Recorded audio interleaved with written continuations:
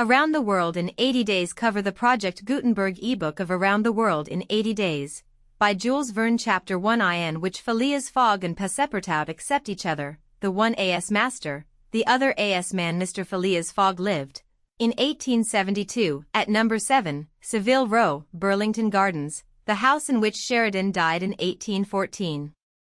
He was one of the most noticeable members of the Reform Club, though he seemed always to avoid attracting attention, an enigmatical personage, about whom little was known, except that he was a polished man of the world. People said that he resembled Byron, at least that his head was Byronic, but he was a bearded, tranquil Byron, who might live on 1,000 years without growing old. Certainly an Englishman, it was more doubtful whether Phileas Fogg was a Londoner.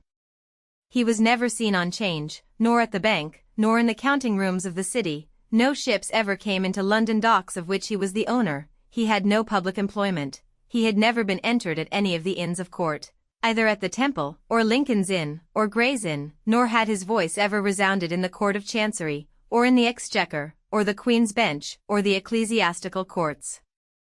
He certainly was not a manufacturer, nor was he a merchant or a gentleman farmer. His name was strange to the scientific and learned societies, and he never was known to take part in the sage deliberations of the Royal Institution or the London Institution, the Artisans' Association, or the Institution of Arts and Sciences. He belonged, in fact, to none of the numerous societies which swarm in the English capital, from the Harmonic to that of the Entomologists, founded mainly for the purpose of abolishing pernicious insects. Phileas Fogg was a member of the Reform, and that was all. The way in which he got admission to this exclusive club was simple enough. He was recommended by the Barings, with whom he had an open credit. His checks were regularly paid at sight from his account current, which was always flush. Was Phileas Fogg rich? Undoubtedly. But those who knew him best could not imagine how he had made his fortune, and Mr. Fogg was the last person to whom to apply for the information. He was not lavish, nor, on the contrary, avaricious, for, whenever he knew that money was needed for a noble, useful, or benevolent purpose, he supplied it quietly and sometimes anonymously. He was, in short, the least communicative of men.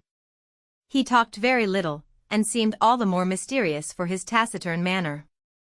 His daily habits were quite open to observation, but whatever he did was so exactly the same thing that he had always done before, that the wits of the curious were fairly puzzled.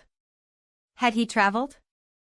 It was likely, for no one seemed to know the world more familiarly. There was no spot so secluded that he did not appear to have an intimate acquaintance with it. He often corrected, with a few clear words, the 1,000 conjectures advanced by members of the club as to lost and unheard of travelers, pointing out the true probabilities, and seeming as if gifted with a sort of second sight, so often did events justify his predictions. He must have traveled everywhere, at least in the spirit. It was at least certain that Phileas Fogg had not absented himself from London for many years. Those who were honored by a better acquaintance with him than the rest, declared that nobody could pretend to have ever seen him anywhere else. His sole pastimes were reading the papers and playing whist. He often won at this game, which, as a silent one, harmonized with his nature, but his winnings never went into his purse, being reserved as a fund for his charities.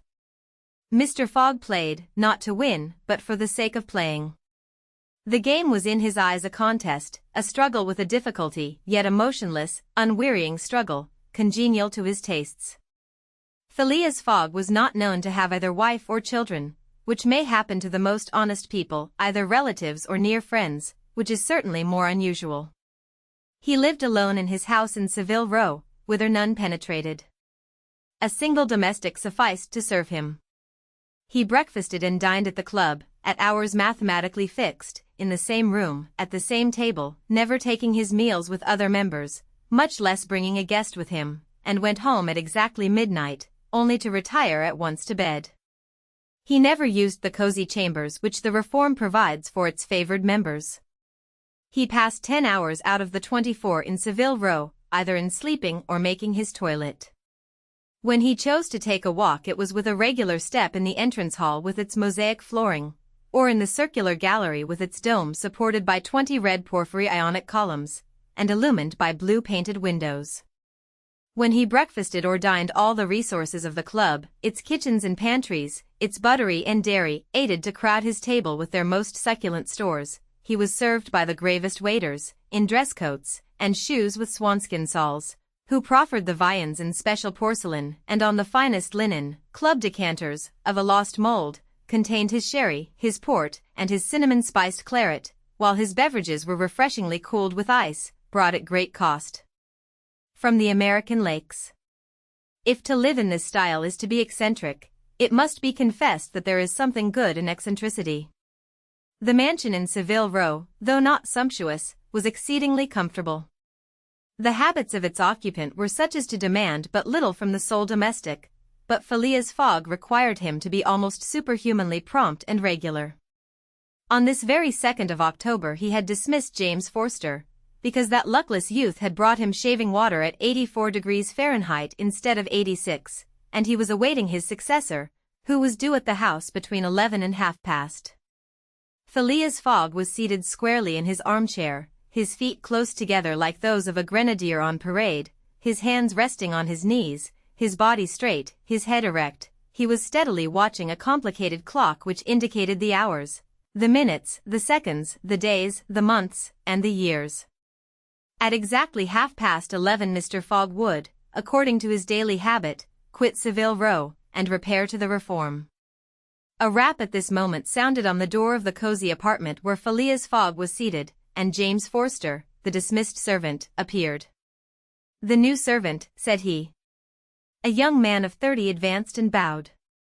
"You are a Frenchman, I believe?" asked Phileas Fogg, "and your name is John?" "Jean, if monsieur pleases," replied the newcomer, "Jean Passepartout, a surname which has clung to me because I have a natural aptness for going out of one business into another. I believe I'm honest, monsieur, but, to be outspoken, I've had several trades. I've been an itinerant singer, a circus rider, when I used to vault like Leotard, and dance on a rope like Blondin. Then I got to be a professor of gymnastics, so as to make better use of my talents, and then I was a sergeant fireman at Paris, and assisted at many a big fire. But I quitted France 5 years ago, and, wishing to taste the sweets of domestic life, took service as a valet here in England. Finding myself out of place, and hearing that Monsieur Phileas Fogg was the most exact and settled gentleman in the United Kingdom, I have come to Monsieur in the hope of living with him a tranquil life, and forgetting even the name of Passepartout." "Passepartout suits me," responded Mr. Fogg. "You are well recommended to me. I hear a good report of you. You know my conditions?" "Yes, monsieur." "Good. What time is it?" 22 minutes after 11, returned Passepartout, drawing an enormous silver watch from the depths of his pocket. "You are too slow," said Mr. Fogg. "Pardon me, monsieur." "It is impossible, you are 4 minutes too slow." "No matter, it's enough to mention the error. Now from this moment, 29 minutes after 11 a.m., this Wednesday, October 2nd, you are in my service." Phileas Fogg got up, took his hat in his left hand, put it on his head with an automatic motion, and went off without a word. Passepartout heard the street door shut once. It was his new master going out. He heard it shut again. It was his predecessor, James Forster, departing in his turn. Passepartout remained alone in the house in Savile Row. The Project Gutenberg ebook of Around the World in 80 Days, by Jules Verne, Chapter 2. In which Passepartout is convinced that he has at last found his ideal faith, muttered Passepartout, somewhat flurried. "I've seen people at Madame Tussauds as lively as my new master." Madame Tussauds people, let it be said, are of wax, and are much visited in London. Speech is all that is wanting to make them human. During his brief interview with Mr. Fogg, Passepartout had been carefully observing him. He appeared to be a man about 40 years of age, with fine, handsome features, and a tall, well-shaped figure. His hair and whiskers were light, his forehead compact and unwrinkled, his face rather pale, his teeth magnificent. His countenance possessed in the highest degree what physiognomists call repose in action, a quality of those who act rather than talk. Calm and phlegmatic, with a clear eye, Mr. Fogg seemed a perfect type of that English composure which Angelica Kauffmann has so skillfully represented on canvas. seen in the various phases of his daily life, he gave the idea of being perfectly well-balanced, as exactly regulated as a Leroy chronometer. Phileas Fogg was, indeed, exactitude personified, and this was betrayed even in the expression of his very hands and feet, for in men, as well as in animals, the limbs themselves are expressive of the passions. He was so exact that he was never in a hurry, was always ready, and was economical alike of his steps and his motions. He never took one step too many, and always went to his destination by the shortest cut. He made no superfluous gestures, and was never seen to be moved or agitated. He was the most deliberate person in the world, yet always reached his destination at the exact moment. He lived alone, and, so to speak, outside of every social relation, and as he knew that in this world account must be taken of friction, and that friction retards, he never rubbed against anybody. As for Passepartout, he was a true Parisian of Paris. Since he had abandoned his own country for England, taking service as a valet, he had in vain searched for a master after his own heart. Passepartout was by no means one of those pert dunces depicted by Molière with a bold gaze and a nose held high in the air. He was an honest fellow, with a pleasant face, lips a trifle protruding, soft-mannered and serviceable, with a good round head, such as one likes to see on the shoulders of a friend. His eyes were blue, his complexion rubicund, his figure almost portly and well-built, his body muscular, and his physical powers fully developed by the exercises of his younger days. His brown hair was somewhat tumbled, for, while the ancient sculptors are said to have known 18 methods of arranging Minerva's tresses, Passepartout was familiar with but one of dressing his own. 3 strokes of a large tooth comb completed his toilet. It would be rash to predict how Passepartout's lively nature would agree with Mr. Fogg. It was impossible to tell whether the new servant would turn out as absolutely methodical as his master required. Experience alone could solve the question. Passepartout had been a sort of vagrant in his early years, and now yearned for repose, but so far he had failed to find it, though he had already served in 10 English houses. But he could not take root in any of these. With chagrin, he found his masters invariably whimsical and irregular, constantly running about the country, or on the lookout for adventure. His last master, young Lord Longferry, Member of Parliament, after passing his nights in the Haymarket taverns, was too often brought home in the morning on policemen's shoulders. Passepartout, desirous of respecting the gentleman whom he served, ventured a mild remonstrance on such conduct, which, being ill-received, he took his leave. Hearing that Mr. Phileas Fogg was looking for a servant, and that his life was one of unbroken regularity, that he neither travelled nor stayed from home overnight, he felt sure that this would be the place he was after. He presented himself, and was accepted, as has been seen. At 11:30, then, Passepartout found himself alone in the house in Savile Row. He began its inspection without delay, scouring it from cellar to garret. So clean, well-arranged, solemn a mansion pleased him. It seemed to him like a snail shell, lighted and warmed by gas, which sufficed for both these purposes. When Passepartout reached the 2nd story he recognized at once the room which he was to inhabit, and he was well satisfied with it. Electric bells and speaking tubes afforded communication with the lower stories, while on the mantel stood an electric clock, precisely like that in Mr. Fogg's bedchamber, both beating the same second at the same instant. "That's good, that'll do," said Passepartout to himself. He suddenly observed, hung over the clock, a card which, upon inspection, proved to be a program of the daily routine of the house. It comprised all that was required of the servant, from 8 in the morning, exactly at which hour Phileas Fogg rose, till 11:30, when he left the house for the Reform Club, all the details of service, the tea and toast at 23 minutes past 8, the shaving water at 37 minutes past 9, and the toilet at 20 minutes before 10. Everything was regulated and foreseen that was to be done from 11:30 a.m. till midnight, the hour at which the methodical gentleman retired. Mr. Fogg's wardrobe was amply supplied and in the best taste. Each pair of trousers, coat, and vest bore a number, indicating the time of year and season at which they were in turn to be laid out for wearing, and the same system was applied to the master's shoes. In short, the house in Savile Row, which must have been a very temple of disorder and unrest under the illustrious but dissipated Sheridan, was coziness, comfort, and method idealized. There was no study, nor were there books, which would have been quite useless to Mr. Fogg, for at the Reform 2 libraries, one of general literature and the other of law and politics, were at his service. A moderate-sized safe stood in his bedroom, constructed so as to defy fire as well as burglars, but Passepartout found neither arms nor hunting weapons anywhere. Everything betrayed the most tranquil and peaceable habits.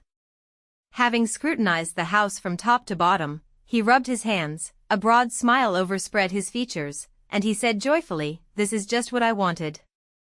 Ah, we shall get on together, Mr. Fogg and I. What a domestic and regular gentleman. A real machine. Well, I don't mind serving a machine." The Project Gutenberg ebook of Around the World in 80 Days, by Jules Verne, Chapter 3. In which a conversation takes place which seems likely to cost Phileas Fogg dear. Phileas Fogg, having shut the door of his house at 11:30, and having put his right foot before his left 575 times, and his left foot before his right 576 times, reached the Reform Club, an imposing edifice in Pall Mall, which could not have cost less than 3 millions. He repaired at once to the dining room, the 9 windows of which open upon a tasteful garden, where the trees were already gilded with an autumn coloring, and took his place at the habitual table, the cover of which had all read "Why been laid for him." His breakfast consisted of a side dish, a broiled fish with reading sauce, a scarlet slice of roast beef garnished with mushrooms, a rhubarb and gooseberry tart, and a morsel of Cheshire cheese, the whole being washed down with several cups of tea, for which the Reform is famous. He rose at 1:13, and directed his steps towards the large hall, a sumptuous apartment adorned with lavishly framed paintings. A flunkey handed him an uncut Times, which he proceeded to cut with a skill which betrayed familiarity with this delicate operation. The perusal of this paper absorbed Phileas Fogg until 4:15, whilst the Standard, his next task, occupied him till the dinner hour. Dinner passed as breakfast had done, and Mr. Fogg reappeared in the reading room and sat down to the Pall Mall at 6:20. Half an hour later several members of the Reform came in and drew up to the fireplace, where a coal fire was steadily burning. They were Mr. Fogg's usual partners at whist, Andrew Stewart, an engineer, John Sullivan and Samuel Fallentin, bankers, Thomas Flanagan, a brewer, and Gautier Ralph, one of the directors of the Bank of England, all rich and highly respectable personages, even in a club which comprises the princes of English trade and finance. "Well, Ralph," said Thomas Flanagan, "what about that robbery?" "Oh," replied Stewart, "the bank will lose the money." "On the contrary," broke in Ralph, "I hope we may put our hands on the robber. Skillful detectives have been sent to all the principal ports of America and the continent, and he'll be a clever fellow if he slips through their fingers." "But have you got the robber's description?" asked Stewart. "In the first place, he is no robber at all," returned Ralph, positively. "What? A fellow who makes off with £55,000, no robber?" "No, perhaps he's a manufacturer, then.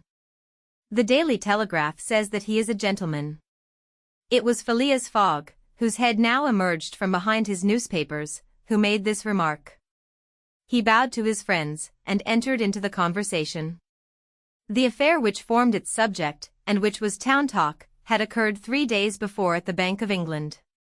A package of banknotes, to the value of £55,000, had been taken from the principal cashier's table, that functionary being at the moment engaged in registering the receipt of 3 shillings and 6 pence. Of course, he could not have his eyes everywhere. Let it be observed that the Bank of England reposes a touching confidence in the honesty of the public. There are neither guards nor gratings to protect its treasures. Gold, silver, banknotes are freely exposed, at the mercy of the first comer. A keen observer of English customs relates that, being in one of the rooms of the bank one day, he had the curiosity to examine a gold ingot weighing some 7 or 8 pounds. He took it up, scrutinized it, passed it to his neighbor, he to the next man, and so on until the ingot, going from hand to hand, was transferred to the end of a dark entry, nor did it return to its place for half an hour. Meanwhile, the cashier had not so much as raised his head. But in the present instance things had not gone so smoothly. The package of notes not being found when 5 o'clock sounded from the ponderous clock in the drawing office, the amount was passed to the account of profit and loss. As soon as the robbery was discovered, picked detectives hastened off to Liverpool, Glasgow, Havre, Suez, Brindisi, New York, and other ports, inspired by the proffered reward of £2,000, and 5% on the sum that might be recovered.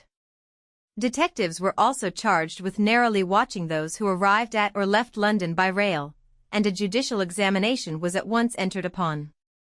There were real grounds for supposing, as the Daily Telegraph said, that the thief did not belong to a professional band. On the day of the robbery, a well-dressed gentleman of polished manners, and with a well-to-do air, had been observed going to and fro in the paying room where the crime was committed. A description of him was easily procured and sent to the detectives, and some hopeful spirits, of whom Ralph was one, did not despair of his apprehension. The papers and clubs were full of the affair, and everywhere people were discussing the probabilities of a successful pursuit, and the Reform Club was especially agitated, several of its members being bank officials. Ralph would not concede that the work of the detectives was likely to be in vain, for he thought that the prize offered would greatly stimulate their zeal and activity.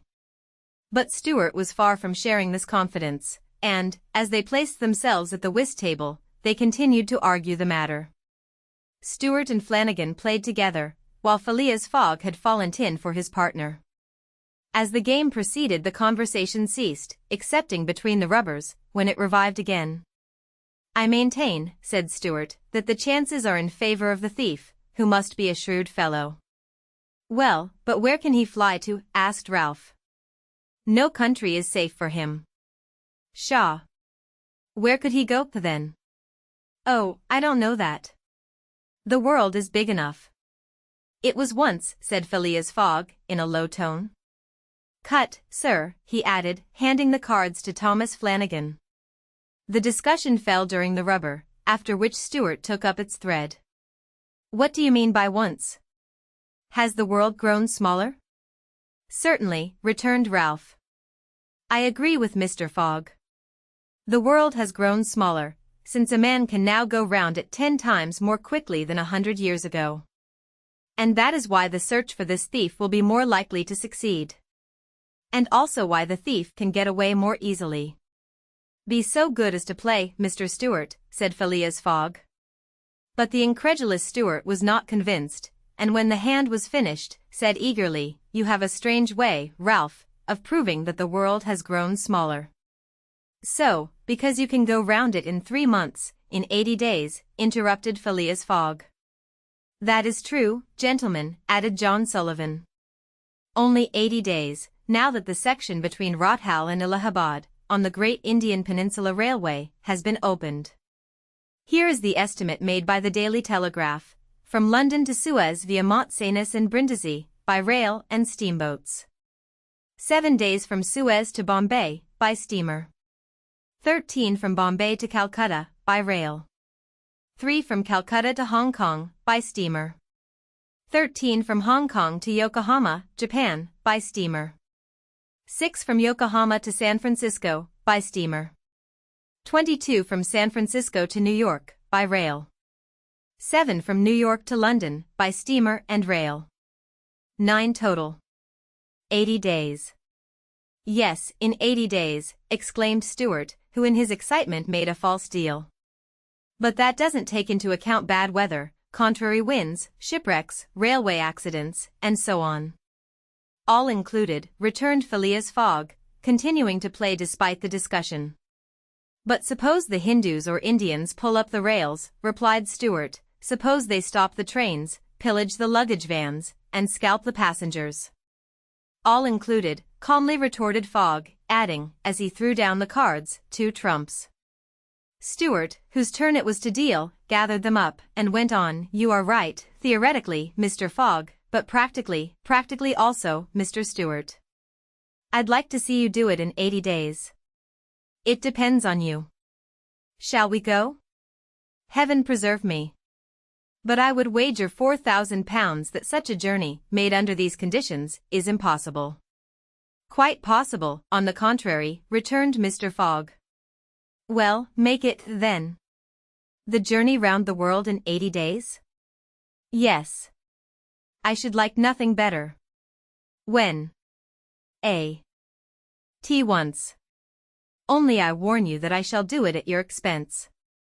It's absurd, cried Stuart, who was beginning to be annoyed at the persistency of his friend. Come, let's go on with the game. Deal over again, then, said Phileas Fogg. There's a false deal. Stuart took up the pack with a feverish hand, then suddenly put them down again. Well, Mr. Fogg, said he, it shall be so. I will wager the 4,000 on it. Calm yourself, my dear Stuart, said Fallentin. It's only a joke. When I say I'll wager, returned Stuart, I mean it. All right, said Mr. Fogg, and, turning to the others, he continued, I have a deposit of 20,000 at Barings which I will willingly risk upon it. 20,000 pounds, cried Sullivan. 20,000 pounds, which you would lose by a single accidental delay. The unforeseen does not exist, quietly replied Phileas Fogg. But, Mr. Fogg, 80 days are only the estimate of the least possible time in which the journey can be made. A well-used minimum suffices for everything. But, in order not to exceed it, you must jump mathematically from the trains upon the steamers, and from the steamers upon the trains again. I will jump, mathematically. You are joking. A true Englishman doesn't joke when he is talking about so serious a thing as a wager, replied Phileas Fogg, solemnly. I will bet 20,000 pounds against anyone who wishes that I will make the tour of the world in 80 days or less, in 1920 hours, or 115,200 minutes. Do you accept? We accept, replied Messrs. Stuart, Fallentin, Sullivan, Flanagan, and Ralph, after consulting each other. Good, said Mr. Fogg. The train leaves for Dover at 9:15. I will take it. This very evening? Asked Stuart. This very evening, returned Phileas Fogg. He took out and consulted a pocket almanac, and added, as today is Wednesday, the 2nd of October, I shall be due in London in this very room of the Reform Club, on Saturday, the 21st of December, at 9:15 p.m. Or else the 20,000 pounds, now deposited in my name at Barings, will belong to you, in fact and in right, gentlemen. Here is a cheque for the amount. A memorandum of the wager was at once drawn up and signed by the 6 parties, during which Phileas Fogg preserved a stoical composure. He certainly did not bet to win, and had only staked the 20,000 pounds, half of his fortune, because he foresaw that he might have to expend the other half to carry out this difficult, not to say unattainable, project. As for his antagonists, they seemed much agitated, not so much by the value of their stake, as because they had some scruples about betting under conditions so difficult to their friend. The clock struck 7, and the party offered to suspend the game so that Mr. Fogg might make his preparations for departure. I am quite ready now, was his tranquil response. Diamonds are trumps, be so good as to play, gentlemen. The Project Gutenberg e-book of Around the World in 80 Days, by Jules Verne Chapter 4. In which Phileas Fogg astounds Passepartout, his servant having won 20 guineas at whist, and taken leave of his friends. Phileas Fogg, at 7:25, left the Reform Club. Passepartout, who had conscientiously studied the programme of his duties, was more than surprised to see his master guilty of the inexactness of appearing at this unaccustomed hour, for, according to rule, he was not due in Savile Row until precisely midnight. Mr. Fogg repaired to his bedroom, and called out, Passepartout. Passepartout did not reply. It could not be he who was called, it was not the right hour. Passepartout, repeated Mr. Fogg, without raising his voice. Passepartout made his appearance. I've called you twice, observed his master. But it is not midnight, responded the other, showing his watch. I know it, I don't blame you. We start for Dover and Calais in 10 minutes. A puzzled grin overspread Passepartout's round face. Clearly he had not comprehended his master. Monsieur's going to leave home? Yes, returned Phileas Fogg. We are going round the world. Passepartout opened wide his eyes, raised his eyebrows, held up his hands, and seemed about to collapse, so overcome was he with stupefied astonishment. "Round the world," he murmured. "In 80 days, responded Mr. Fogg. "So we haven't a moment to lose." "But the trunks," gasped Passepartout, unconsciously swaying his head from right to left. "We'll have no trunks, only a carpet-bag, with 2 shirts and 3 pairs of stockings for me, and the same for you. We'll buy our clothes on the way. Bring down my mackintosh and traveling cloak, and some stout shoes, though we shall do little walking. Make haste." Passepartout tried to reply, but could not. He went out, mounted to his own room, fell into a chair, and muttered, "That's good, that is. And I, who wanted to remain quiet." He mechanically set about making the preparations for departure. Around the world in 80 days. Was his master a fool? No. Was this a joke, then? They were going to Dover, good. To Calais, good again. After all, Passepartout, who had been away from France 5 years, would not be sorry to set foot on his native soil again. Perhaps they would go as far as Paris, and it would do his eyes good to see Paris once more. But surely a gentleman so chary of his steps would stop there, no doubt, but, then, it was none the less true that he was going away, this so domestic person hitherto. By 8 o'clock Passepartout had packed the modest carpet-bag, containing the wardrobes of his master and himself. Then, still troubled in mind, he carefully shut the door of his room and descended to Mr. Fogg. Mr. Fogg was quite ready. Under his arm might have been observed a red-bound copy of Bradshaw's Continental Railway Steam Transit and General Guide, with its timetables showing the arrival and departure of steamers and railways. He took the carpet-bag, opened it, and slipped into it a goodly roll of Bank of England notes, which would pass wherever he might go. "You have forgotten nothing?" asked he. "Nothing, monsieur." "My mackintosh and cloak?" "Here they are." "Good. Take this carpet-bag," handing it to Passepartout. "Take good care of it, for there are 20,000 pounds in it." Passepartout nearly dropped the bag, as if the 20,000 pounds were in gold, and weighed him down. Master and man then descended, the street door was double-locked, and at the end of Savile Row they took a cab and drove rapidly to Charing Cross. The cab stopped before the railway station at 20 minutes past 8. Passepartout jumped off the box and followed his master, who, after paying the cabman, was about to enter the station, when a poor beggar woman, with a child in her arms, her naked feet smeared with mud, her head covered with a wretched bonnet, from which hung a tattered feather, and her shoulders shrouded in a ragged shawl, approached, and mournfully asked for alms. Mr. Fogg took out the 20 guineas he had just won at whist, and handed them to the beggar, saying, "Here, my good woman. I'm glad that I met you," and passed on. Passepartout had a moist sensation about the eyes. His master's action touched his susceptible heart. 2 first-class tickets for Paris having been speedily purchased, Mr. Fogg was crossing the station to the train, when he perceived his 5 friends of the Reform. "Well, gentlemen," said he, "I'm off, you see, and, if you will examine my passport when I get back, you will be able to judge whether I have accomplished the journey agreed upon." "Oh, that would be quite unnecessary, Mr. Fogg," said Ralph politely. "We will trust your word, as a gentleman of honor." "You do not forget when you are due in London again?" asked Stuart. "In 80 days, on Saturday, the 21st of December, 1872, at 9:15 p.m. "Goodbye, gentlemen."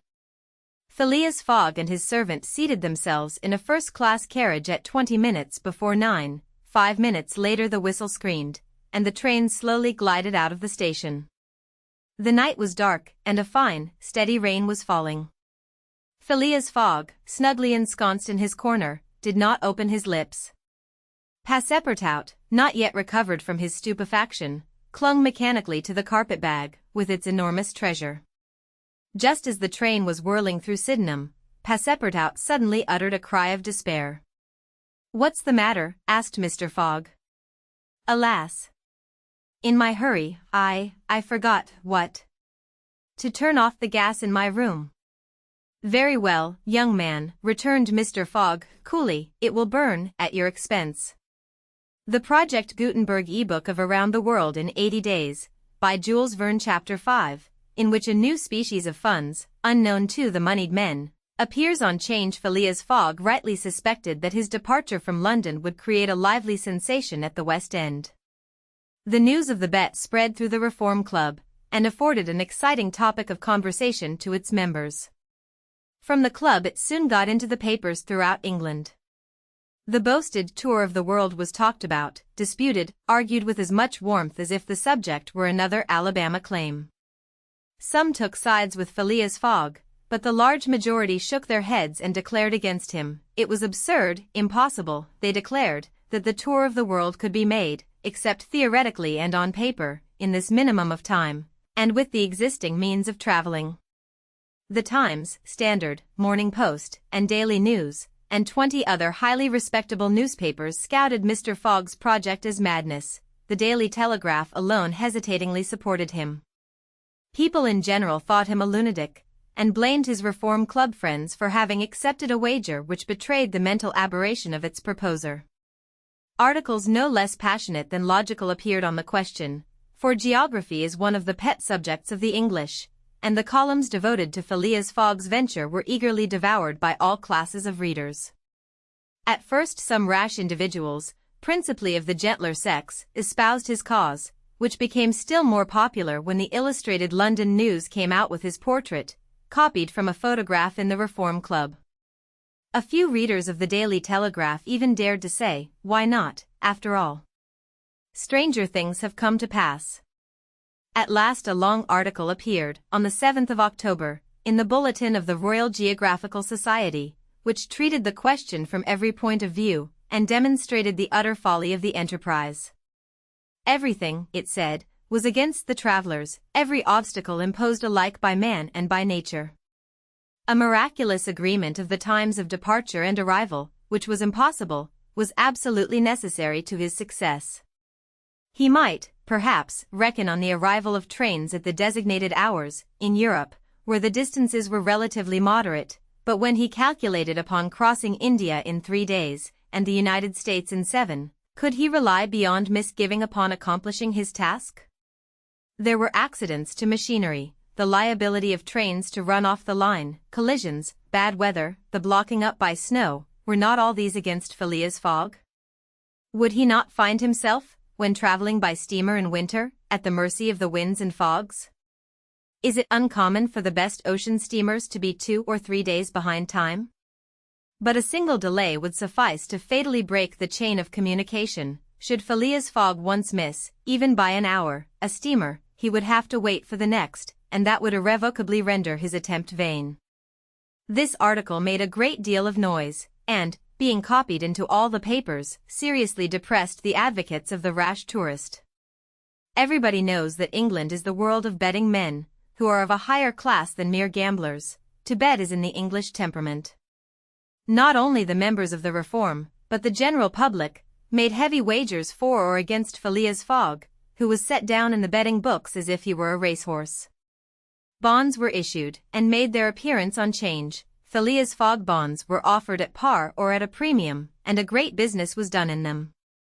But 5 days after the article in the Bulletin of the Geographical Society appeared, the demand began to subside. Phileas Fogg declined. They were offered by packages, at first of 5, then of 10, until at last nobody would take less than 20, 50, 100. Lord Albemarle, an elderly paralytic gentleman, was now the only advocate of Phileas Fogg left. This noble lord, who was fastened to his chair, would have given his fortune to be able to make the tour of the world, if it took 10 years, and he bet £5,000 on Phileas Fogg. When the folly as well as the uselessness of the adventure was pointed out to him, he contented himself with replying, "If the thing is feasible, the first to do it ought to be an Englishman." The Fogg party dwindled more and more, everybody was going against him, and the bets stood 150 and 200 to 1. And a week after his departure an incident occurred which deprived him of backers at any price. The Commissioner of Police was sitting in his office at 9 o'clock one evening, when the following telegraphic dispatch was put into his hands: Suez to London. Rowan, Commissioner of Police, Scotland Yard, I found the bank robber, Phileas Fogg. Send without delay warrant of arrest to Bombay. Fix, detective. The effect of this dispatch was instantaneous. The polished gentleman disappeared to give place to the bank robber. His photograph, which was hung with those of the rest of the members at the Reform Club, was minutely examined, and it betrayed, feature by feature, the description of the robber which had been provided to the police. The mysterious habits of Phileas Fogg were recalled, his solitary ways, his sudden departure, and it seemed clear that, in undertaking a tour round the world on the pretext of a wager, he had had no other end in view than to elude the detectives, and throw them off his track. The Project Gutenberg ebook of Around the World in 80 Days, by Jules Verne Chapter 6. In which Fix, the detective, betrays a very natural impatience. The circumstances under which this telegraphic dispatch about Phileas Fogg was sent were as follows. The steamer Mongolia, belonging to the Peninsular and Oriental Company, built of iron, of 2,800 tons burden and 500 horsepower, was due at 11 o'clock a.m. on Wednesday, the 9th of October, at Suez. The Mongolia plied regularly between Brindisi and Bombay via the Suez Canal, and was one of the fastest steamers belonging to the company, always making more than 10 knots an hour between Brindisi and Suez, and 9.5 between Suez and Bombay. 2 men were promenading up and down the wharves, among the crowd of natives and strangers who were sojourning at this once straggling village, now, thanks to the enterprise of M. Lesseps, a fast-growing town. One was the British consul at Suez, who, despite the prophecies of the English government and the unfavorable predictions of Stevenson, was in the habit of seeing, from his office window, English ships daily passing to and fro on the Great Canal, by which the old roundabout route from England to India by the Cape of Good Hope was abridged by at least a half. The other was a small, slight-built personage, with a nervous, intelligent face, and bright eyes peering out from under eyebrows which he was incessantly twitching.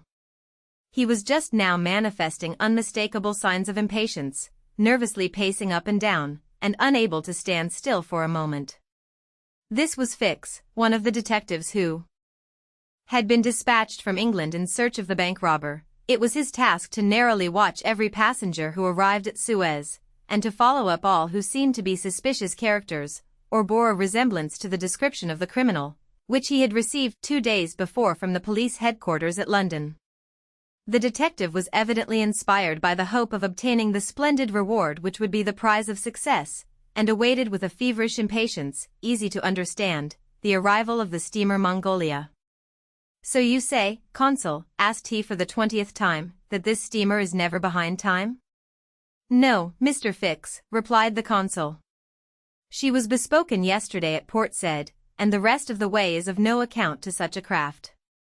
I repeat that the Mongolia has been in advance of the time required by the company's regulations, and gained the prize awarded for excess of speed." "Does she come directly from Brindisi?" "Directly from Brindisi. She takes on the Indian mails there, and she left there Saturday at 5 p.m. Have patience, Mr. Fix, she will not be late." "But really, I don't see how, from the description you have, you will be able to recognize your man, even if he is on board the Mongolia." "A man rather feels the presence of these fellows, Consul, than recognizes them. You must have a scent for them, and a scent is like a sixth sense which combines hearing, seeing, and smelling. I've arrested more than one of these gentlemen in my time, and, if my thief is on board, I'll answer for it, he'll not slip through my fingers." "I hope so, Mr. Fix, for it was a heavy robbery." "A magnificent robbery, Consul, £55,000. We don't often have such windfalls. Burglars are getting to be so contemptible nowadays. A fellow gets hung for a handful of shillings." "Mr. Fix," said the consul, "I like your way of talking, and hope you'll succeed, but I fear you will find it far from easy. Don't you see, the description which you have there has a singular resemblance to an honest man?" "Consul," remarked the detective, dogmatically, "great robbers always resemble honest folks. Fellows who have rascally faces have only one course to take, and that is to remain honest, otherwise they would be arrested offhand. The artistic thing is, to unmask honest countenances. It's no light task, I admit, but a real art."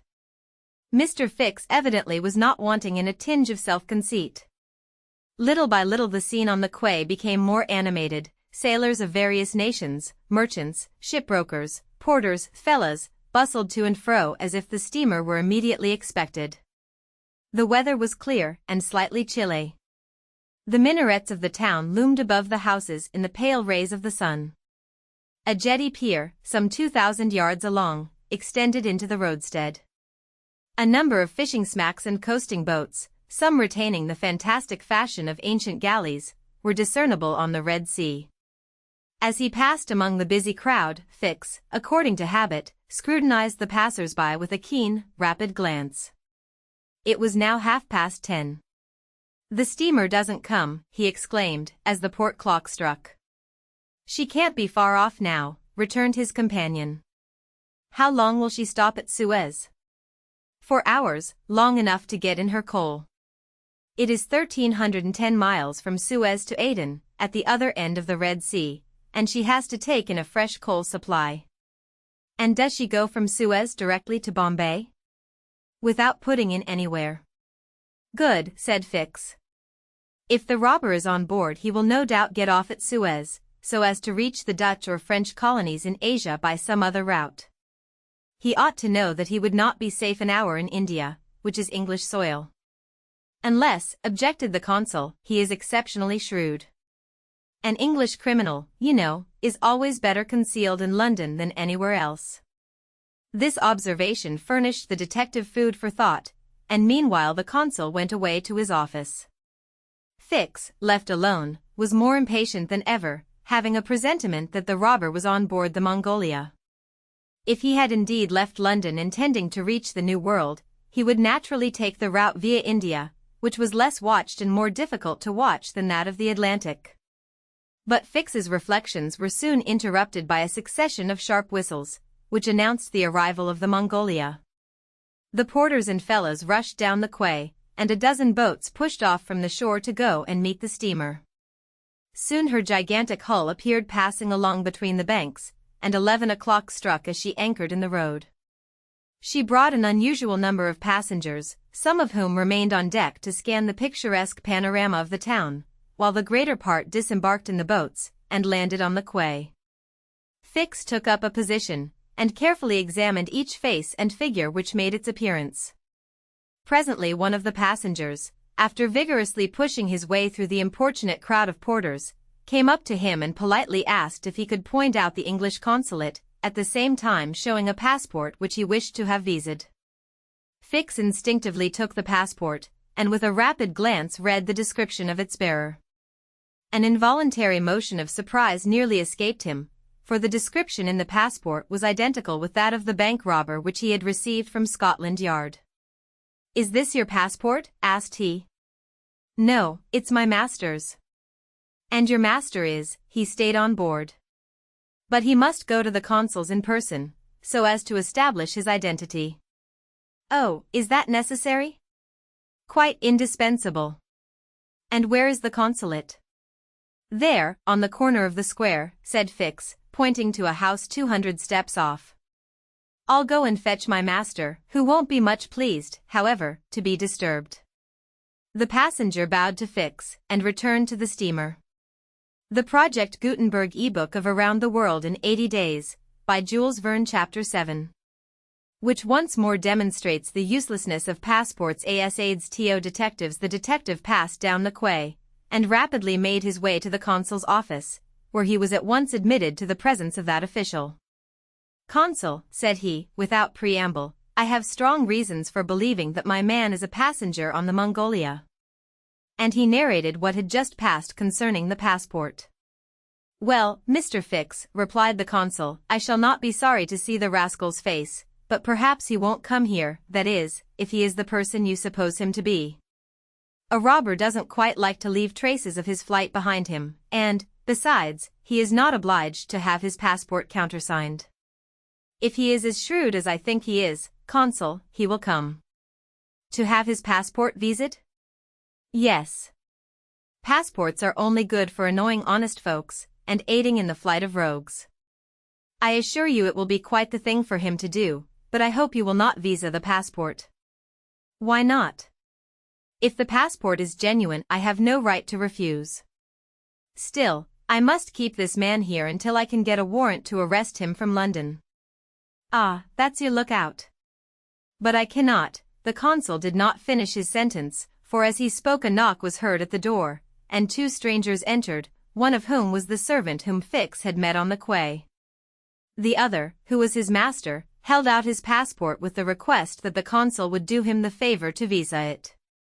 The consul took the document and carefully read it, whilst Fix observed, or rather devoured, the stranger with his eyes from a corner of the room. "You are Mr. Phileas Fogg," said the consul, after reading the passport. "I am." "And this man is your servant?" "He is a Frenchman named Passepartout." "You are from London?" "Yes." "And you are going to Bombay?" "Very good, sir." "You know that a visa is useless, and that no passport is required?" "I know it, sir," replied Phileas Fogg, "but I wish to prove, by your visa, that I came by Suez." "Very well, sir." The consul proceeded to sign and date the passport, after which he added his official seal. Mr. Fogg paid the customary fee, coldly bowed, and went out, followed by his servant. "Well?" queried the detective. "Well, he looks and acts like a perfectly honest man," replied the consul. "Possibly, but that is not the question. Do you think, consul, that this phlegmatic gentleman resembles, feature by feature, the robber whose description I have received?" "I concede that, but then, you know, all descriptions, I'll make certain of it," interrupted Fix. "The servant seems to me less mysterious than the master, besides, he's a Frenchman, and can't help talking. Excuse me for a little while, consul." Fix started off in search of Passepartout.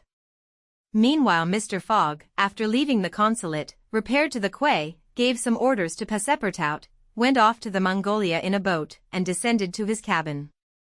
He took up his notebook, which contained the following memoranda: left London, Wednesday, October 2nd, at 8:45 p.m. reached Paris, Thursday, October 3rd, at 7:20 a.m. left Paris, Thursday, at 8:40 a.m. reached Turin by Mont Cenis, Friday, October 4th, at 6:35 a.m. left Turin, Friday, at 7:20 a.m. arrived at Brindisi, Saturday, October 5th, at 4 p.m. sailed on the Mongolia, Saturday, at 5 p.m. reached Suez, Wednesday, October 9th, at 11 a.m. total of hours spent, 158 1/2, or, in days, 6 days and a half. These dates were inscribed in an itinerary divided into columns, indicating the month, the day of the month, and the day for the stipulated and actual arrivals at each principal point: Paris, Brindisi, Suez, Bombay, Calcutta, Singapore, Hong Kong, Yokohama, San Francisco, New York, and London, from the 2nd of October to the 21st of December, and giving a space for setting down the gain made or the loss suffered on arrival at each locality. This methodical record thus contained an account of everything needed, and Mr. Fogg always knew whether he was behindhand or in advance of his time.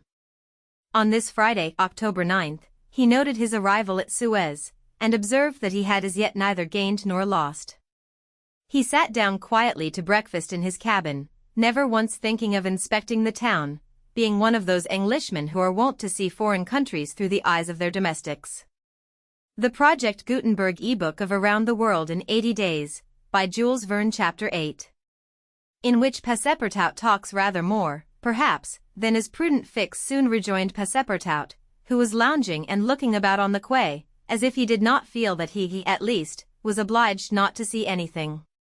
"Well, my friend," said the detective, coming up with him, "is your passport visaed?" "Ah, it's you, is it, monsieur?" responded Passepartout. "Thanks, yes, the passport is all right." "And you are looking about you?" "Yes, but we travel so fast that I seem to be journeying in a dream." "So this is Suez?" "Yes." "In Egypt?" "Certainly, in Egypt." "And in Africa?" "In Africa." "In Africa," repeated Passepartout. "Just think, monsieur, I had no idea that we should go farther than Paris, and all that I saw of Paris was between 20 minutes past 7 and 20 minutes before 9 in the morning, between the Northern and the Lyons stations, through the windows of a car, And in a driving rain. How I regret not having seen once more Père Lachaise and the circus in the Champs-Élysées. You are in a great hurry, then? I am not, but my master is. By the way, I must buy some shoes and shirts. We came away without trunks, only with a carpet bag. I will show you an excellent shop for getting what you want.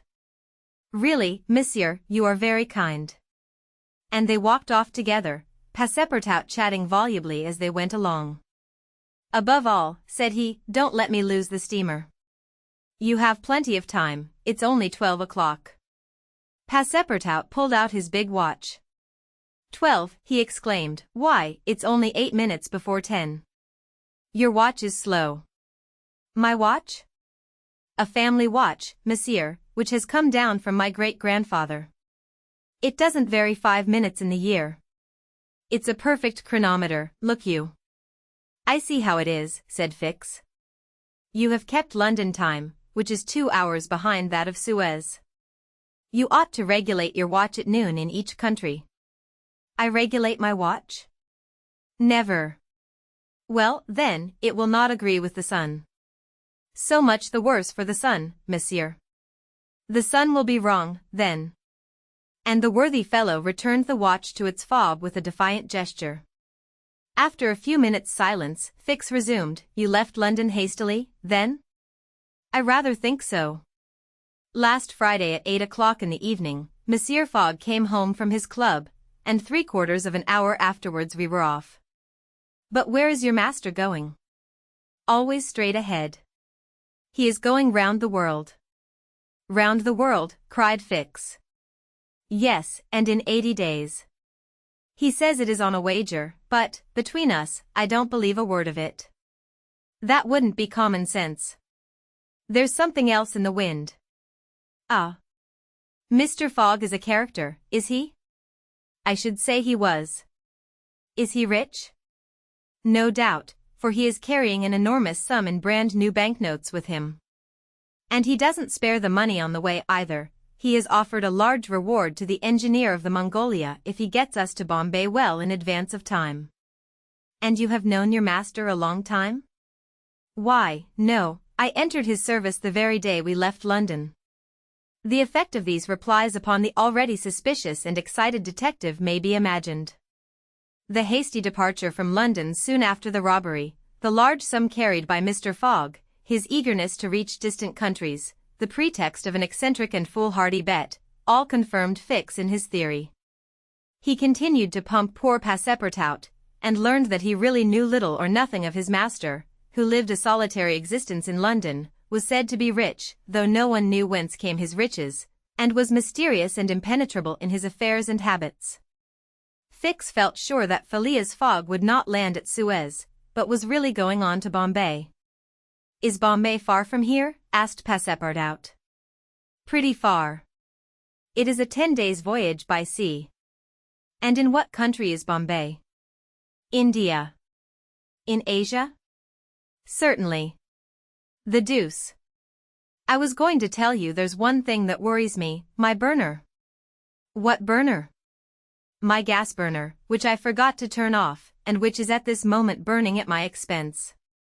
I have calculated, monsieur, that I lose 2 shillings every 24 hours, exactly 6 pence more than I earn, and you will understand that the longer our journey, did Fix pay any attention to Passepartout's trouble about the gas? It is not probable. He was not listening, but was cogitating a project. Passepartout and he had now reached the shop, where Fix left his companion to make his purchases, after recommending him not to miss the steamer, and hurried back to the consulate.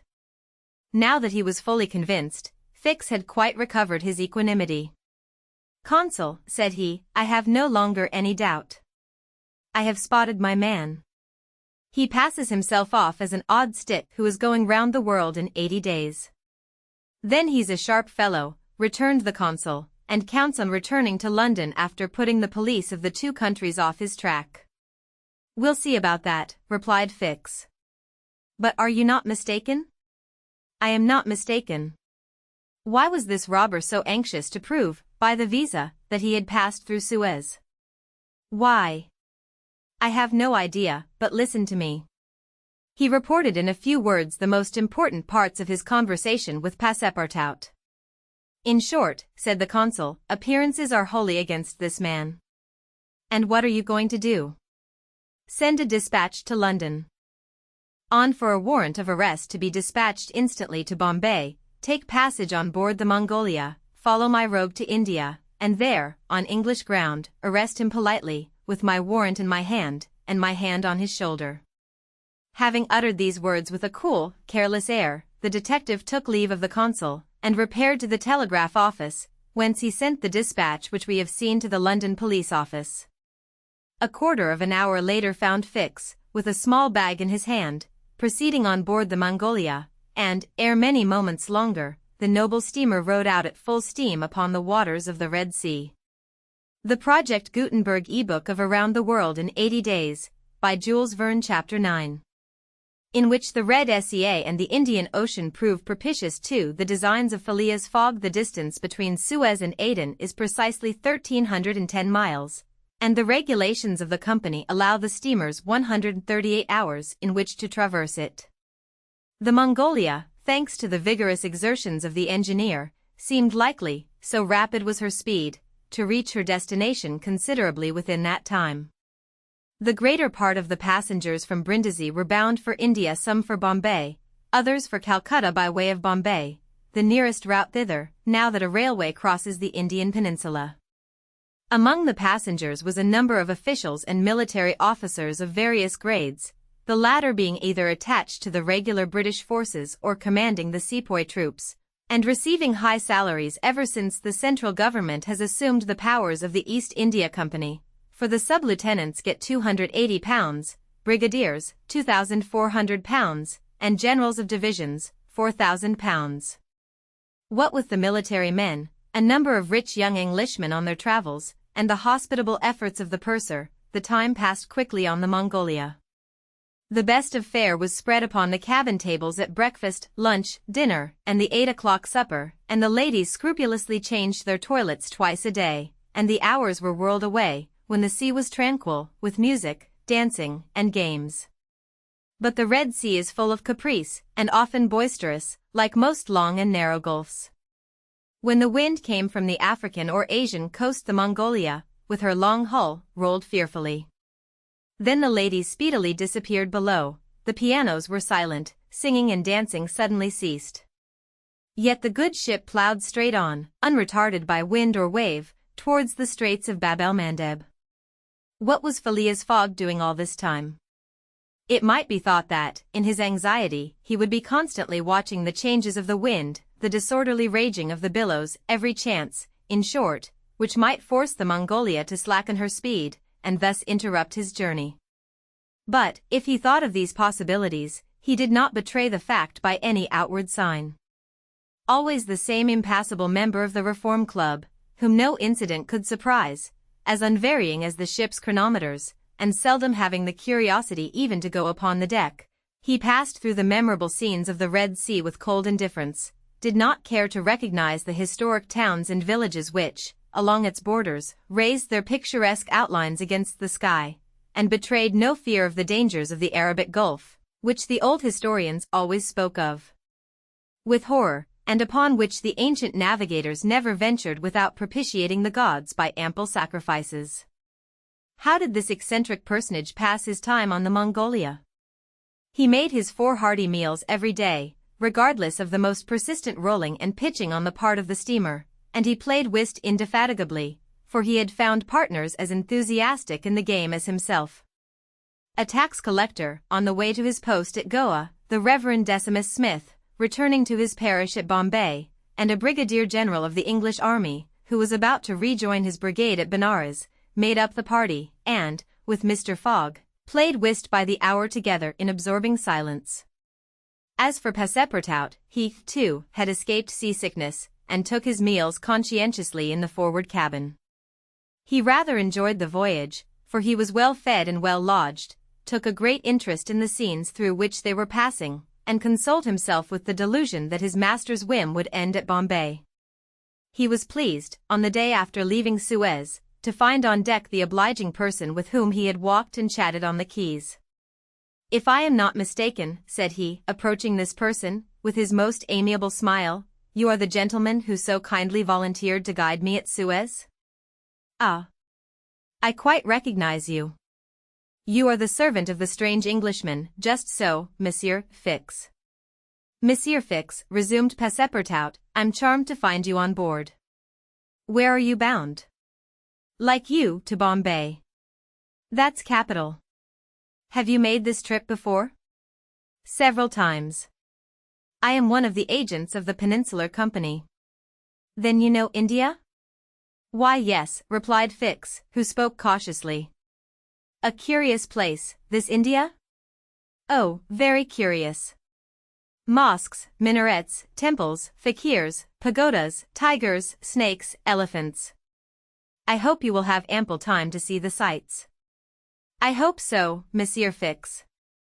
You see, a man of sound sense ought not to spend his life jumping from a steamer upon a railway train, and from a railway train upon a steamer again, pretending to make the tour of the world in 80 days. No, all these gymnastics, you may be sure, will cease at Bombay." "And Mr. Fogg is getting on well?" asked Fix, in the most natural tone in the world. "Quite well, and I too. I eat like a famished ogre, it's the sea air. But I never see your master on deck." "Never, he hasn't the least curiosity. Do you know, Mr. Passepartout, that this pretended tour in 80 days may conceal some secret errand, perhaps a diplomatic mission?" "Faith, Monsieur Fix, I assure you I know nothing about it, nor would I give half a crown to find out." After this meeting, Passepartout and Fix got into the habit of chatting together, the latter making it a point to gain the worthy man's confidence. He frequently offered him a glass of whiskey or pale ale in the steamer bar-room, which Passepartout never failed to accept with graceful alacrity, mentally pronouncing Fix the best of good fellows. Meanwhile the Mongolia was pushing forward rapidly. On the 13th, Mocha, surrounded by its ruined walls whereon date trees were growing, was sighted, and on the mountains beyond were espied vast coffee fields. Passepartout was ravished to behold this celebrated place, and thought that, with its circular walls and dismantled fort, it looked like an immense coffee cup and saucer. The following night they passed through the Strait of Bab el Mandeb, which means in Arabic the Bridge of Tears, and the next day they put in at Steamer Point, northwest of Aden Harbor, to take in coal. This matter of fueling steamers is a serious one at such distances from the coal mines. It costs the Peninsular Company some £800,000 a year. In these distant seas, coal is worth £3 or £4 sterling a ton. The Mongolia had still 1,650 miles to traverse before reaching Bombay, and was obliged to remain 4 hours at Steamer Point to coal up. But this delay, as it was foreseen, did not affect Phileas Fogg's program. Besides, the Mongolia, instead of reaching Aden on the morning of the 15th, when she was due, arrived there on the evening of the 14th, a gain of 15 hours. Mr. Fogg and his servant went ashore at Aden to have the passport again visaed. Fix, unobserved, followed them. The visa procured, Mr. Fogg returned on board to resume his former habits, while Passepartout, according to custom, sauntered about among the mixed population of Somalis, Banyans, Parsis, Jews, Arabs, and Europeans who comprise the 25,000 inhabitants of Aden. He gazed with wonder upon the fortifications which make this place the Gibraltar of the Indian Ocean, and the vast cisterns where the English engineers were still at work, 2,000 years after the engineers of Solomon. Very curious," said Passepartout to himself, on returning to the steamer. "I see that it is by no means useless to travel, if a man wants to see something new." At 6 p.m. the Mongolia slowly moved out of the roadstead, and was soon once more on the Indian Ocean. She had 168 hours in which to reach Bombay, and the sea was favorable, the wind being in the northwest, and all sails aiding the engine. The steamer rolled but little, the ladies, in fresh toilets, reappeared on deck, and the singing and dancing were resumed. The trip was being accomplished most successfully, and Passepartout was enchanted with the congenial companion which chance had secured him in the person of the delightful Fix. On Sunday, October 20th, towards noon, they came in sight of the Indian coast, 2 hours later the pilot came on board. A range of hills lay against the sky in the horizon, and soon the rows of palms which adorn Bombay came distinctly into view. The steamer entered the road formed by the islands in the bay, and at 4:30 she hauled up at the quays of Bombay. Phileas Fogg was in the act of finishing the 33rd rubber of the voyage, and his partner and himself having, by a bold stroke, captured all 13 of the tricks, concluded this fine campaign with a brilliant victory. The Mongolia was due at Bombay on the 22nd, she arrived on the 20th. This was a gain to Phileas Fogg of 2 days since his departure from London, and he calmly entered the fact in the itinerary, in the column of gains. The Project Gutenberg ebook of Around the World in 80 Days, by Jules Verne Chapter 10, in which Passepartout is only too glad to get off with the loss of his shoes. Everybody knows that the great reversed triangle of land, with its base in the north and its apex in the south, which is called India, embraces 1,400,000 square miles, upon which is spread unequally a population of 180 millions of souls. The British Crown exercises a real and despotic dominion over the larger portion of this vast country, and has a Governor-General stationed at Calcutta, governors at Madras, Bombay, and in Bengal, and a Lieutenant Governor at Agra. But British India, properly so called, only embraces 700,000 square miles, and a population of from 100 to 110 millions of inhabitants. A considerable portion of India is still free from British authority, and there are certain ferocious Rajas in the interior who are absolutely independent. The celebrated East India Company was all-powerful from 1756, when the English first gained a foothold on the spot where now stands the city of Madras, down to the time of the Great Sepoy insurrection. It gradually annexed province after province, purchasing them of the native chiefs, whom it seldom paid, and appointed the Governor-General and his subordinates, civil and military. But the East India Company has now passed away, leaving the British possessions in India directly under the control of the Crown. The aspect of the country, as well as the manners and distinctions of race, is daily changing. Formerly one was obliged to travel in India by the old cumbrous methods of going on foot or on horseback, in palanquins or unwieldy coaches. Now fast steamboats ply on the Indus and the Ganges, and a great railway, with branch lines joining the main line at many points on its route, traverses the peninsula from Bombay to Calcutta in 3 days. This railway does not run in a direct line across India. The distance between Bombay and Calcutta, as the bird flies, is only from 1,000 to 1,100 miles, but the deflections of the road increase this distance by more than a third. The general route of the Great Indian Peninsula Railway is as follows: leaving Bombay, it passes through Salsette, crossing to the continent opposite Tanna, goes over the chain of the Western Ghats, runs thence northeast as far as Burhampur, skirts the nearly independent territory of Bundelkhand, ascends to Allahabad, turns thence eastwardly, meeting the Ganges at Benares, then departs from the river a little, and, descending southeastward by Bird Ivan and the French town of Chandrinagar, has its terminus at Calcutta. The passengers of the Mongolia went ashore at 4:30 p.m. At exactly 8 the train would start for Calcutta. Mr. Fogg, after bidding goodbye to his whist partners, left the steamer, gave his servant several errands to do, urged it upon him to be at the station promptly at 8, and, with his regular step, which beat to the second, like an astronomical clock, directed his steps to the passport office. As for the wonders of Bombay, its famous city hall, its splendid library, its forts and docks, its bazaars, mosques, synagogues, its Armenian churches, and the noble pagoda on Malabar Hill, with its 2 polygonal towers, he cared not a straw to see them. He would not deign to examine even the masterpieces of Elephanta, or the mysterious hypogea, concealed southeast from the docks, or those fine remains of Buddhist architecture, the Kanherian grottos of the island of Salsette. Having transacted his business at the passport office, Phileas Fogg repaired quietly to the railway station, where he ordered dinner. Among the dishes served up to him, the landlord especially recommended a certain giblet of native rabbit, on which he prided himself. Mr. Fogg accordingly tasted the dish, but, despite its spiced sauce, found it far from palatable. He rang for the landlord, and, on his appearance, said, fixing his clear eyes upon him, "Is this rabbit, sir?"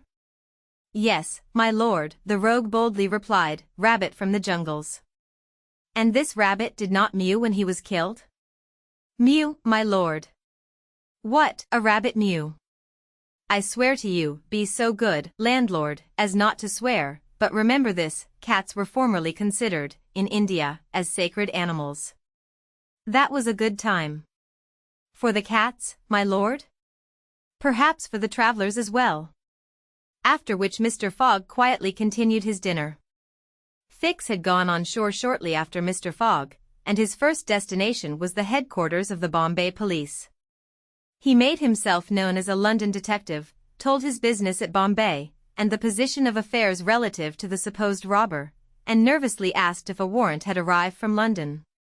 It had not reached the office, indeed, there had not yet been time for it to arrive. Fix was sorely disappointed, and tried to obtain an order of arrest from the director of the Bombay police. This the director refused, as the matter concerned the London office, which alone could legally deliver the warrant. Fix did not insist, and was fain to resign himself to await the arrival of the important document, but he was determined not to lose sight of the mysterious rogue as long as he stayed in Bombay. He did not doubt for a moment, any more than Passepartout, that Phileas Fogg would remain there, at least until it was time for the warrant to arrive.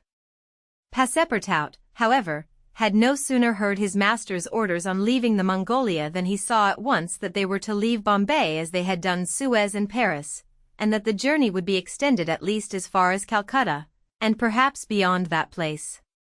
He began to ask himself if this bet that Mr. Fogg talked about was not really in good earnest, and whether his fate was not in truth forcing him, despite his love of repose, around the world in 80 days. Having purchased the usual quota of shirts and shoes, he took a leisurely promenade about the streets, where crowds of people of many nationalities, Europeans, Persians with pointed caps, Banyas with round turbans, Sinds with square bonnets, Parsis with black mitres, and long-robed Armenians, were collected. It happened to be the day of a Parsi festival. These descendants of the sect of Zoroaster, the most thrifty, civilized, intelligent, and austere of the East Indians, among whom are counted the richest native merchants of Bombay, were celebrating a sort of religious carnival, with processions and shows, in the midst of which Indian dancing girls, clothed in rose-colored gauze, looped up with gold and silver, danced airily, but with perfect modesty, to the sound of viols and the clanging of tambourines. It is needless to say that Passepartout watched these curious ceremonies with staring eyes and gaping mouth, and that his countenance was that of the greenest booby imaginable. Unhappily for his master, as well as himself, his curiosity drew him unconsciously farther off than he intended to go. At last, having seen the Parsi carnival wind away in the distance, he was turning his steps towards the station, when he happened to espy the splendid pagoda on Malabar Hill, and was seized with an irresistible desire to see its interior. He was quite ignorant that it is forbidden to Christians to enter certain Indian temples, and that even the faithful must not go in without first leaving their shoes outside the door. It may be said here that the wise policy of the British government severely punishes a disregard of the practices of the native religions. Passepartout, however, thinking no harm, went in like a simple tourist, and was soon lost in admiration of the splendid Brahmin ornamentation which everywhere met his eyes, when of a sudden he found himself sprawling on the sacred flagging. He looked up to behold 3 enraged priests, who forthwith fell upon him, tore off his shoes, and began to beat him with loud, savage exclamations. The agile Frenchman was soon upon his feet again, and lost no time in knocking down 2 of his long-gowned adversaries with his fists and a vigorous application of his toes. Then, rushing out of the pagoda as fast as his legs could carry him, he soon escaped the 3rd priest by mingling with the crowd in the streets. At 5 minutes before 8, Passepartout, hatless, shoeless, and having in the squabble lost his package of shirts and shoes, rushed breathlessly into the station. Fix, who had followed Mr. Fogg to the station, and saw that he was really going to leave Bombay, was there, upon the platform. He had resolved to follow the supposed robber to Calcutta, and farther, if necessary. Passepartout did not observe the detective, who stood in an obscure corner, but Fix heard him relate his adventures in a few words to Mr. Fogg. "I hope that this will not happen again," said Phileas Fogg coldly, as he got into the train. Poor Passepartout, quite crestfallen, followed his master without a word. Fix was on the point of entering another carriage, when an idea struck him which induced him to alter his plan. "No, I'll stay," muttered he. "An offense has been committed on Indian soil. I've got my man." Just then the locomotive gave a sharp screech, and the train passed out into the darkness of the night. The Project Gutenberg ebook of Around the World in 80 Days, by Jules Verne, Chapter 11. In which Phileas Fogg secures a curious means of conveyance at a fabulous price. The train had started punctually. Among the passengers were a number of officers, government officials, and opium and indigo merchants, whose business called them to the eastern coast. Passepartout rode in the same carriage with his master, and a third passenger occupied a seat opposite to them. This was Sir Francis Cromarty, one of Mr. Fogg's whist partners on the Mongolia, now on his way to join his corps at Benares. Sir Francis was a tall, fair man of 50, who had greatly distinguished himself in the last Sepoy revolt. He made India his home, only paying brief visits to England at rare intervals, and was almost as familiar as a native with the customs, history, and character of India and its people. But Phileas Fogg, who was not traveling, but only describing a circumference, took no pains to inquire into these subjects. He was a solid body, traversing an orbit around the terrestrial globe, according to the laws of rational mechanics. He was at this moment calculating in his mind the number of hours spent since his departure from London, and, had it been in his nature to make a useless demonstration, would have rubbed his hands for satisfaction.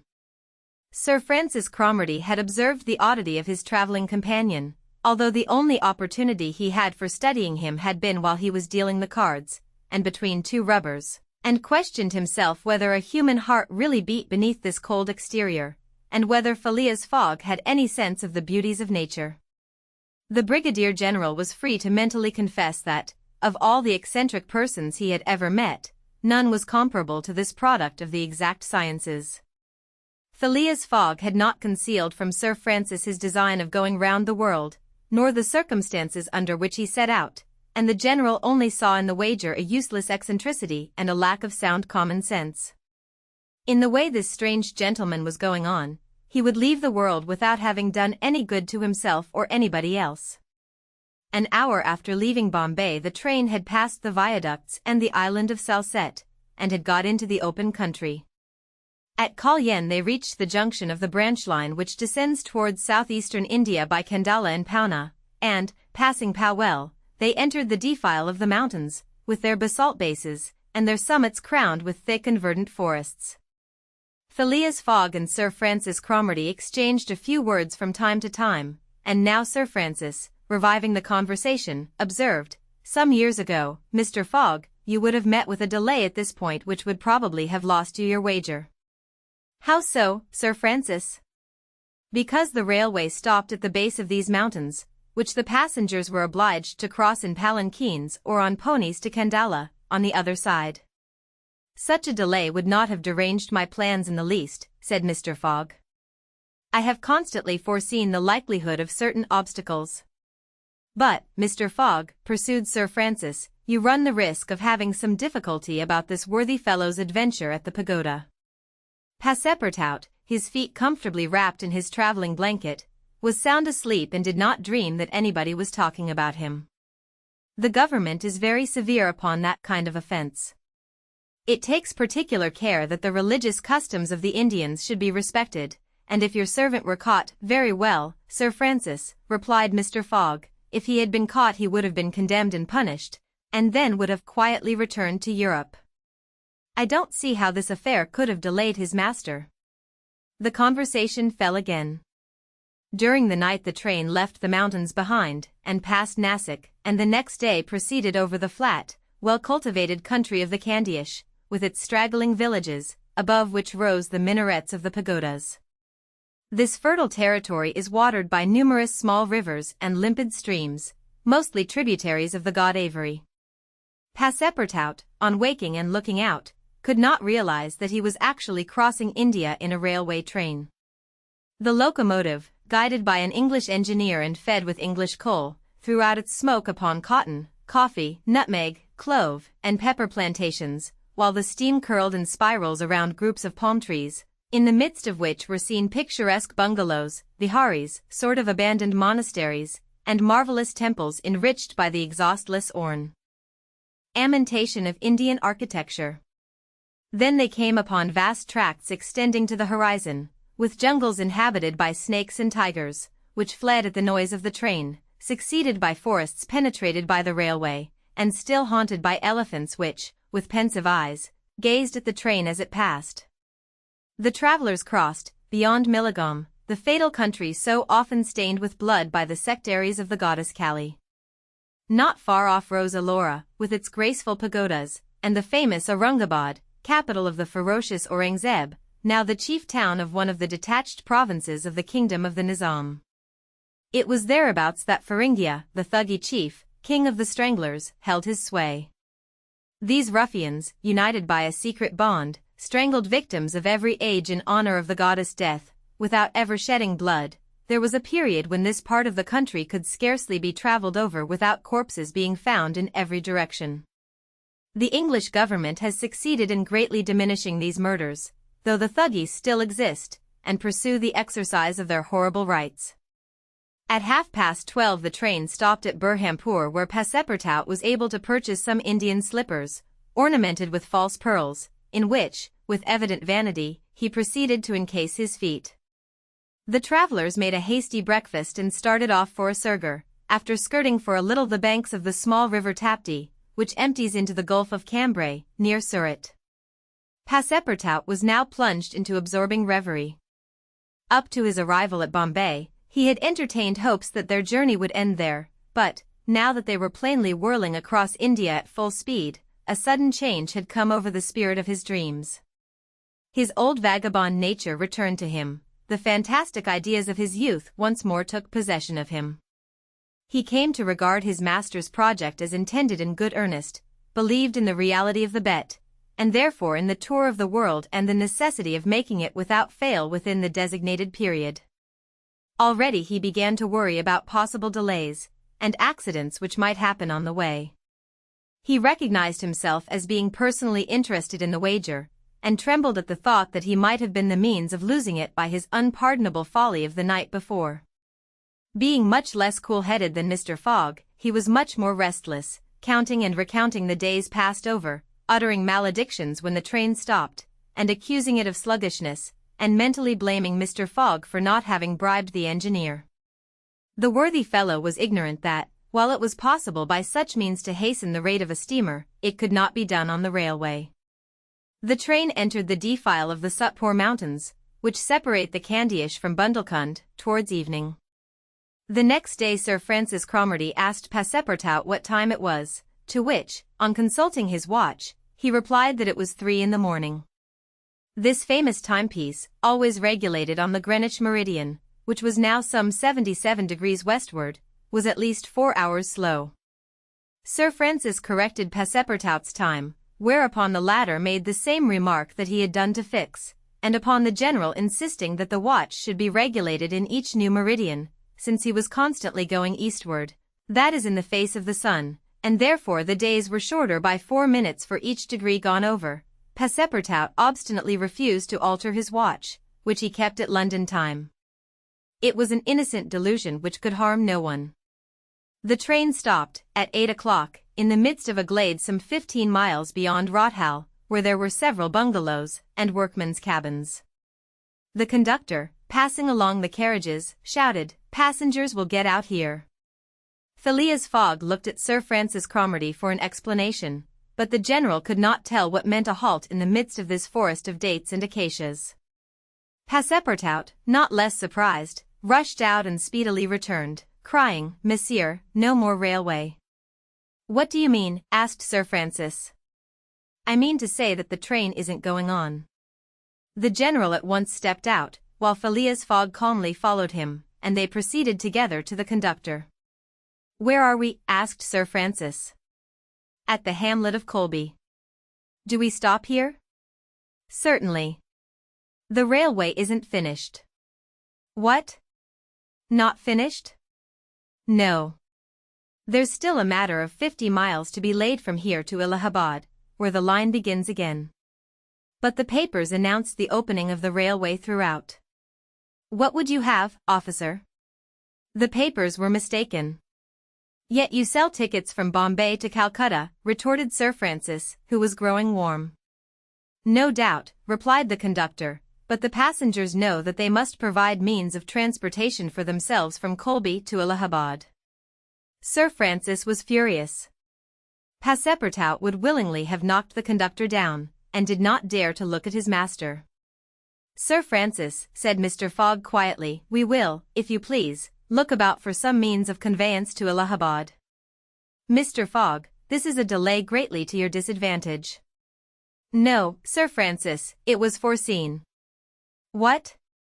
You knew that the way, not at all, but I knew that some obstacle or other would sooner or later arise on my route. Nothing, therefore, is lost. I have 2 days, which I have already gained, to sacrifice. A steamer leaves Calcutta for Hong Kong at noon, on the 25th. This is the 22nd, and we shall reach Calcutta in time. There was nothing to say to so confident a response. It was but too true that the railway came to a termination at this point. The papers were like some watches, which have a way of getting too fast, and had been premature in their announcement of the completion of the line. The greater part of the travelers were aware of this interruption, and, leaving the train, they began to engage such vehicles as the village could provide: four-wheeled pakagaris, wagons drawn by zebus, carriages that looked like perambulating pagodas, palanquins, ponies, and what not. Mr. Fogg and Sir Francis Cromarty, after searching the village from end to end, came back without having found anything. I shall go afoot, said Phileas Fogg. Passepartout, who had now rejoined his master, made a wry grimace as he thought of his magnificent, but too frail Indian shoes. Happily he too had been looking about him, and, after a moment's hesitation, said, Monsieur, I think I have found a means of conveyance. What? An elephant. An elephant that belongs to an Indian who lives but 100 steps from here. Let's go and see the elephant, replied Mr. Fogg. They soon reached a small hut, near which, enclosed within some high palings, was the animal in question. An Indian came out of the hut, and, at their request, conducted them within the enclosure. The elephant, which its owner had reared, not for a beast of burden, but for warlike purposes, was half domesticated. The Indian had begun already, by often irritating him, and feeding him every 3 months on sugar and butter, to impart to him a ferocity not in his nature, this method being often employed by those who train the Indian elephants for battle. Happily, however, for Mr. Fogg, the animal's instruction in this direction had not gone far, and the elephant still preserved his natural gentleness. Heone, this was the name of the beast, could doubtless travel rapidly for a long time, and, in default of any other means of conveyance, Mr. Fogg resolved to hire him. But elephants are far from cheap in India, where they are becoming scarce. The males, which alone are suitable for circus shows, are much sought, especially as but few of them are domesticated. When therefore Mr. Fogg proposed to the Indian to hire Cayenne, he refused point-blank. Mr. Fogg persisted, offering the excessive sum of £10 an hour for the loan of the beast to Allahabad. Refused. £20? Refused also. £40? Still refused. Passepartout jumped at each advance, but the Indian declined to be tempted. Yet the offer was an alluring one, for, supposing it took the elephant 15 hours to reach Allahabad, his owner would receive no less than £600 sterling. Phileas Fogg, without getting in the least flurried, then proposed to purchase the animal outright, and at first offered £1,000 for him.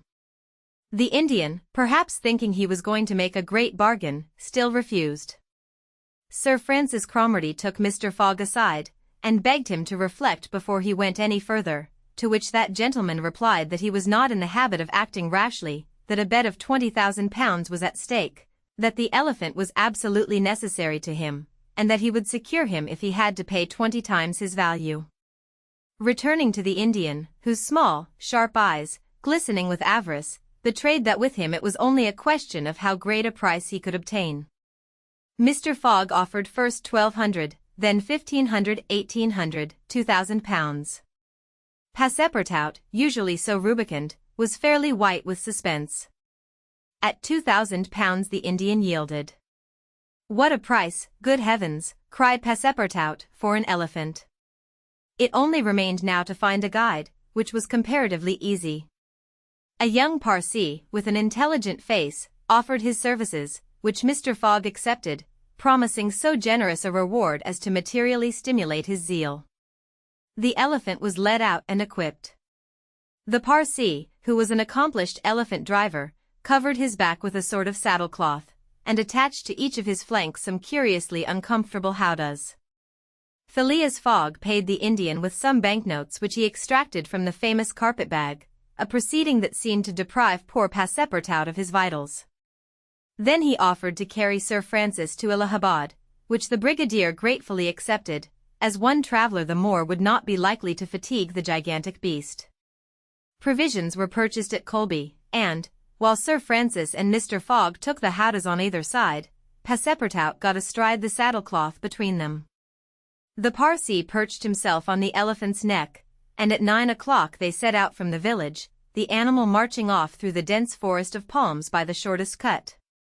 The Project Gutenberg ebook of Around the World in 80 Days, by Jules Verne, Chapter 12.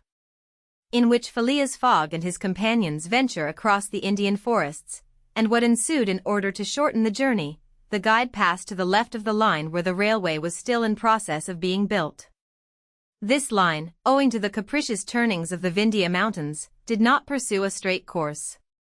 The Parsee, who was quite familiar with the roads and paths in the district, declared that they would gain 20 miles by striking directly through the forest. Phileas Fogg and Sir Francis Cromarty, plunged to the neck in the peculiar howdahs provided for them, were horribly jostled by the swift trotting of the elephant, spurred on as he was by the skillful Parsee, but they endured the discomfort with true British phlegm, talking little, and scarcely able to catch a glimpse of each other.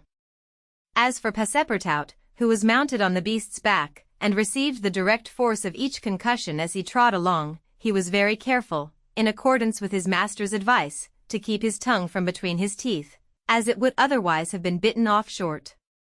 The worthy fellow bounced from the elephant's neck to his rump, and vaulted like a clown on a springboard, yet he laughed in the midst of his bouncing, and from time to time took a piece of sugar out of his pocket, and inserted it in Keone's trunk, who received it without in the least slackening his regular trot. After 2 hours the guide stopped the elephant, and gave him an hour for rest, during which Keone, after quenching his thirst at a neighboring spring, set to devouring the branches and shrubs round about him. Neither Sir Francis nor Mr. Fogg regretted the delay, and both descended with a feeling of relief. "Why, he's made of iron," exclaimed the general, gazing admiringly on Keone. "Of forged iron," replied Passepartout, as he set about preparing a hasty breakfast. At noon the Parsee gave the signal of departure. The country soon presented a very savage aspect. Copses of dates and dwarf palms succeeded the dense forests, then vast, dry plains, dotted with scanty shrubs, and sown with great blocks of syenite. All this portion of Bundelkund, which is little frequented by travelers, is inhabited by a fanatical population, hardened in the most horrible practices of the Hindu faith. The English have not been able to secure complete dominion over this territory, which is subjected to the influence of Rajas, whom it is almost impossible to reach in their inaccessible mountain fastnesses. The travelers several times saw bands of ferocious Indians, who, when they perceived the elephant striding across country, made angry and threatening motions. The Parsee avoided them as much as possible. Few animals were observed on the route. Even the monkeys hurried from their path with contortions and grimaces which convulsed Passepartout with laughter. In the midst of his gaiety, however, one thought troubled the worthy servant. What would Mr. Fogg do with the elephant when he got to Allahabad? Would he carry him on with him? Impossible. The cost of transporting him would make him ruinously expensive. Would he sell him, or set him free? The estimable beast certainly deserved some consideration. Should Mr. Fogg choose to make him, Passepartout, a present of Keone, he would be very much embarrassed, and these thoughts did not cease worrying him for a long time. The principal chain of the Vindhyas was crossed by 8 in the evening, and another halt was made on the northern slope, in a ruined bungalow. They had gone nearly 25 miles that day, and an equal distance still separated them from the station of Allahabad. The night was cold. The Parsee lit a fire in the bungalow with a few dry branches, and the warmth was very grateful. Provisions purchased at Colby sufficed for supper, and the travelers ate ravenously. The conversation, beginning with a few disconnected phrases, soon gave place to loud and steady snores. The guide watched Keone, who slept standing, bolstering himself against the trunk of a large tree. Nothing occurred during the night to disturb the slumberers, although occasional growls from panthers and chatterings of monkeys broke the silence. The more formidable beasts made no cries or hostile demonstration against the occupants of the bungalow. Sir Francis slept heavily, like an honest soldier overcome with fatigue. Passepartout was wrapped in uneasy dreams of the bouncing of the day before. As for Mr. Fogg, he slumbered as peacefully as if he had been in his serene mansion in Savile Row. The journey was resumed at 6 in the morning. The guide hoped to reach Allahabad by evening. In that case, Mr. Fogg would only lose a part of the 48 hours saved since the beginning of the tour. Keone, resuming his rapid gait, soon descended the lower spurs of the Vindhyas, and towards noon they passed by the village of Callinger, on the Coney, one of the branches of the Ganges. The guide avoided inhabited places, thinking it safer to keep the open country, which lies along the first depressions of the basin of the great river. Allahabad was now only 12 miles to the northeast. They stopped under a clump of bananas, the fruit of which, as healthy as bread and as succulent as cream, was amply partaken of and appreciated. At 20 CK the guide entered a thick forest which extended several miles. He preferred to travel under cover of the woods. They had not as yet had any unpleasant encounters, and the journey seemed on the point of being successfully accomplished, when the elephant, becoming restless, suddenly stopped. It was then 4 o'clock. "What's the matter?" asked Sir Francis, putting out his head. "I don't know, officer," replied the Parsee, listening attentively to a confused murmur which came through the thick branches. The murmur soon became more distinct. It now seemed like a distant concert of human voices accompanied by brass instruments. Passepartout was all eyes and ears. Mr. Fogg patiently waited without a word. The Parsee jumped to the ground, fastened the elephant to a tree, and plunged into the thicket. He soon returned, saying, "A procession of Brahmins is coming this way. We must prevent their seeing us, if possible." The guide unloosed the elephant and led him into a thicket, at the same time asking the travelers not to stir. He held himself ready to bestride the animal at a moment's notice, should flight become necessary, but he evidently thought that the procession of the faithful would pass without perceiving them amid the thick foliage, in which they were wholly concealed. The discordant tones of the voices and instruments drew nearer, and now droning songs mingled with the sound of the tambourines and cymbals. The head of the procession soon appeared beneath the trees, 100 paces away, and the strange figures who performed the religious ceremony were easily distinguished through the branches. First came the priests, with mitres on their heads, and clothed in long lace robes.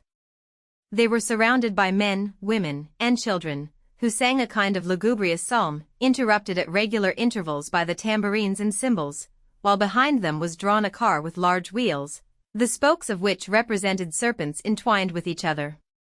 Upon the car, which was drawn by 4 richly caparisoned zebus, stood a hideous statue with 4 arms, the body colored a dull red, with haggard eyes, disheveled hair, protruding tongue, and lips tinted with beetle. It stood upright upon the figure of a prostrate and headless giant. Sir Francis, recognizing the statue, whispered, "The goddess Kali, the goddess of love and death." "Of death, perhaps," muttered back Passepartout, "but of love, that ugly old hag? Never." The Parsee made a motion to keep silence.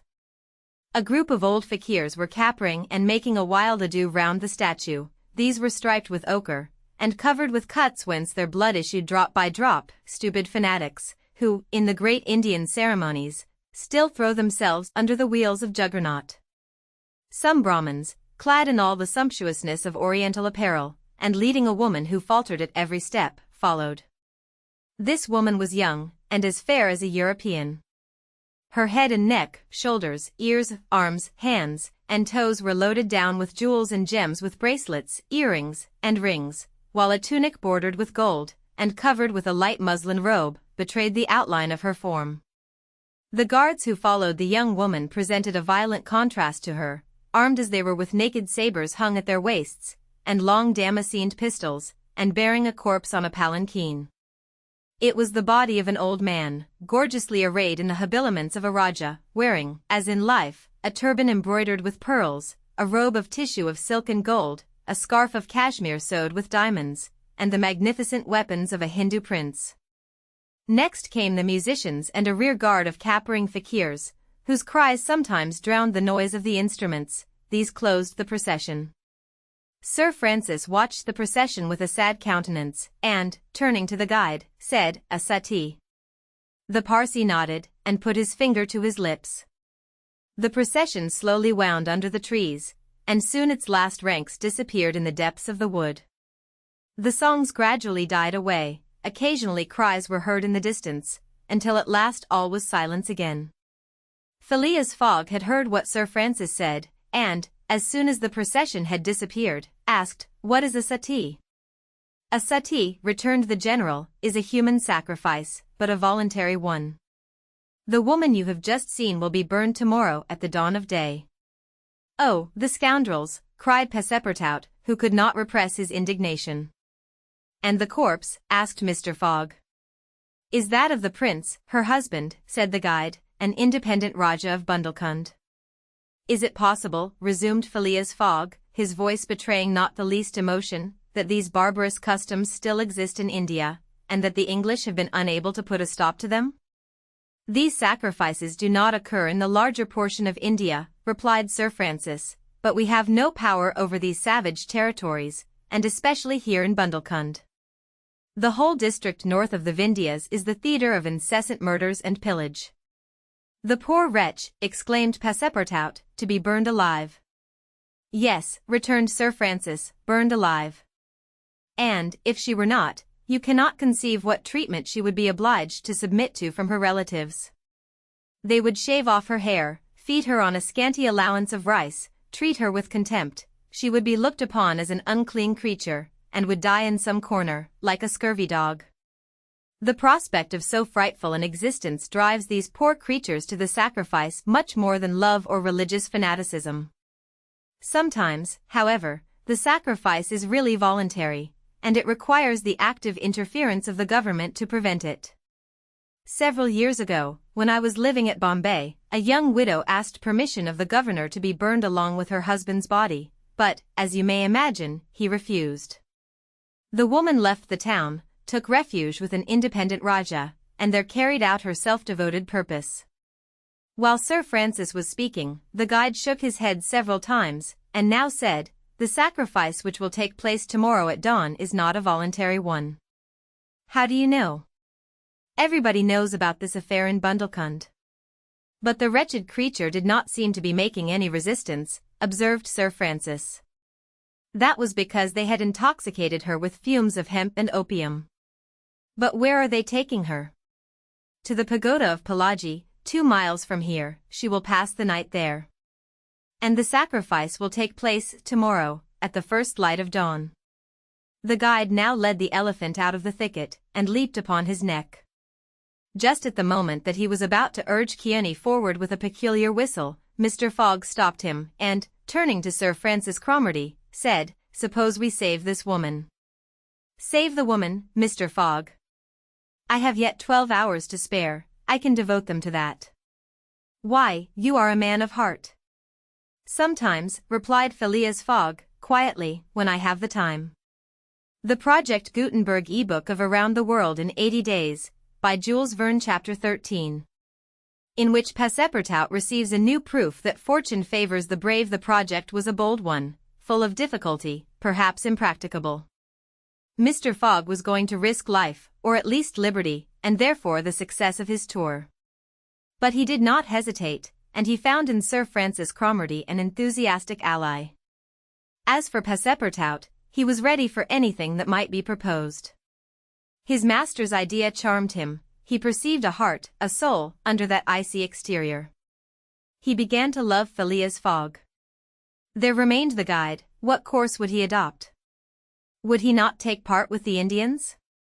In default of his assistance, it was necessary to be assured of his neutrality. Sir Francis frankly put the question to him.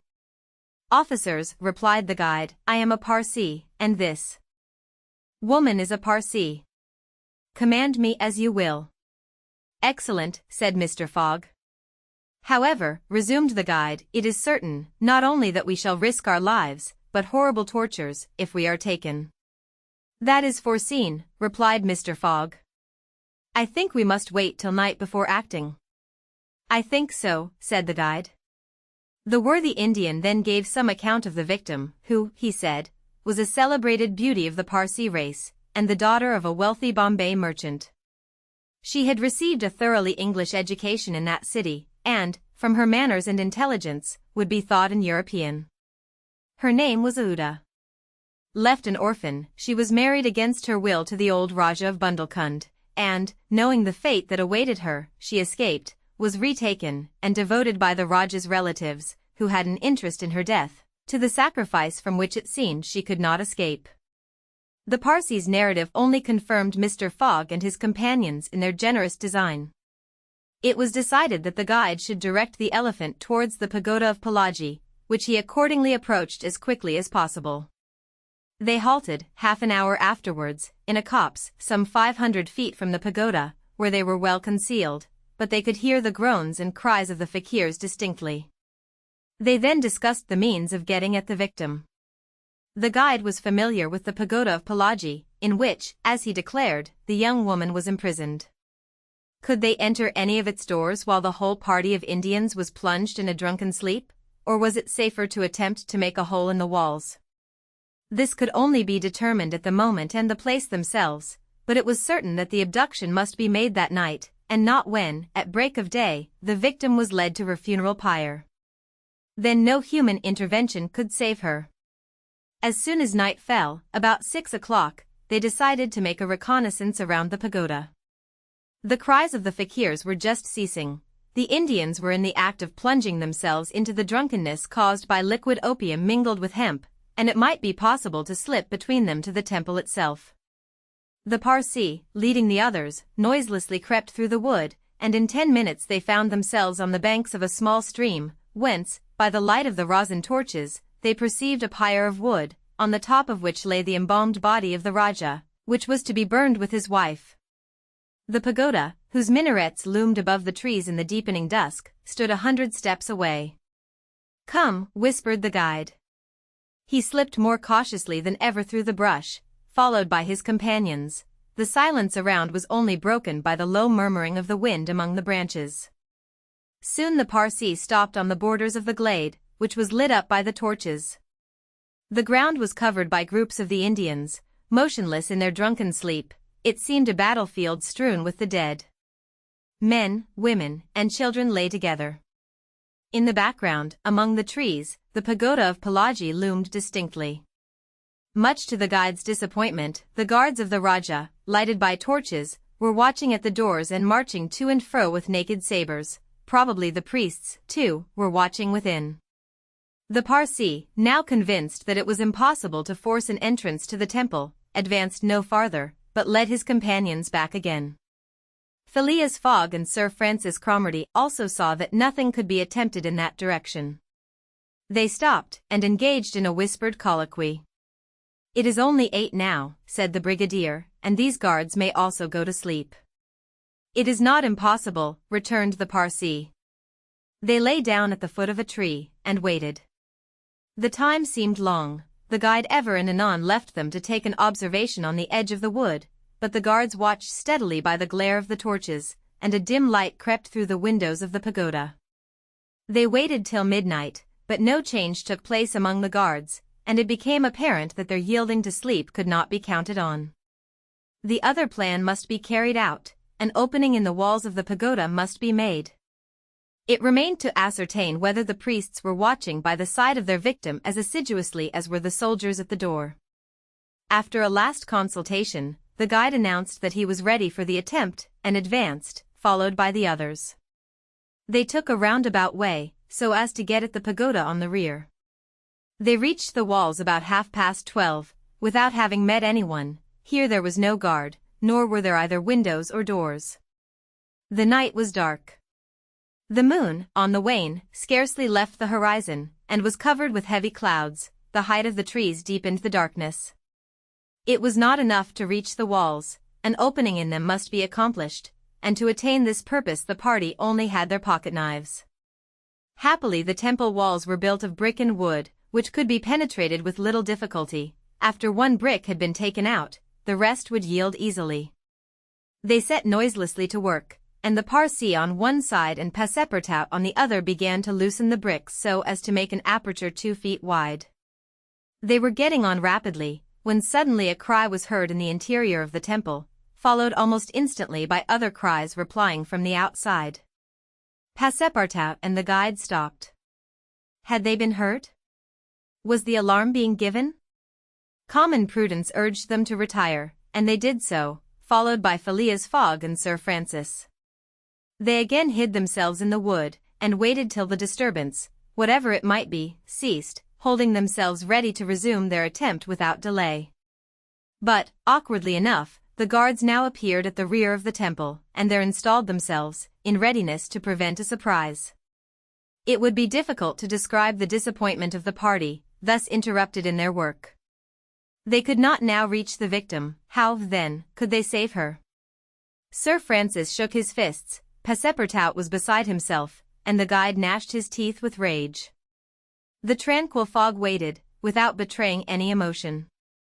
"We have nothing to do but to go away," whispered Sir Francis. "Nothing but to go away," echoed the guide. "Stop," said Fogg. "I am only due at Allahabad tomorrow before noon." "But what can you hope to do?" asked Sir Francis. "In a few hours it will be daylight, and the chance which now seems lost may present itself at the last moment." Sir Francis would have liked to read Phileas Fogg's eyes. What was this cool Englishman thinking of? Was he planning to make a rush for the young woman at the very moment of the sacrifice, and boldly snatch her from her executioners? This would be utter folly, and it was hard to admit that Fogg was such a fool. Sir Francis consented, however, to remain to the end of this terrible drama.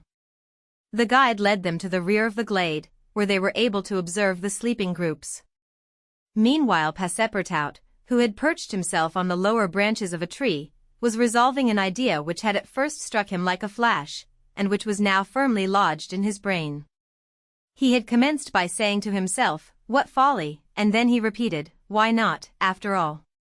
It's a chance, perhaps the only one, and with such thoughts." Thinking thus, he slipped, with the suppleness of a serpent, to the lowest branches, the ends of which bent almost to the ground. The hours passed, and the lighter shades now announced the approach of day, though it was not yet light. This was the moment. The slumbering multitude became animated, the tambourines sounded, songs and cries arose, the hour of the sacrifice had come. The doors of the pagoda swung open, and a bright light escaped from its interior, in the midst of which Mr. Fogg and Sir Francis espied the victim.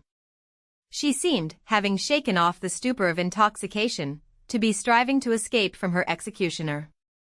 Sir Francis's heart throbbed, and, convulsively seizing Mr. Fogg's hand, found in it an open knife. Just at this moment the crowd began to move. The young woman had again fallen into a stupor caused by the fumes of hemp, and passed among the fakirs, who escorted her with their wild, religious cries. Phileas Fogg and his companions, mingling in the rear ranks of the crowd, followed, and in 2 minutes they reached the banks of the stream, and stopped 50 paces from the pyre, upon which still lay the Rajah's corpse. In the semi-obscurity they saw the victim, quite senseless, stretched out beside her husband's body. Then a torch was brought, and the wood, heavily soaked with oil, instantly took fire. At this moment Sir Francis and the guide seized Phileas Fogg, who, in an instant of mad generosity, was about to rush upon the pyre. But he had quickly pushed them aside, when the whole scene suddenly changed. A cry of terror arose. The whole multitude prostrated themselves, terror-stricken, on the ground. The old Rajah was not dead then, since he rose of a sudden, like a spectre, took up his wife in his arms, and descended from the pyre in the midst of the clouds of smoke, which only heightened his ghostly appearance. Fakirs and soldiers and priests, seized with instant terror, lay there, with their faces on the ground, not daring to lift their eyes and behold such a prodigy. The inanimate victim was borne along by the vigorous arms which supported her, and which she did not seem in the least to burden. Mr. Fogg and Sir Francis stood erect, the Parsee bowed his head, and Passepartout was, no doubt, scarcely less stupefied. The resuscitated Rajah approached Sir Francis and Mr. Fogg, and, in an abrupt tone, said, "Let us be off." It was Passepartout himself, who had slipped upon the pyre in the midst of the smoke and, profiting by the still overhanging darkness, had delivered the young woman from death. It was Passepartout who, playing his part with a happy audacity, had passed through the crowd amid the general terror. A moment after all four of the party had disappeared in the woods, and the elephant was bearing them away at a rapid pace. But the cries and noise, and a ball which whizzed through Phileas Fogg's hat, apprised them that the trick had been discovered. The old Rajah's body, indeed, now appeared upon the burning pyre, and the priests, recovered from their terror, perceived that an abduction had taken place. They hastened into the forest, followed by the soldiers, who fired a volley after the fugitives, but the latter rapidly increased the distance between them, and ere long found themselves beyond the reach of the bullets and arrows. The Project Gutenberg ebook of Around the World in 80 Days, by Jules Verne, Chapter 14. In which Phileas Fogg descends the whole length of the beautiful valley of the Ganges without ever thinking of seeing it. The rash exploit had been accomplished, and for an hour Passepartout laughed gaily at his success. Sir Francis pressed the worthy fellow's hand, and his master said, "Well done," which, from him, was high commendation, to which Passepartout replied that all the credit of the affair belonged to Mr. Fogg. As for him, he had only been struck with a queer idea, and he laughed to think that for a few moments he, Passepartout, the ex-gymnast, ex-sergeant fireman, had been the spouse of a charming woman, a venerable, embalmed Rajah. As for the young Indian woman, she had been unconscious throughout of what was passing, and now, wrapped up in a traveling blanket, was reposing in one of the howdahs. The elephant, thanks to the skillful guidance of the Parsee, was advancing rapidly through the still darksome forest, and, an hour after leaving the pagoda, had crossed a vast plain. They made a halt at 7 o'clock, the young woman being still in a state of complete prostration. The guide made her drink a little brandy and water, but the drowsiness which stupefied her could not yet be shaken off. Sir Francis, who was familiar with the effects of the intoxication produced by the fumes of hemp, reassured his companions on her account. But he was more disturbed at the prospect of her future fate. He told Phileas Fogg that, should Ouida remain in India, she would inevitably fall again into the hands of her executioners. These fanatics were scattered throughout the county, and would, despite the English police, recover their victim at Madras, Bombay, or Calcutta. She would only be safe by quitting India forever. Phileas Fogg replied that he would reflect upon the matter. The station at Allahabad was reached about 10 o'clock, and, the interrupted line of railway being resumed, would enable them to reach Calcutta in less than 24 hours. Phileas Fogg would thus be able to arrive in time to take the steamer which left Calcutta the next day, October 25, at noon, for Hong Kong. The young woman was placed in one of the waiting rooms of the station, whilst Passepartout was charged with purchasing for her various articles of toilet, a dress, shawl, and some furs, for which his master gave him unlimited credit. Passepartout started off forthwith, and found himself in the streets of Allahabad, that is, the city of God, one of the most venerated in India, being built at the junction of the two sacred rivers, Ganges and Jumna, the waters of which attract pilgrims from every part of the peninsula. The Ganges, according to the legends of the Ramayana, rises in heaven, whence, owing to Brahma's agency, it descends to the earth. Passepartout made it a point, as he made his purchases, to take a good look at the city.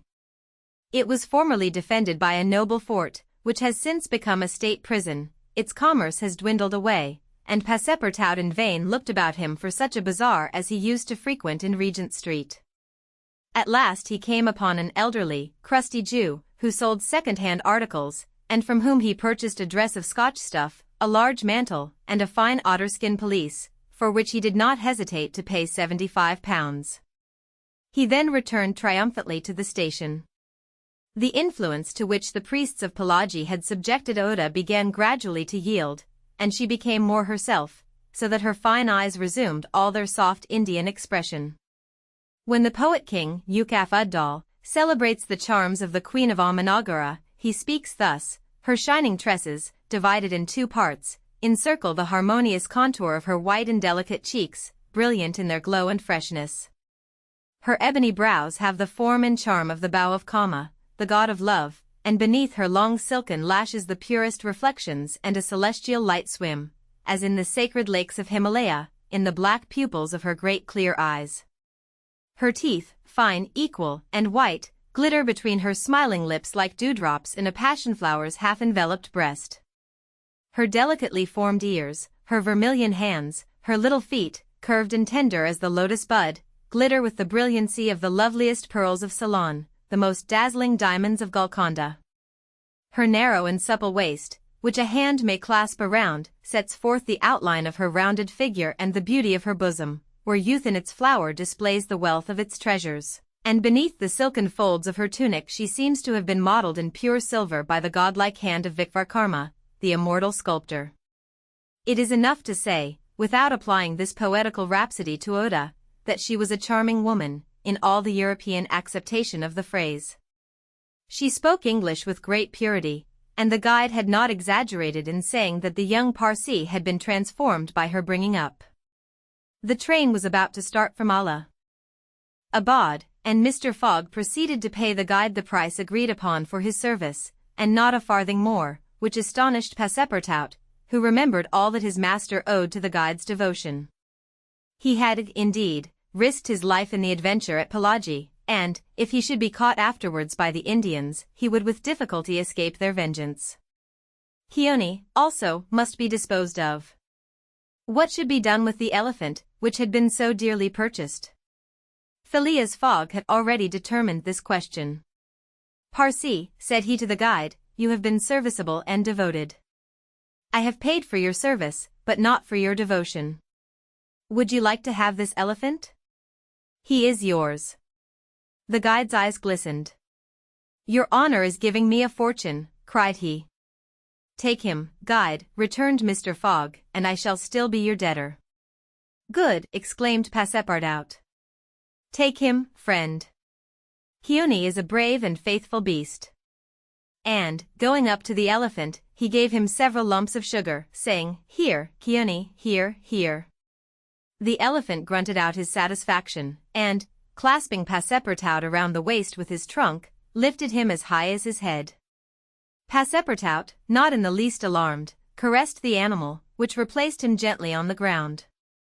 Soon after, Phileas Fogg, Sir Francis Cromarty, and Passepartout, installed in a carriage with Oda, who had the best seat, were whirling at full speed towards Benares. It was a run of 80 miles, and was accomplished in 2 hours. During the journey, the young woman fully recovered her senses. What was her astonishment to find herself in this carriage, on the railway, dressed in European habiliments, and with travelers who were quite strangers to her. Her companions first set about fully reviving her with a little liquor, and then Sir Francis narrated to her what had passed, dwelling upon the courage with which Phileas Fogg had not hesitated to risk his life to save her, and recounting the happy sequel of the venture, the result of Passepartout's rash idea. Mr. Fogg said nothing, while Passepartout, abashed, kept repeating that it wasn't worth telling.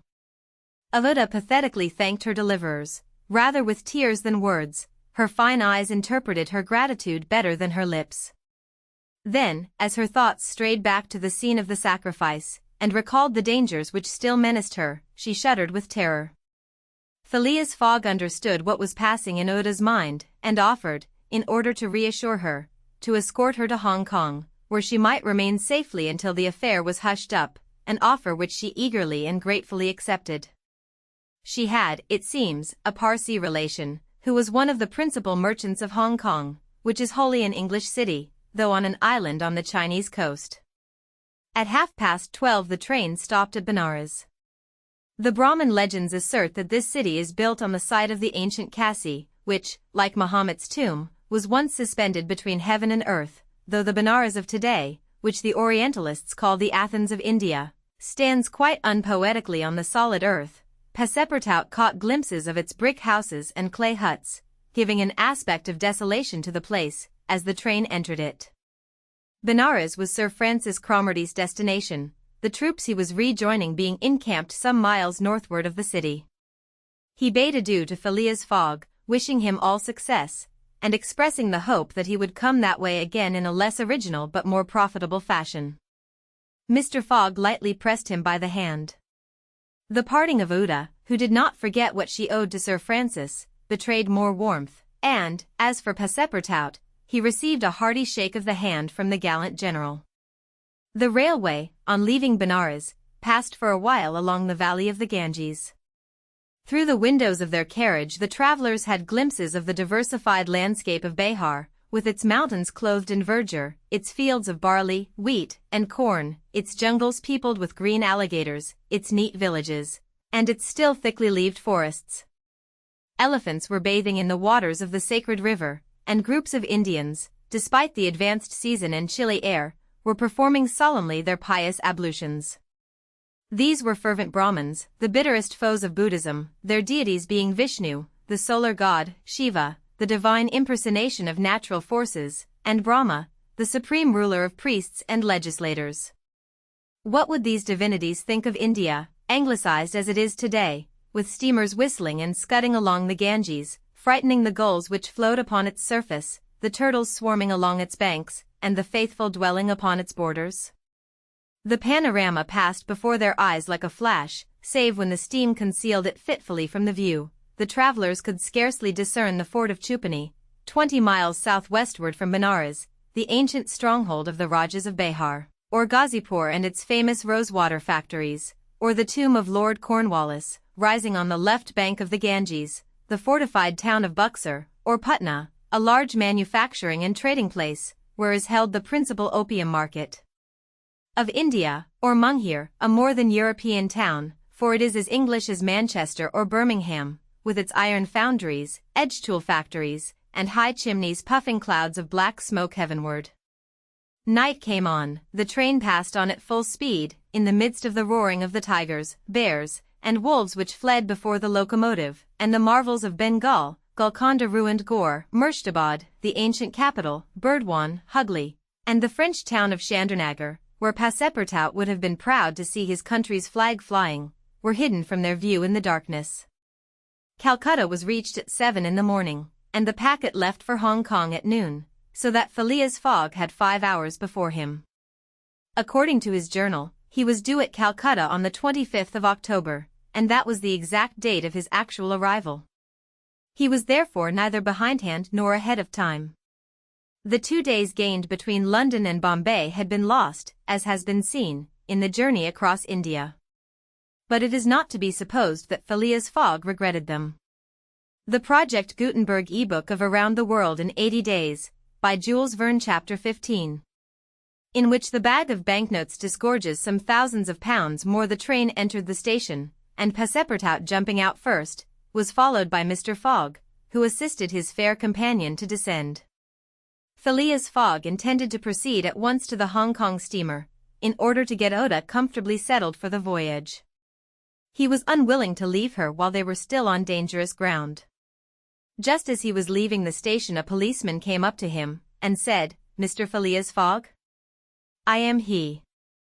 "Is this man your servant?" added the policeman, pointing to Passepartout. "Yes." "Be so good, both of you, as to follow me." Mr. Fogg betrayed no surprise whatever. The policeman was a representative of the law, and law is sacred to an Englishman. Passepartout tried to reason about the matter, but the policeman tapped him with his stick, and Mr. Fogg made him a signal to obey. "May this young lady go with us?" asked he. "She may," replied the policeman. Mr. Fogg, Aouda, and Passepartout were conducted to a pakagari, a sort of four-wheeled carriage, drawn by two horses, in which they took their places and were driven away. No one spoke during the 20 minutes which elapsed before they reached their destination. They first passed through the Black Town, with its narrow streets, its miserable, dirty huts, and squalid population, then through the European town, which presented a relief in its bright brick mansions, shaded by coconut trees and bristle. With masts, where, although it was early morning, elegantly dressed horsemen and handsome equipages were passing back and forth. The carriage stopped before a modest-looking house, which, however, did not have the appearance of a private mansion. The policeman having requested his prisoners, for so, truly, they might be called, to descend, conducted them into a room with barred windows, and said, "You will appear before Judge Obadiah at 8:30. He then retired, and closed the door. "Why, we are prisoners," exclaimed Passepartout, falling into a chair. Aouda, with an emotion she tried to conceal, said to Mr. Fogg, "Sir, you must leave me to my fate. It is on my account that you receive this treatment, it is for having saved me." Phileas Fogg contented himself with saying that it was impossible. It was quite unlikely that he should be arrested for preventing a suttee. The complainants would not dare present themselves with such a charge. There was some mistake. Moreover, he would not, in any event, abandon Aouda, but would escort her to Hong Kong. "But the steamer leaves at noon," observed Passepartout, nervously. "We shall be on board by noon," replied his master, placidly. It was said so positively that Passepartout could not help muttering to himself, "Parbleu, that's certain. Before noon we shall be on board." But he was by no means reassured. At 8:30 the door opened, the policeman appeared, and, requesting them to follow him, led the way to an adjoining hall. It was evidently a courtroom, and a crowd of Europeans and natives already occupied the rear of the apartment. Mr. Fogg and his two companions took their places on a bench opposite the desks of the magistrate and his clerk. Immediately after, Judge Obadiah, a fat, round man, followed by the clerk, entered. He proceeded to take down a wig which was hanging on a nail, and put it hurriedly on his head. "The first case," said he. Then, putting his hand to his head, he exclaimed, "This is not my wig." "No, your worship," returned the clerk, "it is mine." "My dear Mr. Oysterpuff, how can a judge give a wise sentence in a clerk's wig?" The wigs were exchanged. Passepartout was getting nervous, for the hands on the face of the big clock over the judge seemed to go around with terrible rapidity. "The first case," repeated Judge Obadiah. "Phileas Fogg?" demanded Oysterpuff. "I am here," replied Mr. Fogg. "Passepartout?" "Present," responded Passepartout. "Good," said the judge. "You have been looked for, prisoners, for 2 days on the trains from Bombay." "But of what are we accused?" asked Passepartout, impatiently. "You are about to be informed." "I am an English subject, sir," said Mr. Fogg, "and I have the right. Have you been ill-treated?" "Not at all." "Very well, let the complainants come in." A door was swung open by order of the judge, and 3 Indian priests entered. "That's it," muttered Passepartout. "These are the rogues who were going to burn our young lady." The priests took their places in front of the judge, and the clerk proceeded to read in a loud voice a complaint of sacrilege against Phileas Fogg and his servant, who were accused of having violated a place held consecrated by the Brahmin religion. "You hear the charge?" asked the judge. "Yes, sir," replied Mr. Fogg, consulting his watch, "and I admit it." "You admit it?" "I admit it, and I wish to hear these priests admit, in their turn, what they were going to do at the pagoda of Pelagie." The priests looked at each other. They did not seem to understand what was said. "Yes," cried Passepartout, warmly, "at the pagoda of Pelagie, where they were on the point of burning their victim." The judge stared with astonishment, and the priests were stupefied. "What victim?" said Judge Obadiah. "Burn whom? In Bombay itself?" "Bombay," cried Passepartout. "Certainly. We are not talking of the pagoda of Pelagie, but of the pagoda of Malabar Hill, at Bombay." And as a proof, added the clerk, here are the desecrator's very shoes, which he left behind him. Whereupon he placed a pair of shoes on his desk. My shoes, cried Passepartout, in his surprise permitting this imprudent exclamation to escape him. The confusion of master and man, who had quite forgotten the affair at Bombay, for which they were now detained at Calcutta, may be imagined. Fix the detective had foreseen the advantage which Passepartout's escapade gave him, and, delaying his departure for 12 hours, had consulted the priests of Malabar Hill. Knowing that the English authorities dealt very severely with this kind of misdemeanor, he promised them a goodly sum in damages, and sent them forward to Calcutta by the next train. Owing to the delay caused by the rescue of the young widow, Fix and the priests reached the Indian capital before Mr. Fogg and his servant, the magistrates having been already warned by a dispatch to arrest them should they arrive. Fix's disappointment when he learned that Phileas Fogg had not made his appearance in Calcutta may be imagined. He made up his mind that the robber had stopped somewhere on the route and taken refuge in the southern provinces. For 24 hours Fix watched the station with feverish anxiety. At last he was rewarded by seeing Mr. Fogg and Passepartout arrive, accompanied by a young woman, whose presence he was wholly at a loss to explain. He hastened for a policeman, and this was how the party came to be arrested and brought before Judge Obadiah. Had Passepartout been a little less preoccupied, he would have espied the detective ensconced in a corner of the courtroom, watching the proceedings with an interest easily understood, for the warrant had failed to reach him at Calcutta, as it had done at Bombay and Suez. Judge Obadiah had unfortunately caught Passepartout's rash exclamation, which the poor fellow would have given the world to recall. "The facts are admitted?" asked the judge. "Admitted," replied Mr. Fogg, coldly.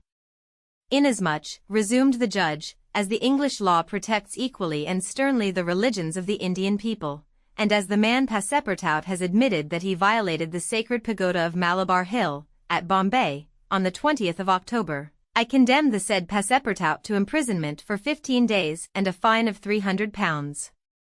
£300, cried Passepartout, startled at the largeness of the sum. "Silence," shouted the constable.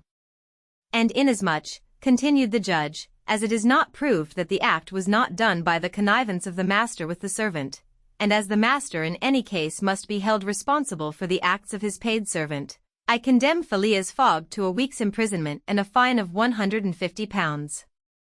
Fix rubbed his hands softly with satisfaction. If Phileas Fogg could be detained in Calcutta a week, it would be more than time for the warrant to arrive. Passepartout was stupefied. This sentence ruined his master. A wager of £20,000 lost, because he, like a precious fool, had gone into that abominable pagoda. Phileas Fogg, as self-composed as if the judgment did not in the least concern him, did not even lift his eyebrows while it was being pronounced. Just as the clerk was calling the next case, he rose, and said, "I offer bail." "You have that right," returned the judge. Fix's blood ran cold, but he resumed his composure when he heard the judge announce that the bail required for each prisoner would be £1,000. "I will pay it at once," said Mr. Fogg, taking a roll of bank bills from the carpet-bag, which Passepartout had by him, and placing them on the clerk's desk. "This sum will be restored to you upon your release from prison," said the judge. "Meanwhile, you are liberated on bail." "Come," said Phileas Fogg to his servant. "But let them at least give me back my shoes," cried Passepartout angrily.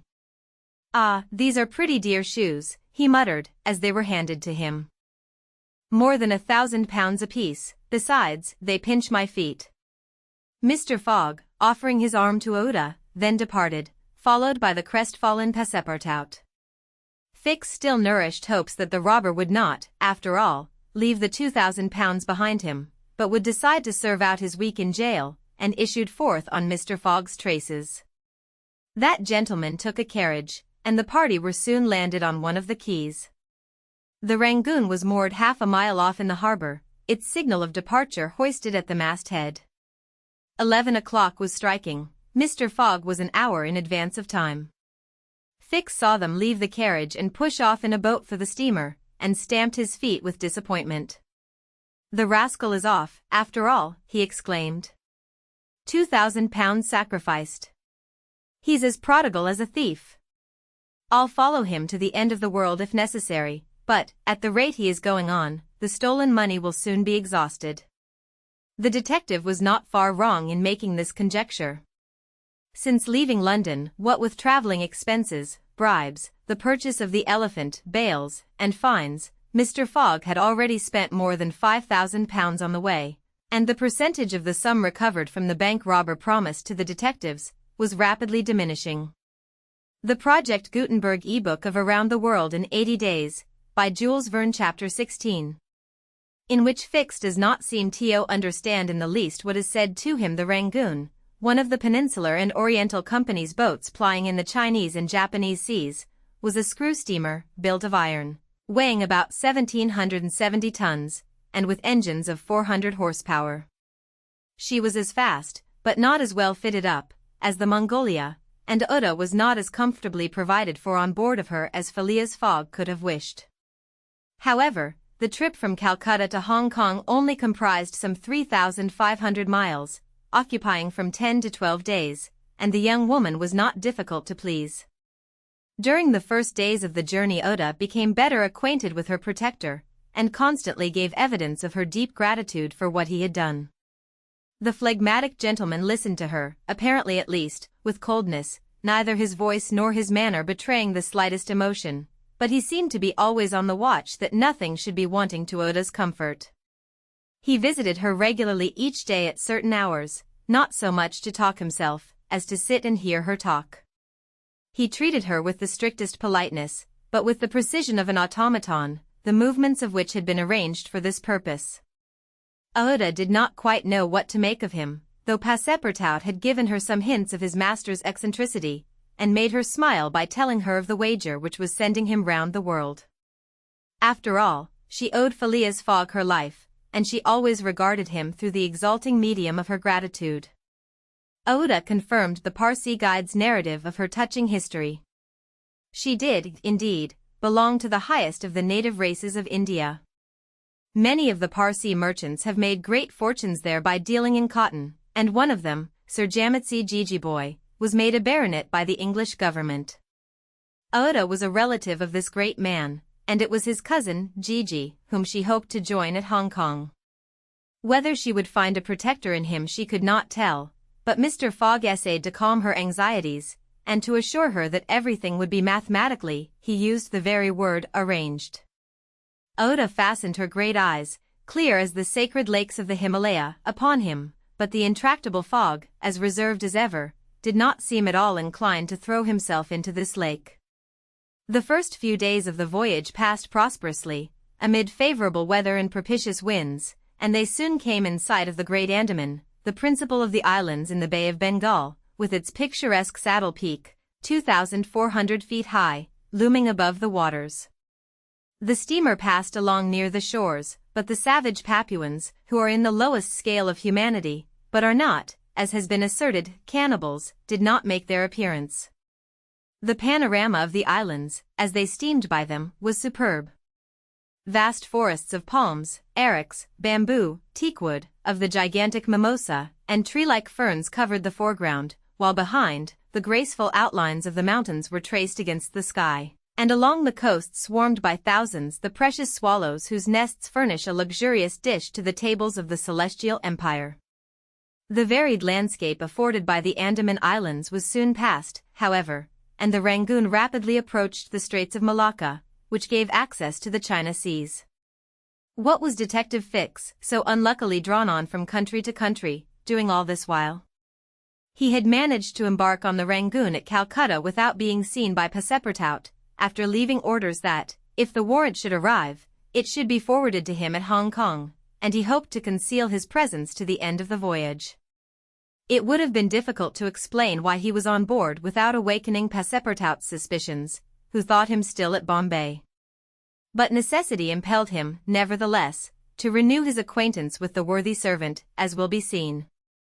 All the detective's hopes and wishes were now centered on Hong Kong, for the steamer's stay at Singapore would be too brief to enable him to take any steps there. The arrest must be made at Hong Kong, or the robber would probably escape him forever. Hong Kong was the last English ground on which he would set foot. Beyond China, Japan, America offered to Fogg an almost certain refuge. If the warrant should at last make its appearance at Hong Kong, Fix could arrest him and give him into the hands of the local police, and there would be no further trouble. But beyond Hong Kong, a simple warrant would be of no avail. An extradition warrant would be necessary, and that would result in delays and obstacles, of which the rascal would take advantage to elude justice. Fix thought over these probabilities during the long hours which he spent in his cabin, and kept repeating to himself, now either the warrant will be at Hong Kong, in which case I shall arrest my man, or it will not be there, and this time it is absolutely necessary that I should delay his departure. I have failed at Bombay, and I have failed at Calcutta. If I fail at Hong Kong, my reputation is lost, cost what it may, I must succeed. But how shall I prevent his departure, if that should turn out to be my last resource? Fix made up his mind that, if worst came to worst, he would make a confidant of Passepartout, and tell him what kind of a fellow his master really was. That Passepartout was not Fogg's accomplice, he was very certain. The servant, enlightened by his disclosure, and afraid of being himself implicated in the crime, would doubtless become an ally of the detective. But this method was a dangerous one, only to be employed when everything else had failed. A word from Passepartout to his master would ruin all. The detective was therefore in a sore strait. But suddenly a new idea struck him. The presence of Oda on the Rangoon, in company with Phileas Fogg, gave him new material for reflection. Who was this woman? What combination of events had made her Fogg's traveling companion? They had evidently met somewhere between Bombay and Calcutta, but where? Had they met accidentally, or had Fogg gone into the interior purposely in quest of this charming damsel? Fix was fairly puzzled. He asked himself whether there had not been a wicked elopement, and this idea so impressed itself upon his mind that he determined to make use of the supposed intrigue. Whether the young woman were IED or not, he would be able to create such difficulties for Mr. Fogg at Hong Kong that he could not escape by paying any amount of money. But could he even wait till they reached Hong Kong? Fogg had an abominable way of jumping from one boat to another, and, before anything could be effected, might get full under way again for Yokohama. Fix decided that he must warn the English authorities, and signal the Rangoon before her arrival. This was easy to do, since the steamer stopped at Singapore, whence there is a telegraphic wire to Hong Kong. He finally resolved, moreover, before acting more positively, to question Passepartout. It would not be difficult to make him talk, and, as there was no time to lose, Fix prepared to make himself known.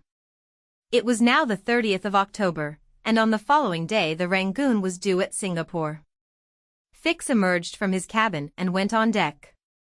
Passepartout was promenading up and down in the forward part of the steamer.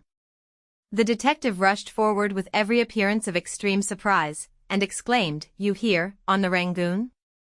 "What, Monsieur Fix, are you on board?" returned the really astonished Passepartout, recognizing his crony of the Mongolia.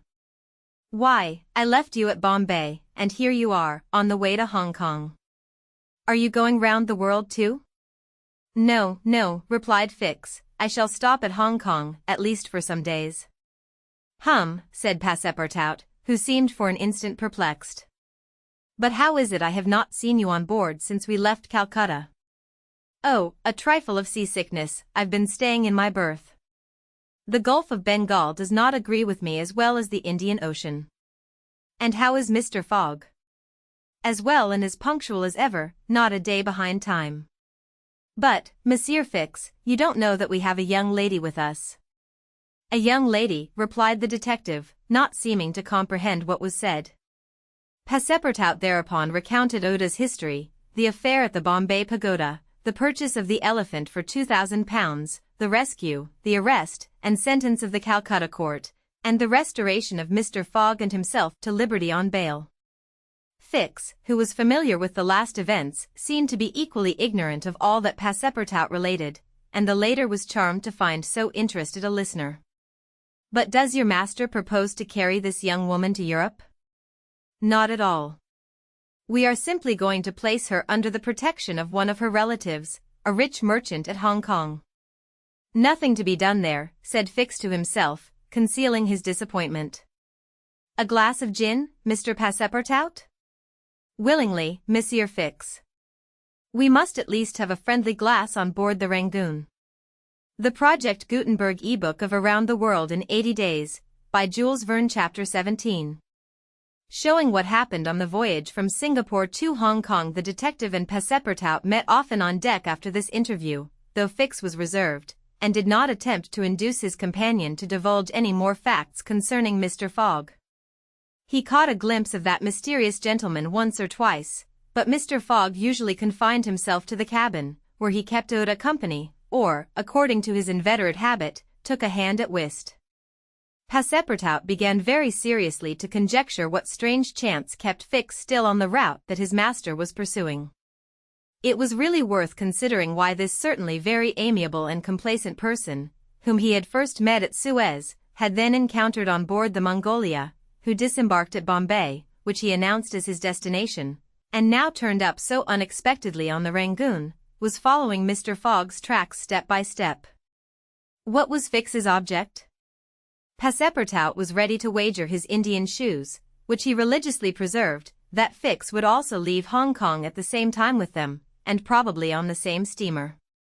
Passepartout might have cudgelled his brain for a century without hitting upon the real object which the detective had in view. He never could have imagined that Phileas Fogg was being tracked as a robber around the globe. But, as it is in human nature to attempt the solution of every mystery, Passepartout suddenly discovered an explanation of Fix's movements, which was in truth far from unreasonable. Fix, he thought, could only be an agent of Mr. Fogg's friends at the Reform Club, sent to follow him up, and to ascertain that he really went round the world as had been agreed upon. It's clear, repeated the worthy servant to himself, proud of his shrewdness. He's a spy sent to keep us in view. That isn't quite the thing either, to be spying Mr. Fogg, who is so honourable a man. Ah, gentlemen of the Reform, this shall cost you dear. Passepartout, enchanted with his discovery, resolved to say nothing to his master, lest he should be justly offended at this mistrust on the part of his adversaries. But he determined to chaff Fix, when he had the chance, with mysterious allusions, which, however, need not betray his real suspicions. During the afternoon of Wednesday, October 30th, the Rangoon entered the Strait of Malacca, which separates the peninsula of that name from Sumatra. The mountainous and craggy islets intercepted the beauties of this noble island from the view of the travelers. The Rangoon weighed anchor at Singapore the next day at 4 a.m., to receive coal, having gained half a day on the prescribed time of her arrival. Phileas Fogg noted this gain in his journal, and then, accompanied by Oda, who betrayed a desire for a walk on shore, disembarked. Fix, who suspected Mr. Fogg's every movement, followed them cautiously, without being himself perceived, while Passepartout, laughing in his sleeve at Fix's maneuvers, went about his usual errands. The island of Singapore is not imposing in aspect, for there are no mountains, yet its appearance is not without attractions. It is a park checkered by pleasant highways and avenues. A handsome carriage, drawn by a sleek pair of New Holland horses, carried Phileas Fogg and Oda into the midst of rows of palms with brilliant foliage, and of clove trees, whereof the cloves form the heart of a half-open flower. Pepper plants replaced the prickly hedges of European fields, sago bushes, large ferns with gorgeous branches, varied the aspect of this tropical clime, while nutmeg trees in full foliage filled the air with a penetrating perfume.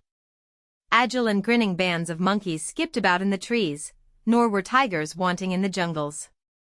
After a drive of 2 hours through the country, Oda and Mr. Fogg returned to the town, which is a vast collection of heavy-looking, irregular houses, surrounded by charming gardens rich in tropical fruits and plants, and at 10 o'clock they re-embarked, closely followed by the detective, who had kept them constantly in sight. Passepartout, who had been purchasing several dozen mangoes, a fruit as large as good-sized apples, of a dark brown color outside and a bright red within, and whose white pulp, melting in the mouth, affords gourmands a delicious sensation, was waiting for them on deck. He was only too glad to offer some mangoes to Oda, who thanked him very gracefully for them. At 11 o'clock the Rangoon rode out of Singapore harbour, and in a few hours the high mountains of Malacca, with their forests, inhabited by the most beautifully furred tigers in the world, were lost to view. Singapore is distant some 1,300 miles from the island of Hong Kong, which is a little English colony near the Chinese coast.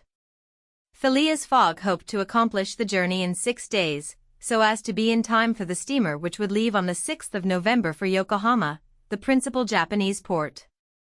The Rangoon had a large quota of passengers, many of whom disembarked at Singapore, among them a number of Indians, Ceylonese, Chinamen, Malays, and Portuguese, mostly second-class travelers.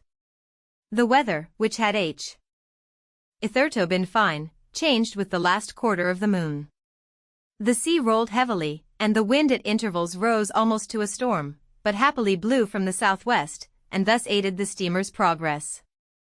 The captain as often as possible put up his sails, and under the double action of steam and sail the vessel made rapid progress along the coasts of Annam and Cochin China. Owing to the defective construction of the Rangoon, however, unusual precautions became necessary in unfavorable weather, but the loss of time which resulted from this cause, while it nearly drove Passepartout out of his senses, did not seem to affect his master in the least. Passepartout blamed the captain, the engineer, and the crew, and consigned all who were connected with the ship to the land where the pepper grows.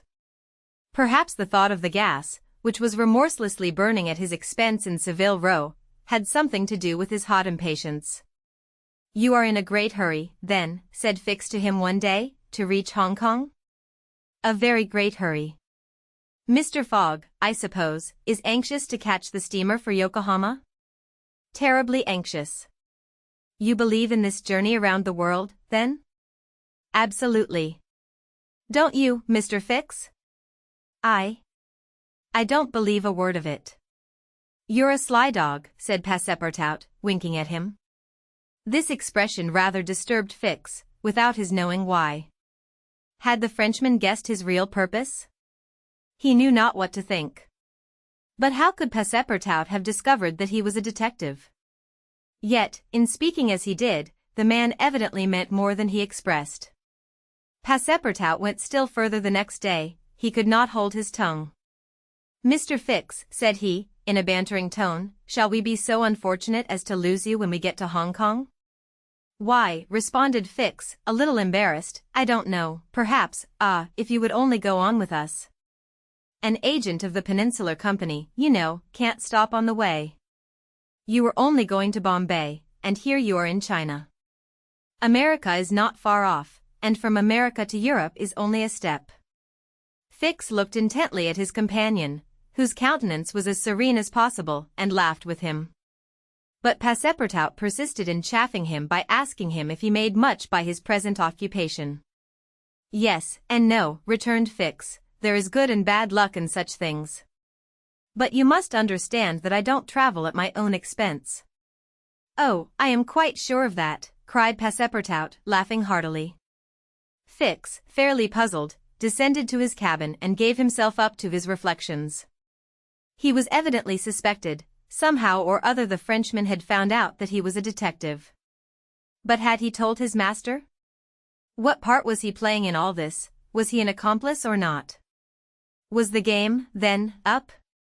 Fix spent several hours turning these things over in his mind, sometimes thinking that all was lost, then persuading himself that Fogg was ignorant of his presence, and then undecided what course it was best to take.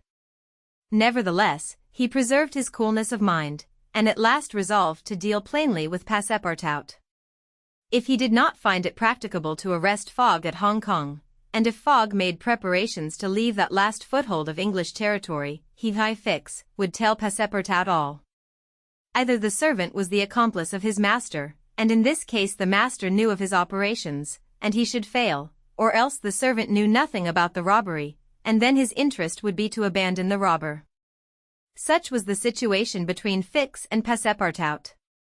Meanwhile Phileas Fogg moved about above them in the most majestic and unconscious indifference. He was passing methodically in his orbit around the world, regardless of the lesser stars which gravitated around him. Yet there was nearby what the astronomers would call a disturbing star, which might have produced an agitation in this gentleman's heart. But no. The charms of Oda failed to act, to Passepartout's great surprise, and the disturbances, if they existed, would have been more difficult to calculate than those of Uranus which led to the discovery of Neptune. It was every day an increasing wonder to Passepartout, who read in Oda's eyes the depths of her gratitude to his master. Phileas Fogg, though brave and gallant, must be, he thought, quite heartless. As to the sentiment which this journey might have awakened in him, there was clearly no trace of such a thing, while poor Passepartout existed in perpetual reveries. One day he was leaning on the railing of the engine-room, and was observing the engine, when a sudden pitch of the steamer threw the screw out of the water. The steam came hissing out of the valves, and this made Passepartout indignant. "The valves are not sufficiently charged," he exclaimed. "We are not going. Oh, these English! If this was an American craft, we should blow up, perhaps, but we should at all events go faster." The Project Gutenberg ebook of Around the World in 80 Days, by Jules Verne, Chapter 18. In which Phileas Fogg, Passepartout, and Fix go each about his business. The weather was bad during the latter days of the voyage. The wind, obstinately remaining in the northwest, blew a gale, and retarded the steamer. The Rangoon rolled heavily and the passengers became impatient of the long, monstrous waves which the wind raised before their path. A sort of tempest arose on the 3rd of November, the squall knocking the vessel about with fury, and the waves running high. The Rangoon reefed all her sails, and even the rigging proved too much, whistling and shaking amid the squall. The steamer was forced to proceed slowly, and the captain estimated that she would reach Hong Kong 20 hours behind time, and more if the storm lasted. Phileas Fogg gazed at the tempestuous sea, which seemed to be struggling especially to delay him, with his habitual tranquility. He never changed countenance for an instant, though a delay of 20 hours, by making him too late for the Yokohama boat, would almost inevitably cause the loss of the wager. But this man of nerve manifested neither impatience nor annoyance. It seemed as if the storm were a part of his program, and had been foreseen. Oda was amazed to find him as calm as he had been from the first time she saw him. Fix did not look at the state of things in the same light. The storm greatly pleased him. His satisfaction would have been complete had the Rangoon been forced to retreat before the violence of wind and waves. Each delay filled him with hope, for it became more and more probable that Fogg would be obliged to remain some days at Hong Kong, and now the heavens themselves became his allies, with the gusts and squalls. It mattered not that they made him seasick, he made no account of this inconvenience, and, whilst his body was writhing under their effects, his spirit bounded with hopeful exultation. Passepartout was enraged beyond expression by the unpropitious weather. Everything had gone so well till now. Earth and sea had seemed to be at his master's service, steamers and railways obeyed him, wind and steam united to speed his journey. Had the hour of adversity come? Passepartout was as much excited as if the £20,000 were to come from his own pocket. The storm exasperated him, the gale made him furious, and he longed to lash the obstinate sea into obedience. Poor fellow! Fix carefully concealed from him his own satisfaction, for, had he betrayed it, Passepartout could scarcely have restrained himself from personal violence. Passepartout remained on deck as long as the tempest lasted, being unable to remain quiet below, and taking it into his head to aid the progress of the ship by lending a hand with the crew. He overwhelmed the captain, officers, and sailors, who could not help laughing at his impatience, with all sorts of questions. He wanted to know exactly how long the storm was going to last, whereupon he was referred to the barometer, which seemed to have no intention of rising. Passepartout shook it, but with no perceptible effect, for neither shaking nor maledictions could prevail upon it to change its mind. On the 4th, however, the sea became more calm and the storm lessened its violence, the wind veered southward, and was once more favorable. Passepartout cleared up with the weather. Some of the sails were unfurled, and the Rangoon resumed its most rapid speed. The time lost could not, however, be regained. Land was not signaled until 5 o'clock on the morning of the 6th, the steamer was due on the 5th, Phileas Fogg was 24 hours behindhand, and the Yokohama steamer would, of course, be missed. The pilot went on board at 6, and took his place on the bridge, to guide the Rangoon through the channels to the port of Hong Kong. Passepartout longed to ask him if the steamer had left for Yokohama, but he dared not, for he wished to preserve the spark of hope, which still remained till the last moment. He had confided his anxiety to Fix, who, the sly rascal, tried to console him by saying that Mr. Fogg would be in time if he took the next boat, but this only put Passepartout in a passion. Mr. Fogg, bolder than his servant, did not hesitate to approach the pilot, and tranquilly ask him if he knew when a steamer would leave Hong Kong for Yokohama. "At high tide tomorrow morning," answered the pilot. "Ah," said Mr. Fogg, without betraying any astonishment. Passepartout, who heard what passed, would willingly have embraced the pilot, while Fix would have been glad to twist his neck. "What is the steamer's name?" asked Mr. Fogg. "The Carnatic." "Ought she not to have gone yesterday?" "Yes, sir, but they had to repair one of her boilers, and so her departure was postponed till tomorrow." "Thank you," returned Mr. Fogg, descending mathematically to the saloon. Passepartout clasped the pilot's hand and shook it heartily in his delight, exclaiming, "Pilot, you are the best of good fellows." The pilot probably does not know to this day why his responses won him this enthusiastic greeting. He remounted the bridge, and guided the steamer through the flotilla of junks, tonkas, and fishing boats which crowd the harbor of Hong Kong. At 1 o'clock the Rangoon was at the quay, and the passengers were going ashore. Chance had strangely favored Phileas Fogg, for had not the Carnatic been forced to lie over for repairing her boilers, she would have left on the 6th of November, and the passengers for Japan would have been obliged to await for a week the sailing of the next steamer. Mr. Fogg was, it is true, 24 hours behind his time, but this could not seriously imperil the remainder of his tour. The steamer which crossed the Pacific from Yokohama to San Francisco made a direct connection with that from Hong Kong, and it could not sail until the latter reached Yokohama, and if Mr. Fogg was 24 hours late on reaching Yokohama, this time would no doubt be easily regained in the voyage of 22 days across the Pacific. He found himself, then, about 24 hours behindhand, 35 days after leaving London. The Carnatic was announced to leave Hong Kong at 5 the next morning. Mr. Fogg had 16 hours in which to attend to his business there, which was to deposit Uda safely with her wealthy relative. On landing, he conducted her to a palanquin, in which they repaired to the club hotel. A room was engaged for the young woman, and Mr. Fogg, after seeing that she wanted for nothing, set out in search of her cousin Gigi. He instructed Passepartout to remain at the hotel until his return, that Uda might not be left entirely alone. Mr. Fogg repaired to the exchange, where, he did not doubt, every one would know so wealthy and considerable a personage as the Parsee merchant. Meeting a broker, he made the inquiry, to learn that Gigi had left China 2 years before, and, retiring from business with an immense fortune, had taken up his residence in Europe, in Holland the broker thought, with the merchants of which country he had principally traded. Phileas Fogg returned to the hotel, begged a moment's conversation with Uda, and without more ado, apprised her that Gigi was no longer at Hong Kong, but probably in Holland. Uda at first said nothing. She passed her hand across her forehead, and reflected a few moments. Then, in her sweet, soft voice, she said, "What ought I to do, Mr. Fogg?" "It is very simple," responded the gentleman. "Go on to Europe." "But I cannot intrude." "You do not intrude, nor do you in the least embarrass my project." Passepartout. "Monsieur. Go to the Carnatic, and engage 3 cabins." Passepartout, delighted that the young woman, who was very gracious to him, was going to continue the journey with them, went off at a brisk gait to obey his master's order. The Project Gutenberg ebook of Around the World in 80 Days, by Jules Verne, Chapter 19.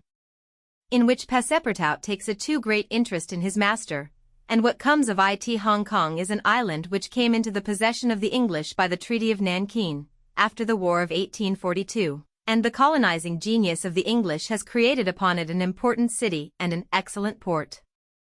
The island is situated at the mouth of the Canton River, and is separated by about 60 miles from the Portuguese town of Macau, on the opposite coast.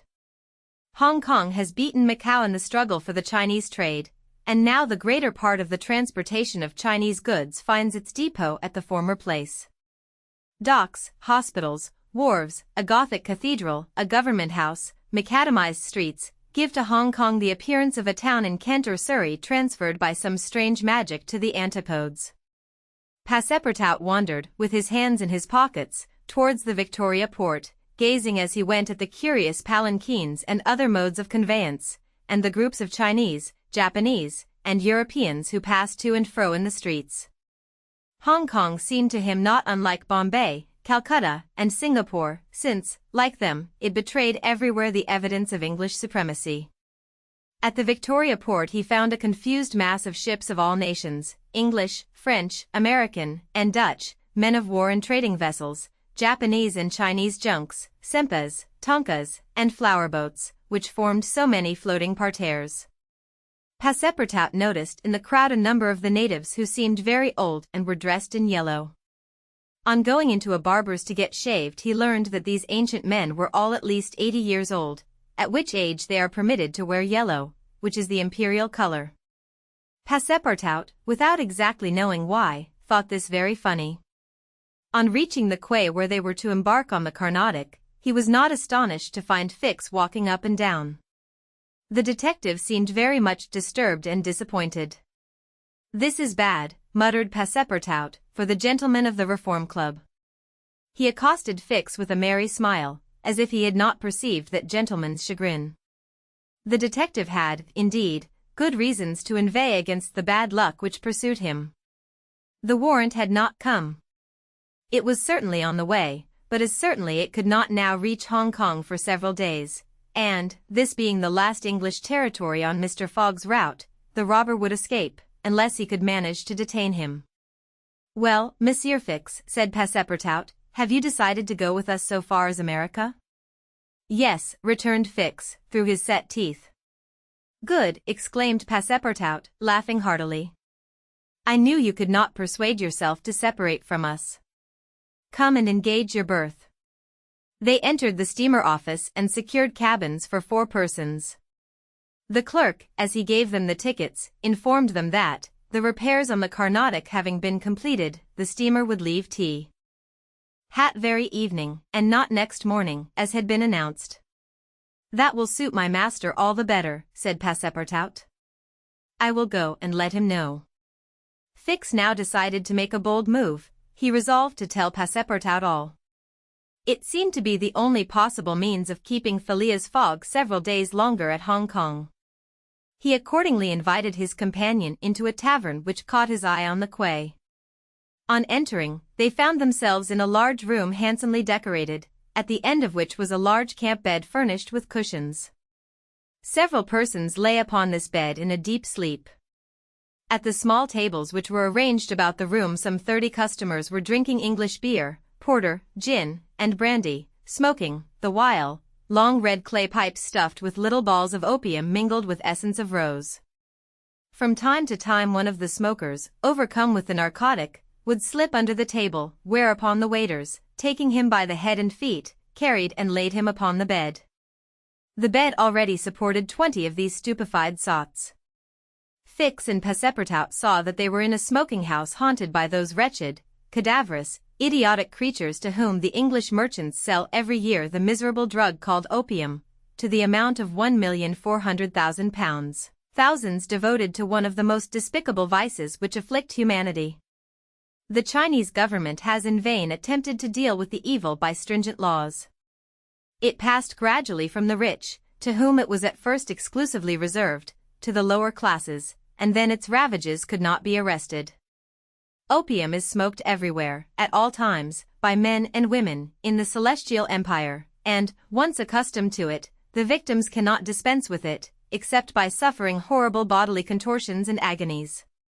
A great smoker can smoke as many as 8 pipes a day, but he dies in 5 years.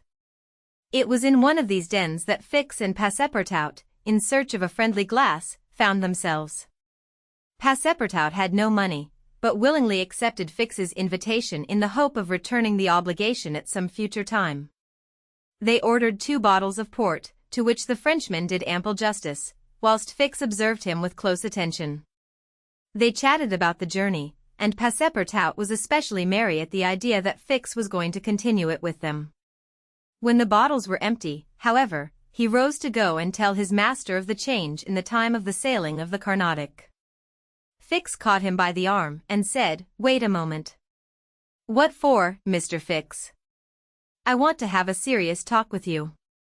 "A serious talk," cried Passepartout, drinking up the little wine that was left in the bottom of his glass. "Well, we'll talk about it tomorrow, I haven't time now." "Stay. What I have to say concerns your master." Passepartout, at this, looked attentively at his companion. Fix's face seemed to have a singular expression. He resumed his seat. "What is it that you have to say?" Fix placed his hand upon Passepartout's arm and, lowering his voice, said, "You have guessed who I am?" "Parbleu," said Passepartout, smiling. "Then I'm going to tell you everything, now that I know everything, my friend." "Ah. That's very good. But go on, go on. First, though, let me tell you that those gentlemen have put themselves to a useless expense." "Useless," said Fix. "You speak confidently. It's clear that you don't know how large the sum is." "Of course I do," returned Passepartout. £20,000. "55,000, answered Fix, pressing his companion's hand. "What?" cried the Frenchman. "Has Monsieur Fogg dared £55,000? Well, there's all the more reason for not losing an instant," he continued, getting up hastily. Fix pushed Passepartout back in his chair and resumed, £55,000, and if I succeed, I get £2,000. If you'll help me, I'll let you have 500 of them." "Help you?" cried Passepartout, whose eyes were standing wide open. "Yes, help me keep Mr. Fogg here for 2 or 3 days. "Why, what are you saying?" "Those gentlemen are not satisfied with following my master and suspecting his honor, but they must try to put obstacles in his way. I blush for them." "What do you mean?" "I mean that it is a piece of shameful trickery. They might as well waylay Mr. Fogg and put his money in their pockets." "That's just what we count on doing." "It's a conspiracy, then," cried Passepartout, who became more and more excited as the liquor mounted in his head, for he drank without perceiving it. "A real conspiracy. And gentlemen, too." "Bah." Fix began to be puzzled. "Members of the Reform Club," continued Passepartout. "You must know, Monsieur Fix, that my master is an honest man, and that, when he makes a wager, he tries to win it fairly." "But who do you think I am?" asked Fix, looking at him intently. "Parbleu. An agent of the members of the Reform Club, sent out here to interrupt my master's journey. But, though I found you out some time ago, I've taken good care to say nothing about it to Mr. Fogg." "He knows nothing, then?" "Nothing," replied Passepartout, again emptying his glass. The detective passed his hand across his forehead, hesitating before he spoke again. What should he do? Passepartout's mistake seemed sincere, but it made his design more difficult. It was evident that the servant was not the master's accomplice, as Fix had been inclined to suspect. "Well," said the detective to himself, "as he is not an accomplice, he will help me." He had no time to lose. Fogg must be detained at Hong Kong, so he resolved to make a clean breast of it. "Listen to me," said Fix abruptly. "I am not, as you think, an agent of the members of the Reform Club," "Bah," retorted Passepartout, with an air of raillery. "I am a police detective, sent out here by the London office." "You, a detective?" "I will prove it. Here is my commission." Passepartout was speechless with astonishment when Fix displayed this document, the genuineness of which could not be doubted. "Mr. Fogg's wager," resumed Fix, "is only a pretext, of which you and the gentlemen of the Reform are dupes. He had a motive for securing your innocent complicity." "But why?" "Listen. On the 28th of last September a robbery of £55,000 was committed at the Bank of England by a person whose description was fortunately secured. Here is his description. It answers exactly to that of Mr. Phileas Fogg. "What nonsense," cried Passepartout, striking the table with his fist. "My master is the most honorable of men. How can you tell? You know scarcely anything about him. You went into his service the day he came away, and he came away on a foolish pretext, without trunks, and carrying a large amount in banknotes. And yet you are bold enough to assert that he is an honest man." "Yes, yes," repeated the poor fellow, mechanically. "Would you like to be arrested as his accomplice?" Passepartout, overcome by what he had heard, held his head between his hands, and did not dare to look at the detective. Phileas Fogg, the savior of Ouda, that brave and generous man, a robber. And yet how many presumptions there were against him. Passepartout essayed to reject the suspicions which forced themselves upon his mind. He did not wish to believe that his master was guilty. "Well, what do you want of me?" said he, at last, with an effort. "See here," replied Fix, "I have tracked Mr. Fogg to this place, but as yet I have failed to receive the warrant of arrest for which I sent to London. You must help me to keep him here in Hong Kong." "But I will share with you the £2,000 reward offered by the Bank of England." "Never," replied Passepartout, who tried to rise, but fell back, exhausted in mind and body. "Mr. Fix," he stammered, "even should what you say be true, if my master is really the robber you are seeking for, which I deny, I have been and am in his service, I have seen his generosity and goodness, and I will never betray him, not for all the gold in the world. I come from a village where they don't eat that kind of bread." "You refuse?" "I refuse." "Consider that I've said nothing," said Fix, "and let us drink." "Yes, let us drink." Passepartout felt himself yielding more and more to the effects of the liquor. Fix, seeing that he must, at all hazards, be separated from his master, wished to entirely overcome him. Some pipes full of opium lay upon the table. Fix slipped one into Passepartout's hand. He took it, put it between his lips, lit it, drew several puffs, and his head, becoming heavy under the influence of the narcotic, fell upon the table. "At last," said Fix, seeing Passepartout unconscious. "Mr. Fogg will not be informed of the Carnatic's departure, and, if he is, he will have to go without this cursed Frenchman." And, after paying his bill, Fix left the tavern. The Project Gutenberg ebook of Around the World in 80 Days, by Jules Verne, Chapter 20. In which Fix comes face to face with Phileas Fogg while these events were passing at the opium house. Mr. Fogg, unconscious of the danger he was in of losing the steamer, was quietly escorting Ouda about the streets of the English quarter, making the necessary purchases for the long voyage before them. It was all very well for an Englishman like Mr. Fogg to make the tour of the world with a carpet-bag. A lady could not be expected to travel comfortably under such conditions. He acquitted his task with characteristic serenity, and invariably replied to the remonstrances of his fair companion, who was confused by his patience and generosity. "It is in the interest of my journey, a part of my program." The purchases made, they returned to the hotel, where they dined at a sumptuously served table d'hôte, after which Ouda, shaking hands with her protector after the English fashion, retired to her room for rest. Mr. Fogg absorbed himself throughout the evening in the perusal of the Times and Illustrated London News. Had he been capable of being astonished at anything, it would have been not to see his servant return at bedtime. But, knowing that the steamer was not to leave for Yokohama until the next morning, he did not disturb himself about the matter. When Passepartout did not appear the next morning to answer his master's bell, Mr. Fogg, not betraying the least vexation, contented himself with taking his carpet-bag, calling Ouda, and sending for a palanquin. It was then 8 o'clock. At 9:30, it being then high tide, the Carnatic would leave the harbor. Mr. Fogg and Ouda got into the palanquin, their luggage being brought after on a wheelbarrow, and half an hour later stepped upon the quay whence they were to embark. Mr. Fogg then learned that the Carnatic had sailed the evening before. He had expected to find not only the steamer, but his domestic, and was forced to give up both, but no sign of disappointment appeared on his face, and he merely remarked to Ouda, "It is an accident, madam, nothing more."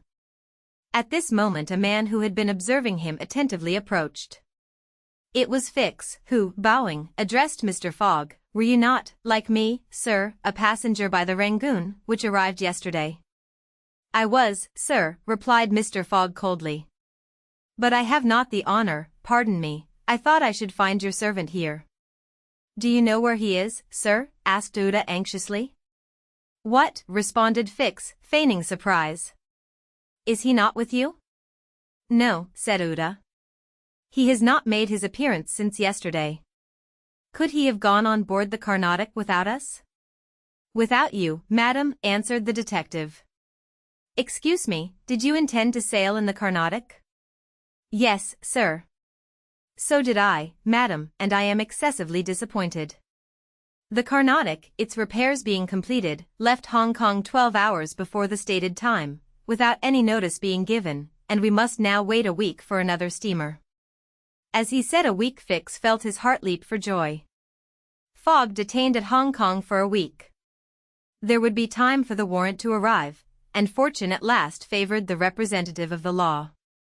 His horror may be imagined when he heard Mr. Fogg say, in his placid voice, but there are other vessels besides the Carnatic, it seems to me, in the harbor of Hong Kong. And, offering his arm to Oda, he directed his steps toward the docks in search of some craft about to start. Fix, stupefied, followed. It seemed as if he were attached to Mr. Fogg by an invisible thread. Chance, however, appeared really to have abandoned the man it had hitherto served so well. For 3 hours Phileas Fogg wandered about the docks, with the determination, if necessary, to charter a vessel to carry him to Yokohama, but he could only find vessels which were loading or unloading, and which could not therefore set sail. Fix began to hope again. But Mr. Fogg, far from being discouraged, was continuing his search, resolved not to stop if he had to resort to Macau, when he was accosted by a sailor on one of the wharves. Is your honor looking for a boat? Have you a boat ready to sail? Yes, your honor, a pilot boat, number 43, the best in the harbor. Does she go fast? Between 8 and 9 knots the hour. Will you look at her? Yes. Your honor will be satisfied with her. Is it for a sea excursion? No, for a voyage. A voyage? Yes, will you agree to take me to Yokohama? The sailor leaned on the railing, opened his eyes wide, and said, Is your honor joking? No. I have missed the Carnatic, and I must get to Yokohama by the 14th at the latest, to take the boat for San Francisco. I am sorry, said the sailor, but it is impossible. I offer you £100 per day, and an additional reward of £200 if I reach Yokohama in time. Are you in earnest? Very much so. The pilot walked away a little distance, and gazed out to sea, evidently struggling between the anxiety to gain a large sum and the fear of venturing so far. Fix was in mortal suspense. Mr. Fogg turned to Oda and asked her, You would not be afraid, would you, madam? Not with you, Mr. Fogg, was her answer. The pilot now returned, shuffling his hat in his hands. Well, pilot, said Mr. Fogg. Well, your honor, replied he, I could not risk myself, my men, or my little boat of scarcely 20 tons on so long a voyage at this time of year. Besides, we could not reach Yokohama in time, for it is 1,660 miles from Hong Kong. Only 1,600, said Mr. Fogg. It's the same thing. Fix breathed more freely. But, added the pilot, it might be arranged another way. Fix ceased to breathe at all. How? Asked Mr. Fogg. By going to Nagasaki, at the extreme south of Japan, or even to Shanghai, which is only 800 miles from here. In going to Shanghai we should not be forced to sail wide of the Chinese coast, which would be a great advantage, as the currents run northward, and would aid us. Pilot, said Mr. Fogg, I must take the American steamer at Yokohama, and not at Shanghai or Nagasaki. Why not? Returned the pilot. The San Francisco steamer does not start from Yokohama. It puts in at Yokohama and Nagasaki, but it starts from Shanghai. You are sure of that? Perfectly. And when does the boat leave Shanghai? On the 11th, at 7 in the evening. We have, therefore, 4 days before us, that is 96 hours, and in that time, if we had good luck and a southwest wind, and the sea was calm, we could make those 800 miles to Shanghai. And you could go, in an hour, as soon as provisions could be got aboard and the sails put up. It is a bargain. Are you the master of the boat? Yes, John Bunsby, master of the Tankadere. Would you like some earnest money? If it would not put your honor out, here are £200 on account, sir, add. Ed Phileas Fogg, turning to Fix, if you would like to take advantage, thanks, sir, I was about to ask the favor. Very well. In half an hour we shall go on board. But poor Passepartout, urged Ouda, who was much disturbed by the servant's disappearance. I shall do all I can to find him, replied Phileas Fogg. While Fix, in a feverish, nervous state, repaired to the pilot boat, the others directed their course to the police station at Hong Kong. Phileas Fogg there gave Passepartout's description, and left a sum of money to be spent in the search for him.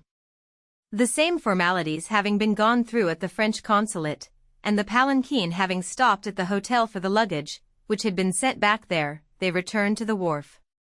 It was now 3 o'clock, and pilot boat number 43, with its crew on board, and its provisions stored away, was ready for departure. The Tankadere was a neat little craft of 20 tons, as gracefully built as if she were a racing yacht. Her shining copper sheathing, her galvanized ironwork, her deck, white as ivory, betrayed the pride taken by John Bunsby in making her presentable. Her 2 masts leaned a trifle backward, she carried brigantine, foresail, storm jib, and standing jib, and was well rigged for running before the wind, and she seemed capable of brisk speed, which, indeed, she had already proved by gaining several prizes in pilot boat races. The crew of the Tankadere was composed of John Bunsby, the master, and 4 hardy mariners, who were familiar with the Chinese seas. John Bunsby, himself, a man of 45 or thereabouts, vigorous, sunburnt, with a sprightly expression of the eye, and energetic and self-reliant countenance, would have inspired confidence in the most timid. Phileas Fogg and Ouda went on board, where they found Fix already installed. Below deck was a square cabin, of which the walls bulged out in the form of cots, above a circular divan. In the center was a table provided with a swinging lamp. The accommodation was confined, but neat. I am sorry to have nothing better to offer you, said Mr. Fogg to Fix, who bowed without responding. The detective had a feeling akin to humiliation in profiting by the kindness of Mr. Fogg. It's certain, thought he, though rascal as he is a polite one. The sails and the English flag were hoisted at 10 minutes past 3. Mr. Fogg and Ouda, who were seated on deck, cast a last glance at the quay, in the hope of espying Passepartout. Fix was not without his fears lest chance should direct the steps of the unfortunate servant, whom he had so badly treated, in this direction, in which case an explanation the reverse of satisfactory to the detective must have ensued. But the Frenchman did not appear, and, without doubt, was still lying under the stupefying influence of the opium. John Bunsby, master, at length gave the order to start, and the Tankadere, taking the wind under her brigantine, foresail, and standing jib, bounded briskly forward over the waves.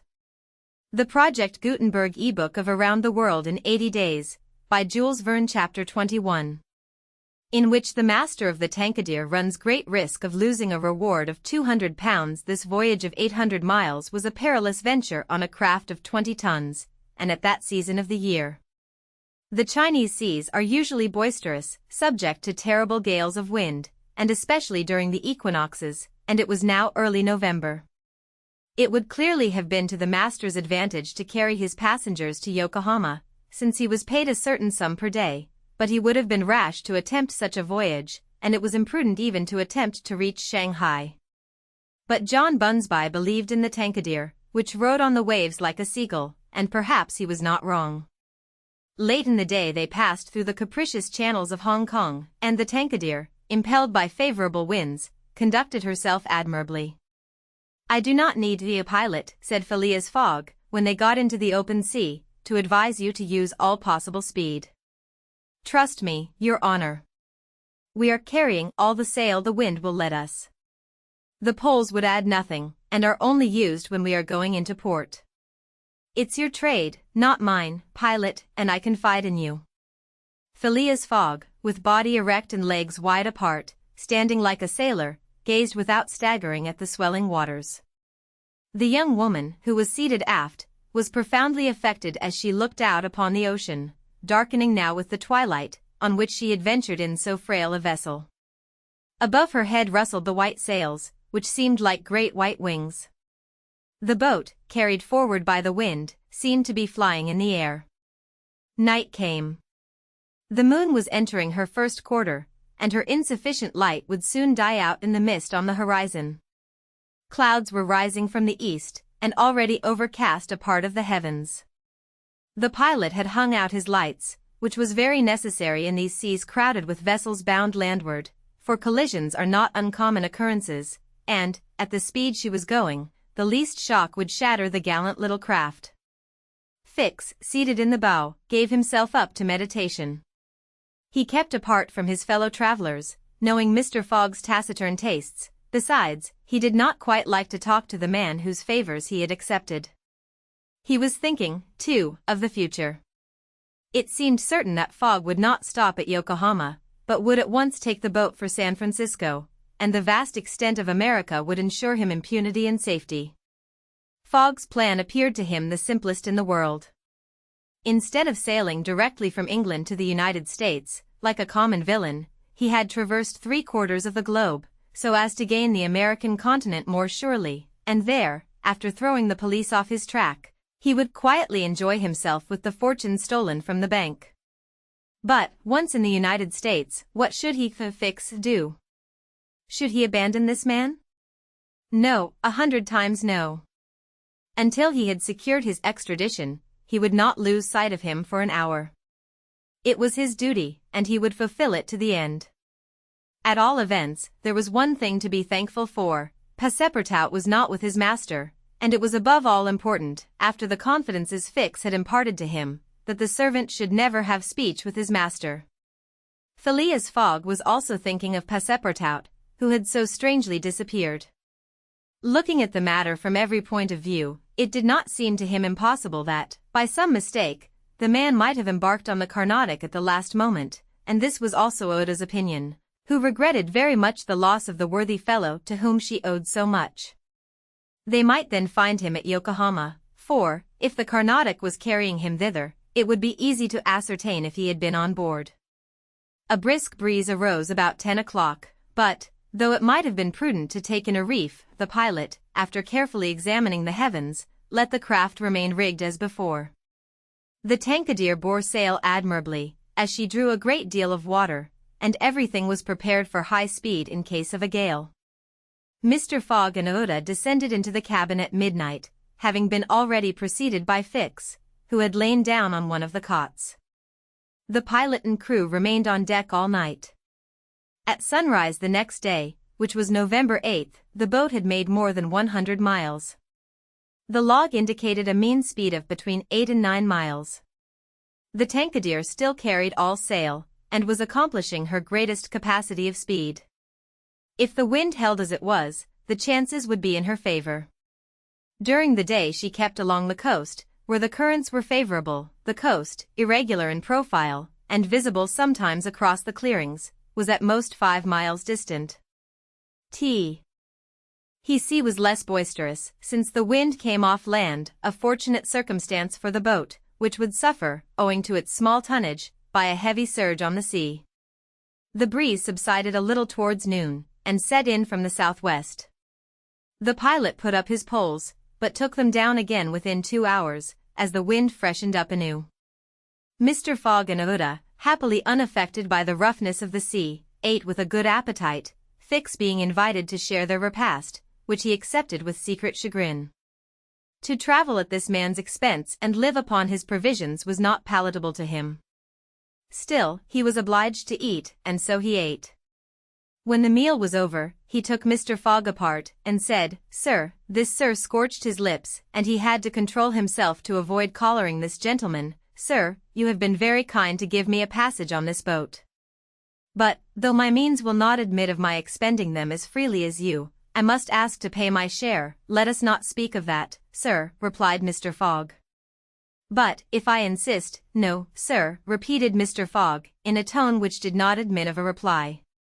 This enters into my general expenses.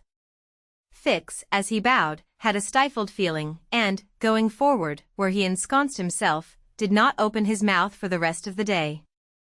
Meanwhile they were progressing famously, and John Bunsby was in high hope. He several times assured Mr. Fogg that they would reach Shanghai in time, to which that gentleman responded that he counted upon it. The crew set to work in good earnest, inspired by the reward to be gained. There was not a sheet which was not tightened, not a sail which was not vigorously hoisted, not a lurch could be charged to the man at the helm. They worked as desperately as if they were contesting in a royal yacht regatta. By evening, the log showed that 220 miles had been accomplished from Hong Kong, and Mr. Fogg might hope that he would be able to reach Yokohama without recording any delay in his journal, in which case, the many misadventures which had overtaken him since he left London would not seriously affect his journey. The Tankadere entered the Straits of Fokien, which separate the island of Formosa from the Chinese coast, in the small hours of the night, and crossed the Tropic of Cancer. The sea was very rough in the straits, full of eddies formed by the countercurrents, and the chopping waves broke her course, whilst it became very difficult to stand on deck. At daybreak the wind began to blow hard again, and the heavens seemed to predict a gale. The barometer announced a speedy change, the mercury rising and falling capriciously. The sea also, in the southeast, raised long surges which indicated a tempest. The sun had set the evening before in a red mist, in the midst of the phosphorescent scintillations of the ocean. John Bunsby long examined the threatening aspect of the heavens, muttering indistinctly between his teeth. At last he said in a low voice to Mr. Fogg, "Shall I speak out to your honor?" "Of course." "Well, we are going to have a squall." "Is the wind north or south?" asked Mr. Fogg quietly. "South." "Look. A typhoon is coming up." "Glad it's a typhoon from the south, for it will carry us forward." "Oh, if you take it that way," said John Bunsby, "I've nothing more to say." John Bunsby's suspicions were confirmed. At a less advanced season of the year the typhoon, according to a famous meteorologist, would have passed away like a luminous cascade of electric flame, but in the winter equinox it was to be feared that it would burst upon them with great violence. The pilot took his precautions in advance. He reefed all sail, the polemasts were dispensed with, all hands went forward to the bows. A single triangular sail, of strong canvas, was hoisted as a storm jib, so as to hold the wind from behind. Then they waited. John Bunsby had requested his passengers to go below, but this imprisonment in so narrow a space, with little air, and the boat bouncing in the gale, was far from pleasant. Neither Mr. Fogg, Fix, nor Oda consented to leave the deck.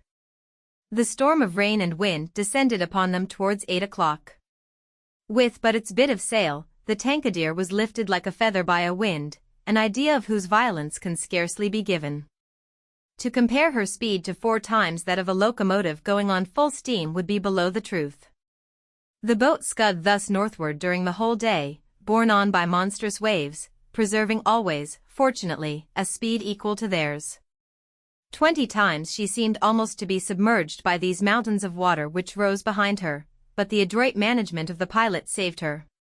The passengers were often bathed in spray, but they submitted to it philosophically. Fix cursed it, no doubt, but Uda, with her eyes fastened upon her protector, whose coolness amazed her, showed herself worthy of him, and bravely weathered the storm. As for Phileas Fogg, it seemed just as if the typhoon were a part of his program. Up to this time the Tankadere had always held her course to the north, but towards evening the wind, veering 3/4, bore down from the northwest. The boat, now lying in the trough of the waves, shook and rolled terribly. The sea struck her with fearful violence. At night the tempest increased in violence. John Bunsby saw the approach of darkness and the rising of the storm with dark misgivings. He thought a while, and then asked his crew if it was not time to slacken speed. After a consultation he approached Mr. Fogg, and said, "I think, Your Honor, that we should do well to make for one of the ports on the coast." "I think so too." "Ah," said the pilot. "But which one?" I know of but one, returned Mr. Fogg tranquilly. And that is Shanghai. The pilot, at first, did not seem to comprehend. He could scarcely realize so much determination and tenacity. Then he cried, "Well, yes. Your honor is right. To Shanghai." So the Tankadere kept steadily on her northward track. The night was really terrible. It would be a miracle if the craft did not founder. Twice it could have been all over with her if the crew had not been constantly on the watch. Oda was exhausted, but did not utter a complaint. More than once Mr. Fogg rushed to protect her from the violence of the waves. Day reappeared. The tempest still raged with undiminished fury, but the wind now returned to the southeast. It was a favorable change, and the Tankadere again bounded forward on this mountainous sea, though the waves crossed each other, and imparted shocks and countershocks which would have crushed a craft less solidly built. From time to time the coast was visible through the broken mist, but no vessel was in sight. The Tankadere was alone upon the sea. There were some signs of a calm at noon, and these became more distinct as the sun descended toward the horizon. The tempest had been as brief as terrific. The passengers, thoroughly exhausted, could now eat a little and take some repose. The night was comparatively quiet. Some of the sails were again hoisted, and the speed of the boat was very good. The next morning at dawn they espied the coast, and John Bunsby was able to assert that they were not 100 miles from Shanghai. 100 miles, and only one day to traverse them. That very evening Mr. Fogg was due at Shanghai, if he did not wish to miss the steamer to Yokohama. Had there been no storm, during which several hours were lost, they would be at this moment within 30 miles of their destination. The wind grew decidedly calmer, and happily the sea fell with it. All sails were now hoisted, and at noon the Tankadere was within 45 miles of Shanghai. There remained yet 6 hours in which to accomplish that distance. All on board feared that it could not be done, and every one, Phileas Fogg, no doubt, excepted, felt his heart beat with impatience. The boat must keep up an average of 9 miles an hour, and the wind was becoming calmer every moment. It was a capricious breeze, coming from the coast, and after it passed the sea became smooth. Still, the Tankadere was so light, and her fine sails caught the fickle zephyrs so well, that, with the aid of the currents John Bunsby found himself at 6 o'clock not more than 10 miles from the mouth of Shanghai River. Shanghai itself is situated at least 12 miles up the stream. At 7 they were still 3 miles from Shanghai. The pilot swore an angry oath. The reward of £200 was evidently on the point of escaping him. He looked at Mr. Fogg. Mr. Fogg was perfectly tranquil, and yet his whole fortune was at this moment at stake. At this moment, also, a long black funnel, crowned with wreaths of smoke, appeared on the edge of the waters. It was the American steamer, leaving for Yokohama at the appointed time. "Confound her," cried John Bunsby, pushing back the rudder with a desperate jerk. "Signal her," said Phileas Fogg quietly. A small brass cannon stood on the forward deck of the Tankadere, for making signals in the fogs. It was loaded to the muzzle, but just as the pilot was about to apply a red-hot coal to the touch-hole, Mr. Fogg said, "Hoist your flag." The flag was run up at half-mast, and, this being the signal of distress, it was hoped that the American steamer, perceiving it, would change her course a little, so as to succor the pilot boat. "Fire," said Mr. Fogg. And the booming of the little cannon resounded in the air. The Project Gutenberg ebook of Around the World in 80 Days, by Jules Verne Chapter 22. In which Passepartout finds out that, even at the antipodes, it is convenient to have some money in one's pocket. The Carnatic, setting sail from Hong Kong at 6:30 on the 7th of November, directed her course at full steam towards Japan. She carried a large cargo and a well-filled cabin of passengers. 2 staterooms in the rear were, however, unoccupied, those which had been engaged by Phileas Fogg. The next day a passenger with a half-stupefied eye, staggering gait, and disordered hair, was seen to emerge from the second cabin, and to totter to a seat on deck. It was Passepartout, and what had happened to him was as follows. Shortly after Fix left the opium den, 2 waiters had lifted the unconscious Passepartout and had carried him to the bed reserved for the smokers. 3 hours later, pursued even in his dreams by a fixed idea, the poor fellow awoke and struggled against the stupefying influence of the narcotic. The thought of a duty unfulfilled shook off his torpor, and he hurried from the abode of drunkenness. Staggering and holding himself up by keeping against the walls, falling down and creeping up again, and irresistibly impelled by a kind of instinct, he kept crying out, "The Carnatic, the Carnatic." The steamer lay puffing alongside the quay, on the point of starting.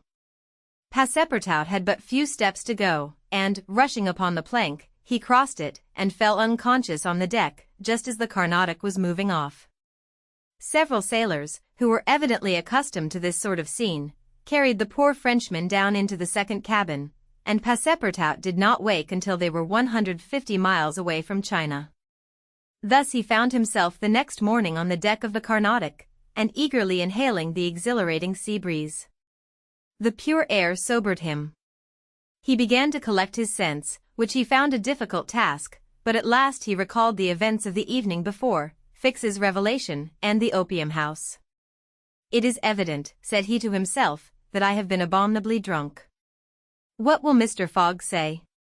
At least I have not missed the steamer, which is the most important thing." Then, as Fix occurred to him, "As for that rascal, I hope we are well rid of him, and that he has not dared, as he proposed, to follow us on board the Carnatic. A detective on the track of Mr. Fogg, accused of robbing the Bank of England. Pshaw! Mr. Fogg is no more a robber than I am a murderer.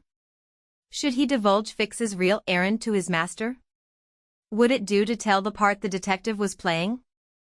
Would it not be better to wait until Mr. Fogg reached London again, and then impart to him that an agent of the Metropolitan Police had been following him round the world, and have a good laugh over it? No doubt, at least, it was worth considering. The first thing to do was to find Mr. Fogg, and apologize for his singular behavior. Passepartout got up and proceeded, as well as he could with the rolling of the steamer, to the afterdeck. He saw no one who resembled either his master or Ouida. "Good," muttered he, "Ouida has not got up yet, and Mr. Fogg has probably found some partners at whist." He descended to the saloon. Mr. Fogg was not there. Passepartout had only, however, to ask the purser the number of his master's stateroom. The purser replied that he did not know any passenger by the name of Fogg. "I beg your pardon," said Passepartout persistently. "He is a tall gentleman, quiet and not very talkative, and has with him a young lady." "There is no young lady on board," interrupted the purser. "Here is a list of the passengers, you may see for yourself." Passepartout scanned the list, but his master's name was not upon it. All at once an idea struck him. "Ah! Am I on the Carnatic?" "Yes." "On the way to Yokohama?" "Certainly." Passepartout had for an instant feared that he was on the wrong boat, but, though he was really on the Carnatic, his master was not there. He fell thunderstruck on a seat. He saw it all now. He remembered that the time of sailing had been changed, that he should have informed his master of that fact, and that he had not done so. It was his fault, then, that Mr. Fogg and Ouida had missed the steamer.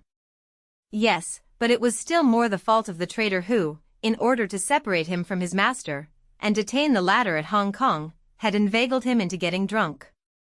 He now saw the detective's trick, and at this moment Mr. Fogg was certainly ruined, his bet was lost, and he himself perhaps arrested and imprisoned. At this thought Passepartout tore his hair. Ah, if Fix ever came within his reach, what a settling of accounts there would be. After his first depression, Passepartout became calmer, and began to study his situation. It was certainly not an enviable one. He found himself on the way to Japan, and what should he do when he got there? His pocket was empty, he had not a solitary shilling, not so much as a penny. His passage had fortunately been paid for in advance, and he had 5 or 6 days in which to decide upon his future course. He fell to at meals with an appetite, and ate for Mr. Fogg, Ouida, and himself. He helped himself as generously as if Japan were a desert, where nothing to eat was to be looked for. At dawn on the 13th, the Carnatic entered the port of Yokohama. This is an important port of call in the Pacific, where all the mail steamers, and those carrying travelers between North America, China, Japan, and the Oriental Islands put in. It is situated in the Bay of Yedo, and at but a short distance from that second capital of the Japanese Empire, and the residence of the Tycoon, the civil emperor, before the Mikado, the spiritual emperor, absorbed his office in his own. The Carnatic anchored at the quay near the custom house, in the midst of a crowd of ships bearing the flags of all nations. Passepartout went timidly ashore on this so curious territory of the Sons of the Sun. He had nothing better to do than, taking chance for his guide, to wander aimlessly through the streets of Yokohama. He found himself at first in a thoroughly European quarter, the houses having low fronts, and being adorned with verandas, beneath which he caught glimpses of neat peristyles. This quarter occupied, with its streets, squares, docks, and warehouses, all the space between the promontory of the treaty and the river. Here, as at Hong Kong and Calcutta, were mixed crowds of all races, Americans and English, Chinamen and Dutchmen, mostly merchants ready to buy or sell anything. The Frenchman felt himself as much alone among them as if he had dropped down in the midst of Hottentots. He had, at least, one resource, to call on the French and English consuls at Yokohama for assistance. But he shrank from telling the story of his adventures, intimately connected as it was with that of his master, and, before doing so, he determined to exhaust all other means of aid. As chance did not favor him in the European quarter, he penetrated that inhabited by the native Japanese, determined, if necessary, to push on to Yedo. The Japanese quarter of Yokohama is called Benten, after the goddess of the sea, who is worshipped on the islands round about. There Passepartout beheld beautiful fir and cedar groves, sacred gates of a singular architecture, bridges half hid in the midst of bamboos and reeds, temples shaded by immense cedar trees, holy retreats where were sheltered Buddhist priests and sectaries of Confucius, and interminable streets, where a perfect harvest of rose-tinted and red-cheeked children, who looked as if they had been cut out of Japanese screens, and who were playing in the midst of short-legged poodles and yellowish cats, might have been gathered. The streets were crowded with people. Priests were passing in processions, beating their dreary tambourines, police and custom-house officers with pointed hats encrusted with lac and carrying two sabers hung to their waists, soldiers, clad in blue cotton with white stripes, and bearing guns, the Mikado's guards, enveloped in silken doubles, hauberks and coats of mail, and numbers of military folk of all ranks, for the military profession is as much respected in Japan as it is despised in China, went hither and thither in groups and pairs. Passepartout saw, too, begging friars, long-robed pilgrims, and simple civilians, with their warped and jet-black hair, big heads, long busts, slender legs, short stature, and complexions varying from copper color to a dead white, but never yellow, like the Chinese, from whom the Japanese widely differ. He did not fail to observe the curious equipages, carriages and palanquins, barrows supplied with sails, and litters made of bamboo, nor the women, whom he thought not especially handsome, who took little steps with their little feet, whereon they wore canvas shoes, straw sandals, and clogs of worked wood, and who displayed tight-looking eyes, flat chests, teeth fashionably blackened, and gowns crossed with silken scarfs, tied in an enormous knot behind an ornament which the modern Parisian ladies seemed to have borrowed from the dames of Japan. Passepartout wandered for several hours in the midst of this motley crowd, looking in at the windows of the rich and curious shops, the jewelry establishments glittering with quaint Japanese ornaments, the restaurants decked with streamers and banners, the tea houses, where the odorous beverage was being drunk with sake, a liquor concocted from the fermentation of rice, and the comfortable smoking houses, where they were puffing, not opium, which is almost unknown in Japan, but a very fine, stringy tobacco. He went on till he found himself in the fields, in the midst of vast rice plantations. There he saw dazzling camellias expanding themselves, with flowers which were giving forth their last colors and perfumes, not on bushes, but on trees, and within bamboo enclosures, cherry, plum, and apple trees, which the Japanese cultivate rather for their blossoms than their fruit, and which queerly fashioned, grinning scarecrows protected from the sparrows, pigeons, ravens, and other voracious birds. On the branches of the cedars were perched large eagles, amid the foliage of the weeping willows were herons, solemnly standing on one leg, and on every hand were crows, ducks, hawks, wild birds, and a multitude of cranes, which the Japanese consider sacred, and which to their minds symbolize long life and prosperity. As he was strolling along, Passepartout espied some violets among the shrubs. "Good," said he, "I'll have some supper." But, on smelling them, he found that they were odorless. No chance there, thought he. The worthy fellow had certainly taken good care to eat as hearty a breakfast as possible before leaving the Carnatic, but, as he had been walking about all day, the demands of hunger were becoming importunate. He observed that the butcher's stalls contained neither mutton, goat, nor pork, and, knowing also that it is a sacrilege to kill cattle, which are preserved solely for farming, he made up his mind that meat was far from plentiful in Yokohama. Nor was he mistaken, and, in default of butcher's meat, he could have wished for a quarter of wild boar or deer, a partridge, or some quails, some game or fish, which, with rice, the Japanese eat almost exclusively. But he found it necessary to keep up a stout heart, and to postpone the meal he craved till the following morning. Night came, and Passepartout re-entered the native quarter, where he wandered through the streets, lit by vari-colored lanterns, looking on at the dancers, who were executing skillful steps and boundings, and the astrologers who stood in the open air with their telescopes. Then he came to the harbor, which was lit up by the resin torches of the fishermen, who were fishing from their boats. The streets at last became quiet, and the patrol, the officers of which, in their splendid costumes, and surrounded by their suites, Passepartout thought seemed like ambassadors, succeeded the bustling crowd. Each time a company passed, Passepartout chuckled, and said to himself, "Good. Another Japanese embassy departing for Europe." The Project Gutenberg ebook of Around the World in 80 Days, by Jules Verne Chapter 23. In which Passepartout's nose becomes outrageously long the next morning. Poor, jaded, famished Passepartout said to himself that he must get something to eat at all hazards, and the sooner he did so the better. He might, indeed, sell his watch, but he would have starved first. Now or never he must use the strong, if not melodious voice which nature had bestowed upon him. He knew several French and English songs, and resolved to try them upon the Japanese, who must be lovers of music, since they were forever pounding on their cymbals, tam-tams, and tambourines, and could not but appreciate European talent. It was, perhaps, rather early in the morning to get up a concert, and the audience, prematurely aroused from their slumbers, might not possibly pay their entertainer with coin bearing the Mikado's features.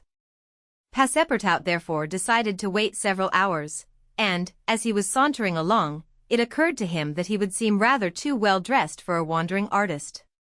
The idea struck him to change his garments for clothes more in harmony with his project, by which he might also get a little money to satisfy the immediate cravings of hunger. The resolution taken, it remained to carry it out. It was only after a long search that Passepartout discovered a native dealer in old clothes, to whom he applied for an exchange. The man liked the European costume, and ere long Passepartout issued from his shop accoutred in an old Japanese coat, and a sort of one-sided turban, faded with long use. A few small pieces of silver, moreover, jingled in his pocket. "Good," thought he. "I will imagine I am at the carnival." His first care, after being thus Japanesed, was to enter a tea-house of modest appearance, and, upon half a bird and a little rice, to breakfast like a man for whom dinner was as yet a problem to be solved. "Now," thought he, when he had eaten heartily, "I mustn't lose my head. I can't sell this costume again for one still more Japanese. I must consider how to leave this country of the sun, of which I'll not retain the most delightful of memories, as quickly as possible." It occurred to him to visit the steamers which were about to leave for America. He would offer himself as a cook or servant, in payment of his passage and meals. Once at San Francisco, he would find some means of going on. The difficulty was, how to traverse the 4,700 miles of the Pacific which lay between Japan and the New World. Passepartout was not the man to let an idea go begging, and directed his steps towards the docks. But, as he approached them, his project, which at first had seemed so simple, began to grow more and more formidable to his mind. What need would they have of a cook or servant on an American steamer, and what confidence would they put in him, dressed as he was? What references could he give? As he was reflecting in this wise, his eyes fell upon an immense placard which a sort of clown was carrying through the streets. This placard, which was in English, read as follows: Acrobatic Japanese Troupe, Honorable William Batulker, Proprietor, last representations, prior to their departure to the United States, of the Long Noses. Long Noses. Under the direct patronage of the god Tingu. Great attraction. The United States, said Passepartout, that's just what I want. He followed the clown, and soon found himself once more in the Japanese quarter. A quarter of an hour later he stopped before a large cabin, adorned with several clusters of streamers, the exterior walls of which were designed to represent, in violent colors and without perspective, a company of jugglers. This was the Honorable William Batulker's establishment. That gentleman was a sort of Barnum, the director of a troupe of mountebanks, jugglers, clowns, acrobats, equilibrists, and gymnasts, who, according to the placard, was giving his last performances before leaving the Empire of the Sun for the States of the Union. Passepartout entered and asked for Mr. Batulker, who straightway appeared in person. What do you want? Said he to Passepartout, whom he at first took for a native. Would you like a servant, sir? Asked Passepartout. A servant, cried Mr. Batulker, caressing the thick grey beard which hung from his chin. I already have two who are obedient and faithful, have never left me, and serve me for their nourishment, and here they are, added he, holding out his two robust arms, furrowed with veins as large as the strings of a bass viol. So I can be of no use to you? None. The devil. I should so like to cross the Pacific with you. Ah, said the Honorable Mr. Batulker. You are no more a Japanese than I am a monkey. Who are you dressed up in that way? A man dresses as he can. That's true. You are a Frenchman, aren't you? Yes, a Parisian of Paris. Then you ought to know how to make grimaces? Why, replied Passepartout, a little vexed that his nationality should cause this question, we Frenchmen know how to make grimaces, it is true, but not any better than the Americans do. True. Well, if I can't take you as a servant, I can as a clown. You see, my friend, in France they exhibit foreign clowns, and in foreign parts French clowns. Ah. You are pretty strong, eh? Especially after a good meal. And you can sing? Yes, returned Passepartout, who had formerly been wont to sing in the streets. But can you sing standing on your head, with a top spinning on your left foot, and a saber balanced on your right? Humph. I think so, replied Passepartout, recalling the exercises of his younger days. Well, that's enough, said the Honorable William Batulker. The engagement was concluded there and then. Passepartout had at last found something to do. He was engaged to act in the celebrated Japanese troupe. It was not a very dignified position, but within a week he would be on his way to San Francisco. The performance, so noisily announced by the Honorable Mr. Batulker, was to commence at 3 o'clock, and soon the deafening instruments of a Japanese orchestra resounded at the door. Passepartout, though he had not been able to study or rehearse a part, was designated to lend the aid of his sturdy shoulders in the great exhibition of the human pyramid, executed by the long noses of the god Tingu. This great attraction was to close the performance. Before 3 o'clock the large shed was invaded by the spectators, comprising Europeans and natives, Chinese and Japanese, men, women and children, who precipitated themselves upon the narrow benches and into the boxes opposite the stage. The musicians took up a position inside, and were vigorously performing on their gongs, tam-tams, flutes, bones, tambourines, and immense drums. The performance was much like all acrobatic displays, but it must be confessed that the Japanese are the first equilibrists in the world. One, with a fan and some bits of paper, performed the graceful trick of the butterflies and the flowers, another traced in the air, with the odorous smoke of his pipe, a series of blue words, which composed a compliment to the audience, while a third juggled with some lighted candles, which he extinguished successively as they passed his lips, and relit again without interrupting for an instant his juggling. Another reproduced the most singular combinations with a spinning top. In his hands the revolving tops seemed to be animated with a life of their own in their interminable whirling. They ran over pipe stems, the edges of sabers, wires and even hairs stretched across the stage. They turned around on the edges of large glasses, crossed bamboo ladders, dispersed into all the corners, and produced strange musical effects by the combination of their various pitches of tone. The jugglers tossed them in the air, threw them like shuttlecocks with wooden battledores, and yet they kept on spinning. They put them into their pockets, and took them out still whirling as before. It is useless to describe the astonishing performances of the acrobats and gymnasts. The turning on ladders, poles, balls, barrels, and was executed with wonderful precision. But the principal attraction was the exhibition of the long noses, a show to which Europe is as yet a stranger. The long noses form a peculiar company, under the direct patronage of the god Tingu. Attired after the fashion of the Middle Ages, they bore upon their shoulders a splendid pair of wings, but what especially distinguished them was the long noses which were fastened to their faces, and the uses which they made of them. These noses were made of bamboo, and were 5, 6, and even 10 feet long, some straight, others curved, some ribboned, and some having imitation warts upon them. It was upon these appendages, fixed tightly on their real noses, that they performed their gymnastic exercises. A dozen of these sectaries of Tinga lay flat upon their backs, while others, dressed to represent lightning rods, came and frolicked on their noses, jumping from one to another, and performing the most skillful leapings and somersaults. As a last scene, a human pyramid had been announced, in which 50 long noses were to represent the carved juggernaut. But, instead of forming a pyramid by mounting each other's shoulders, the artists were to group themselves on top of the noses. It happened that the performer who had hitherto formed the base of the car had quitted the troupe, and as, to fill this part, only strength and adroitness were necessary, Passepartout had been chosen to take his place. The poor fellow really felt sad when, melancholy reminiscence of his youth, he donned his costume, adorned with vari-colored wings, and fastened to his natural feature a false nose 6 feet long. But he cheered up when he thought that this nose was winning him something to eat.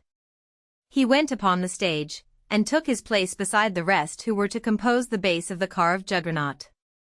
They all stretched themselves on the floor, their noses pointing to the ceiling. A second group of artists disposed themselves on these long appendages, then a third above these, then a fourth, until a human monument reaching to the very cornices of the theater soon arose on top of the noses. This elicited loud applause, in the midst of which the orchestra was just striking up a deafening air. When the pyramid tottered, the balance was lost, one of the lower noses vanished from the pyramid, and the human monument was shattered like a castle built of cards. It was Passepartout's fault. Abandoning his position, clearing the footlights without the aid of his wings, and, clambering up to the right-hand gallery, he fell at the feet of one of the spectators, crying, "Ah, my master! My master! You here?" "Myself." "Very well, then let us go to the steamer, young man." Mr. Fogg, Oda, and Passepartout passed through the lobby of the theater to the outside, where they encountered the Honorable Mr. Batulcar, furious with rage. He demanded damages for the breakage of the pyramid, and Phileas Fogg appeased him by giving him a handful of banknotes. At 6:30, the very hour of departure, Mr. Fogg and Oda, followed by Passepartout, who in his hurry had retained his wings, and nose 6 feet long, stepped upon the American steamer. The Project Gutenberg ebook of Around the World in 80 Days, by Jules Verne. Chapter 24. During which Mr. Fogg and party crossed the Pacific Ocean. What happened when the pilot boat came in sight of Shanghai will be easily guessed. The signals made by the Tankadier had been seen by the captain of the Yokohama steamer, who, being the flag at half-mast, had directed his course towards the little craft.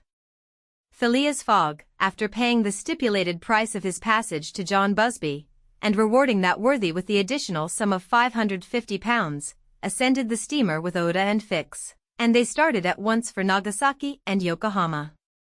They reached their destination on the morning of the 14th of November. Phileas Fogg lost no time in going on board the Carnatic, where he learned, to Oda's great delight, and perhaps to his own, though he betrayed no emotion, that Passepartout, a Frenchman, had really arrived on her the day before. The San Francisco steamer was announced to leave that very evening, and it became necessary to find Passepartout, if possible, without delay. Mr. Fogg applied in vain to the French and English consuls, and, after wandering through the streets a long time, began to despair of finding his missing servant. Chance, or perhaps a kind of presentiment, at last led him into the Honorable Mr. Batulcar's theatre. He certainly would not have recognized Passepartout in the eccentric mountebank's costume, but the latter, lying on his back, perceived his master in the gallery. He could not help starting, which so changed the position of his nose as to bring the pyramid pell-mell upon the stage. All this Passepartout learned from Oda, who recounted to him what had taken place on the voyage from Hong Kong to Shanghai on the Tankadere, in company with one Mr. Fix. Passepartout did not change countenance on hearing this name. He thought that the time had not yet arrived to divulge to his master what had taken place between the detective and himself, and, in the account he gave of his absence, he simply excused himself for having been overtaken by drunkenness, in smoking opium at a tavern in Hong Kong. Mr. Fogg heard this narrative coldly, without a word, and then furnished his man with funds necessary to obtain clothing more in harmony with his position. Within an hour the Frenchman had cut off his nose and parted with his wings, and retained nothing about him which recalled the sectary of the god Tengu. The steamer which was about to depart from Yokohama to San Francisco belonged to the Pacific Mail Steamship Company, and was named the General Grant. She was a large paddle-wheel steamer of 2,500 tons, well-equipped and very fast. The massive walking beam rose and fell above the deck. At one end a piston rod worked up and down, and at the other was a connecting rod which, in changing the rectilinear motion to a circular one, was directly connected with the shaft of the paddles. The General Grant was rigged with 3 masts, giving a large capacity for sails, and thus materially aiding the steam power. By making 12 miles an hour, she would cross the ocean in 21 days. Phileas Fogg was therefore justified in hoping that he would reach San Francisco by the 2nd of December, New York by the 11th, and London on the 20th, thus gaining several hours on the fatal date of the 21st of December. There was a full complement of passengers on board, among them English, many Americans, a large number of coolies on their way to California, and several East Indian officers, who were spending their vacation in making the tour of the world. Nothing of moment happened on the voyage. The steamer, sustained on its large paddles, rolled but little, and the Pacific almost justified its name. Mr. Fogg was as calm and taciturn as ever. His young companion felt herself more and more attached to him by other ties than gratitude. His silent but generous nature impressed her more than she thought, and it was almost unconsciously that she yielded to emotions which did not seem to have the least effect upon her protector. Oda took the keenest interest in his plans, and became impatient at any incident which seemed likely to retard his journey. She often chatted with Passepartout, who did not fail to perceive the state of the lady's heart, and, being the most faithful of domestics, he never exhausted his eulogies of Phileas Fogg's honesty, generosity, and devotion. He took pains to calm Oda's doubts of a successful termination of the journey, telling her that the most difficult part of it had passed, that now they were beyond the fantastic countries of Japan and China, and were fairly on their way to civilized places again. A railway train from San Francisco to New York, and a transatlantic steamer from New York to Liverpool, would doubtless bring them to the end of this impossible journey round the world within the period agreed upon. On the 9th day after leaving Yokohama, Phileas Fogg had traversed exactly 1/2 of the terrestrial globe. The General Grant passed, on the 23rd of November, the 180th meridian, and was at the very antipodes of London.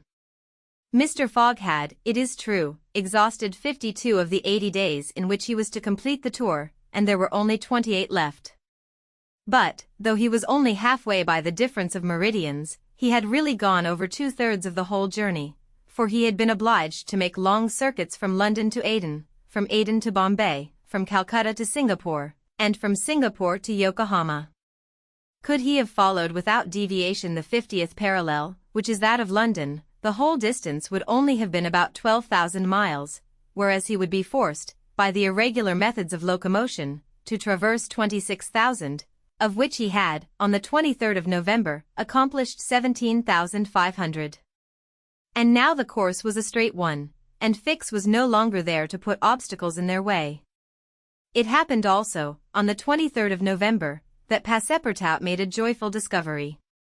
It will be remembered that the obstinate fellow had insisted on keeping his famous family watch at London time, and on regarding that of the countries he had passed through as quite false and unreliable. Now, on this day, though he had not changed the hands, he found that his watch exactly agreed with the ship's chronometers. His triumph was hilarious. He would have liked to know what Fix would say if he were aboard. "The rogue told me a lot of stories," repeated Passepartout, "about the meridians, the sun, and the moon." "Moon, indeed.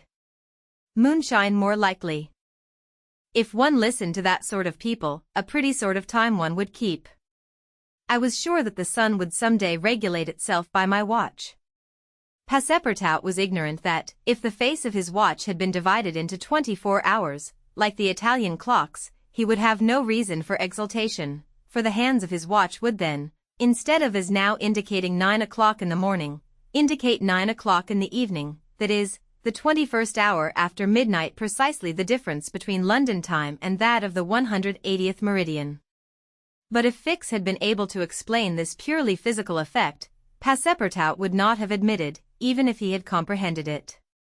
Moreover, if the detective had been on board at that moment, Passepartout would have joined issue with him on a quite different subject, and in an entirely different manner. Where was Fix at that moment? He was actually on board the General Grant. On reaching Yokohama, the detective, leaving Mr. Fogg, whom he expected to meet again during the day, had repaired at once to the English consulate, where he at last found the warrant of arrest. It had followed him from Bombay, and had come by the Carnatic, on which steamer he himself was supposed to be. Fix's disappointment may be imagined when he reflected that the warrant was now useless. Mr. Fogg had left English ground, and it was now necessary to procure his extradition. "Well," thought Fix, after a moment of anger, "my warrant is not good here, but it will be in England. The rogue evidently intends to return to his own country, thinking he has thrown the police off his track. Good. I will follow him across the Atlantic. As for the money, heaven grant there may be some left. But the fellow has already spent in traveling, rewards, trials, bail, elephants, and all sorts of charges, more than £5,000. Yet, after all, the bank is rich." His course decided on, he went on board the General Grant, and was there when Mr. Fogg and Oda arrived. To his utter amazement, he recognized Passepartout, despite his theatrical disguise. He quickly concealed himself in his cabin, to avoid an awkward explanation, and hoped, thanks to the number of passengers, to remain unperceived by Mr. Fogg's servant. On that very day, however, he met Passepartout face to face on the forward deck. The latter, without a word, made a rush for him, grasped him by the throat, and, much to the amusement of a group of Americans, who immediately began to bet on him, administered to the detective a perfect volley of blows, which proved the great superiority of French over English pugilistic skill. When Passepartout had finished, he found himself relieved and comforted. Fix got up in a somewhat rumpled condition, and, looking at his adversary, coldly said, "Have you done?" "For this time, yes." "Then let me have a word with you." "But in your master's interests." Passepartout seemed to be vanquished by Fix's coolness, for he quietly followed him, and they sat down aside from the rest of the passengers. "You have given me a thrashing," said Fix. "Good, I expected it. Now, listen to me. Up to this time I have been Mr. Fogg's adversary. I am now in his game." "Aha!" cried Passepartout, "you are convinced he is an honest man?" "No," replied Fix coldly, "I think him a rascal. Sh. Don't budge, and let me speak. As long as Mr. Fogg was on English ground, it was for my interest to detain him there until my warrant of arrest arrived. I did everything I could to keep him back. I sent the Bombay priests after him, I got you intoxicated at Hong Kong, I separated you from him, and I made him miss the Yokohama steamer. Passepartout listened, with closed fists. Now, resumed Fix, Mr. Fogg seems to be going back to England. Well, I will follow him there. But hereafter I will do as much to keep obstacles out of his way as I have done up to this time to put them in his path. I've changed my game, you see, and simply because it was for my interest to change it. Your interest is the same as mine, for it is only in England that you will ascertain whether you are in the service of a criminal or an honest man. Passepartout listened very attentively to Fix, and was convinced that he spoke with entire good faith. Are we friends? Asked the detective. Friends, no, replied Passepartout, but allies, perhaps. At the least sign of treason, however, I'll twist your neck for you. Agreed, said the detective quietly. 11 days later, on the 3rd of December, the General Grant entered the Bay of the Golden Gate and reached San Francisco. Mr. Fogg had neither gained nor lost a single day. The Project Gutenberg ebook of Around the World in 80 Days, by Jules Verne, Chapter 25. In which a slight glimpse is had of San Francisco. It was 7 in the morning when Mr. Fogg, Yehuda, and Passepartout set foot upon the American continent, if this name can be given to the floating quay upon which they disembarked. These quays, rising and falling with the tide, thus facilitate the loading and unloading of vessels. Alongside them were clippers of all sizes, steamers of all nationalities, and the steamboats, with several decks rising one above the other, which ply on the Sacramento and its tributaries. There were also heaped up the products of a commerce which extends to Mexico, Chile, Peru, Brazil, Europe, Asia, and all the Pacific Islands. Passepartout, in his joy on reaching at last the American continent, thought he would manifest it by executing a perilous vault in fine style, but, tumbling upon some worm-eaten planks, he fell through them. Put out of countenance by the manner in which he thus set foot upon the New World, he uttered a loud cry, which so frightened the innumerable cormorants and pelicans that are always perched upon these movable quays, that they flew noisily away. Mr. Fogg, on reaching shore, proceeded to find out at what hour the first train left for New York, and learned that this was at 6 o'clock p.m. He had, therefore, an entire day to spend in the Californian capital. Taking a carriage at a charge of $3, he and Oda entered it, while Passepartout mounted the box beside the driver, and they set out for the International Hotel. From his exalted position Passepartout observed with much curiosity the wide streets, the low, evenly ranged houses, the Anglo-Saxon Gothic churches, the great docks, the palatial wooden and brick warehouses, the numerous conveyances, omnibuses, horse-cars, and upon the sidewalks, not only Americans and Europeans, but Chinese and Indians. Passepartout was surprised at all he saw. San Francisco was no longer the legendary city of 1849, a city of banditti, assassins, and incendiaries, who had flocked hither in crowds in pursuit of plunder, a paradise of outlaws, where they gambled with gold dust, a revolver in one hand and a bowie knife in the other. It was now a great commercial emporium. The lofty tower of its city hall overlooked the whole panorama of the streets and avenues, which cut each other at right angles, and in the midst of which appeared pleasant, verdant squares, while beyond appeared the Chinese Quarter, seemingly imported from the Celestial Empire in a toy box. Sombreros and red shirts and plumed Indians were rarely to be seen, but there were silk hats and black coats everywhere worn by a multitude of nervously active, gentlemanly-looking men. Some of the streets, especially Montgomery Street, which is to San Francisco what Regent Street is to London, the Boulevard des Italiens to Paris, and Broadway to New York, were lined with splendid and spacious stores, which exposed in their windows the products of the entire world. When Passepartout reached the International Hotel, it did not seem to him as if he had left England at all. The ground floor of the hotel was occupied by a large bar, a sort of restaurant freely open to all passers-by, who might partake of dried beef, oyster soup, biscuits, and cheese, without taking out their purses. Payment was made only for the ale, porter, or sherry which was drunk. This seemed very American to Passepartout. The hotel refreshment rooms were comfortable, and Mr. Fogg and Oda, installing themselves at a table, were abundantly served on diminutive plates by negroes of darkest hue. After breakfast, Mr. Fogg, accompanied by Oda, started for the English consulate to have his passport visaed. As he was going out, he met Passepartout, who asked him if it would not be well, before taking the train, to purchase some dozens of Enfield rifles and Colt's revolvers. He had been listening to stories of attacks upon the trains by the Sioux and Pawnees.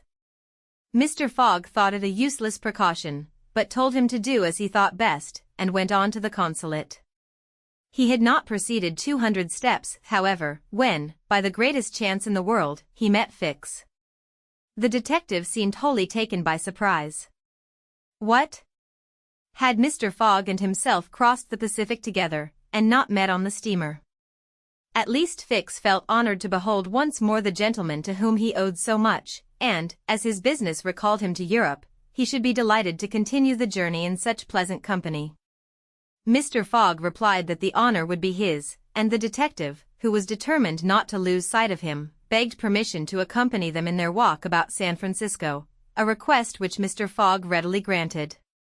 They soon found themselves in Montgomery Street, where a great crowd was collected. The sidewalks, street, horse-car rails, the shop doors, the windows of the houses, and even the roofs, were full of people. Men were going about carrying large posters, and flags and streamers were floating in the wind, while loud cries were heard on every hand. Hurrah for Camerfield! Hurrah for Mandiboy! It was a political meeting, at least so Fix conjectured, who said to Mr. Fogg, "Perhaps we had better not mingle with the crowd. There may be danger in it." "Yes," returned Mr. Fogg, "and blows, even if they are political, are still blows." Fix smiled at this remark, and, in order to be able to see without being jostled about, the party took up a position on the top of a flight of steps situated at the upper end of Montgomery Street. Opposite them, on the other side of the street, between a coal wharf and a petroleum warehouse, a large platform had been erected in the open air, towards which the current of the crowd seemed to be directed. For what purpose was this meeting? What was the occasion of this excited assemblage? Phileas Fogg could not imagine. Was it to nominate some high official, a governor or member of Congress? It was not improbable, so agitated was the multitude before them. Just at this moment there was an unusual stir in the human mass. All the hands were raised in the air. Some, tightly closed, seemed to disappear suddenly in the midst of the cries, an energetic way, no doubt, of casting a vote. The crowd swayed back, the banners and flags wavered, disappeared an instant, then reappeared in tatters. The undulations of the human surge reached the steps, while all the heads floundered on the surface like a sea agitated by a squall. Many of the black hats disappeared, and the greater part of the crowd seemed to have diminished in height. "It is evidently a meeting," said Fix, "and its object must be an exciting one. I should not wonder if it were about the Alabama, despite the fact that that question is settled." "Perhaps," replied Mr. Fogg, simply. "At least, there are two champions in presence of each other, the Honorable Mr. Camerfield and the Honorable Mr. Mandiboy." Oda, leaning upon Mr. Fogg's arm, observed the tumultuous scene with surprise, while Fix asked a man near him what the cause of it all was. Before the man could reply, a fresh agitation arose, hurrahs and excited shouts were heard, the staffs of the banners began to be used as offensive weapons, and fists flew about in every direction. Thumps were exchanged from the tops of the carriages and omnibuses which had been blocked up in the crowd. Boots and shoes went whirling through the air, and Mr. Fogg thought he even heard the crack of revolvers mingling in the din. The rout approached the stairway, and flowed over the lower step. One of the parties had evidently been repulsed, but the mere lookers-on could not tell whether Mandiboy or Camerfield had gained the upper hand. "It would be prudent for us to retire," said Fix, who was anxious that Mr. Fogg should not receive any injury, at least until they got back to London. "If there is any question about England in all this, and we were recognized, I fear it would go hard with us." "An English subject," began Mr. Fogg. He did not finish his sentence, for a terrific hubbub now arose on the terrace behind the flight of steps where they stood, and there were frantic shouts of, "Hurrah for Mandiboy! Hip, hip, hurrah!" It was a band of voters coming to the rescue of their allies, and taking the Camerfield forces in flank. Mr. Fogg, Oda, and Fix found themselves between two fires. It was too late to escape. The torrent of men, armed with loaded canes and sticks, was irresistible. Phileas Fogg and Fix were roughly hustled in their attempts to protect their fair companion. The former, as cool as ever, tried to defend himself with the weapons which nature has placed at the end of every Englishman's arm, but in vain. A big brawny fellow with a red beard, flushed face, and broad shoulders, who seemed to be the chief of the band, raised his clenched fist to strike Mr. Fogg, whom he would have given a crushing blow, had not Fix rushed in and received it in his stead. An enormous bruise immediately made its appearance under the detective's silk hat, which was completely smashed in. "Yankee," exclaimed Mr. Fogg, darting a contemptuous look at the ruffian. "Englishman," returned the other. "We will meet again." "When you please." "What is your name?" "Phileas Fogg." "And yours?" "Colonel Stamp Proctor." The human tide now swept by, after overturning Fix, who speedily got upon his feet again, though with tattered clothes. Happily, he was not seriously hurt. His traveling overcoat was divided into two unequal parts, and his trousers resembled those of certain Indians, which fit less compactly than they are easy to put on. Ada had escaped unharmed, and Fix alone bore marks of the fray in his black and blue bruise. "Thanks," said Mr. Fogg to the detective, as soon as they were out of the crowd. "No thanks are necessary," replied Fix, "but let us go." "Where?" "To a tailor's." Such a visit was, indeed, opportune. The clothing of both Mr. Fogg and Fix was in rags, as if they had themselves been actively engaged in the contest between Camerfield and Mandiboy. An hour after, they were once more suitably attired, and with Oda returned to the International Hotel. Passepartout was waiting for his master, armed with half a dozen six-barreled revolvers. When he perceived Fix, he knit his brows, but Oda having, in a few words, told him of their adventure, his countenance resumed its placid expression. Fix evidently was no longer an enemy, but an ally. He was faithfully keeping his word. Dinner over, the coach which was to convey the passengers and their luggage to the station drew up to the door. As he was getting in, Mr. Fogg said to Fix, "You have not seen this Colonel Proctor again?"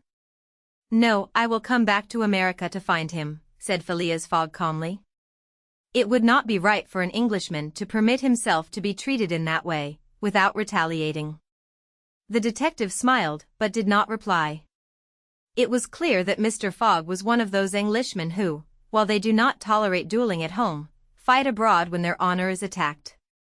At 6:15 the travelers reached the station, and found the train ready to depart. As he was about to enter Mr. Fogg called a porter, and said to him, "My friend, was there not some trouble today in San Francisco?" "It was a political meeting, sir," replied the porter. "But I thought there was a great deal of disturbance in the streets." "It was only a meeting assembled for an election." "The election of a general-in-chief, no doubt?" asked Mr. Fogg. "No, sir, of a justice of the peace." Phileas Fogg got into the train, which started off at full speed. The Project Gutenberg e-book of Around the World in 80 Days, by Jules Verne, Chapter 26. In which Phileas Fogg and party travel by the Pacific Railroad from ocean to ocean, so say the Americans, and these 4 words compose the general designation of the great trunk line which crosses the entire width of the United States. The Pacific Railroad is, however, really divided into 2 distinct lines, the Central Pacific, between San Francisco and Ogden, and the Union Pacific, between Ogden and Omaha. 5 main lines connect Omaha with New York. New York and San Francisco are thus united by an uninterrupted metal ribbon, which measures no less than 3,786 miles. Between Omaha and the Pacific the railway crosses a territory which is still infested by Indians and wild beasts, and a large tract which the Mormons, after they were driven from Illinois in 1845, began to colonize. The journey from New York to San Francisco consumed, formerly, under the most favorable conditions, at least 6 months. It is now accomplished in 7 days. It was in 1862 that, in spite of the Southern members of Congress, who wished a more southerly route, it was decided to lay the road between the 41st and 42nd parallels. President Lincoln himself fixed the end of the line at Omaha, in Nebraska.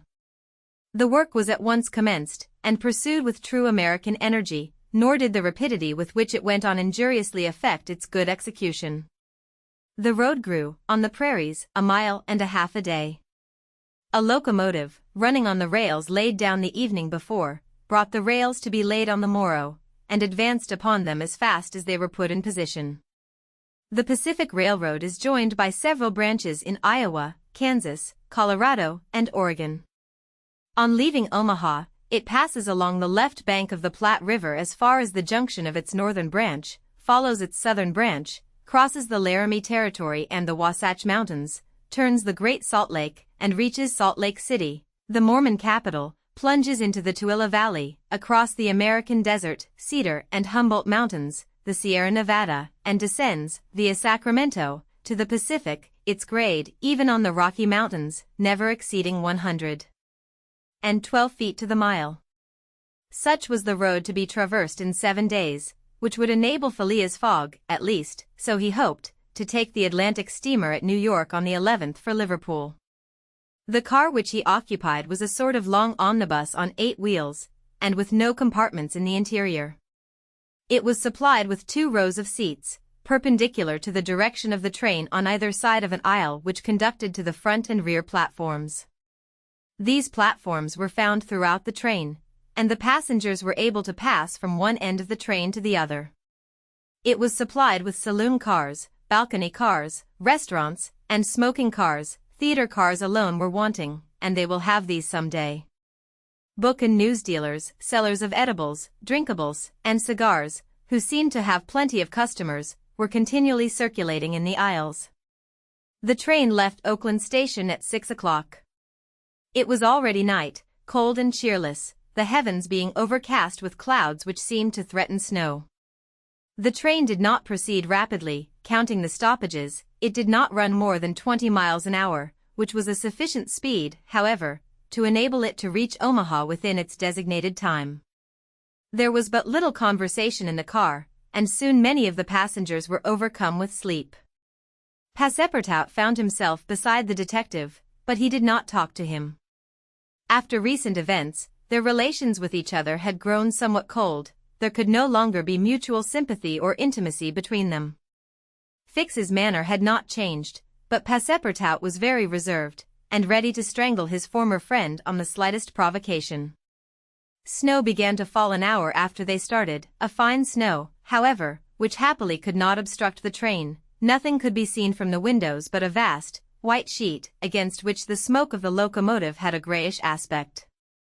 At 8 o'clock a steward entered the car and announced that the time for going to bed had arrived, and in a few minutes the car was transformed into a dormitory. The backs of the seats were thrown back, bedsteads carefully packed were rolled out by an ingenious system, berths were suddenly improvised, and each traveler had soon at his disposition a comfortable bed, protected from curious eyes by thick curtains. The sheets were clean and the pillows soft. It only remained to go to bed and sleep, which everybody did, while the train sped on across the state of California. The country between San Francisco and Sacramento is not very hilly. The Central Pacific, taking Sacramento for its starting point, extends eastward to meet the road from Omaha. The line from San Francisco to Sacramento runs in a northeasterly direction, along the American River, which empties into San Pablo Bay. The 120 miles between these cities were accomplished in 6 hours, and towards midnight, while fast asleep, the travelers passed through Sacramento, so that they saw nothing of that important place, the seat of the state government, with its fine quays, its broad streets, its noble hotels, squares, and churches. The train, on leaving Sacramento, and passing the junction, Rocklin, Auburn, and Colfax, entered the range of the Sierra Nevada. Cisco was reached at 7 in the morning, and an hour later the dormitory was transformed into an ordinary car, and the travelers could observe the picturesque beauties of the mountain region through which they were steaming. The railway track wound in and out among the passes, now approaching the mountainsides, now suspended over precipices, avoiding abrupt angles by bold curves, plunging into narrow defile, which seemed to have no outlet. The locomotive, its great funnel emitting a weird light, with its sharp bell, and its cowcatcher extended like a spur, mingled its shrieks and bellowings with the noise of torrents and cascades, and twined its smoke among the branches of the gigantic pines. There were few or no bridges or tunnels on the route. The railway turned around the sides of the mountains, and did not attempt to violate nature by taking the shortest cut from one point to another. The train entered the state of Nevada through the Carson Valley about 9 o'clock, going always northeasterly, and at midday reached Reno, where there was a delay of 20 minutes for breakfast. From this point the road, running along Humboldt River, passed northward for several miles by its banks, then it turned eastward, and kept by the river until it reached the Humboldt Range, nearly at the extreme eastern limit of Nevada. Having breakfasted, Mr. Fogg and his companions resumed their places in the car, and observed the varied landscape which unfolded itself as they passed along the vast prairies, the mountains lining the horizon, and the creeks, with their frothy, foaming streams. Sometimes a great herd of buffaloes, massing together in the distance, seemed like a movable dam. These innumerable multitudes of ruminating beasts often form an insurmountable obstacle to the passage of the trains. Thousands of them have been seen passing over the track for hours together, in compact ranks. The locomotive is then forced to stop and wait till the road is once more clear. This happened, indeed, to the train in which Mr. Fogg was traveling. About 12 o'clock a troop of 10 or 12,000 head of buffalo encumbered the track. The locomotive, slackening its speed, tried to clear the way with its cowcatcher, but the mass of animals was too great. The buffaloes marched along with a tranquil gait, uttering now and then deafening bellowings. There was no use of interrupting them, for, having taken a particular direction, nothing can moderate and change their course. It is a torrent of living flesh which no dam could contain.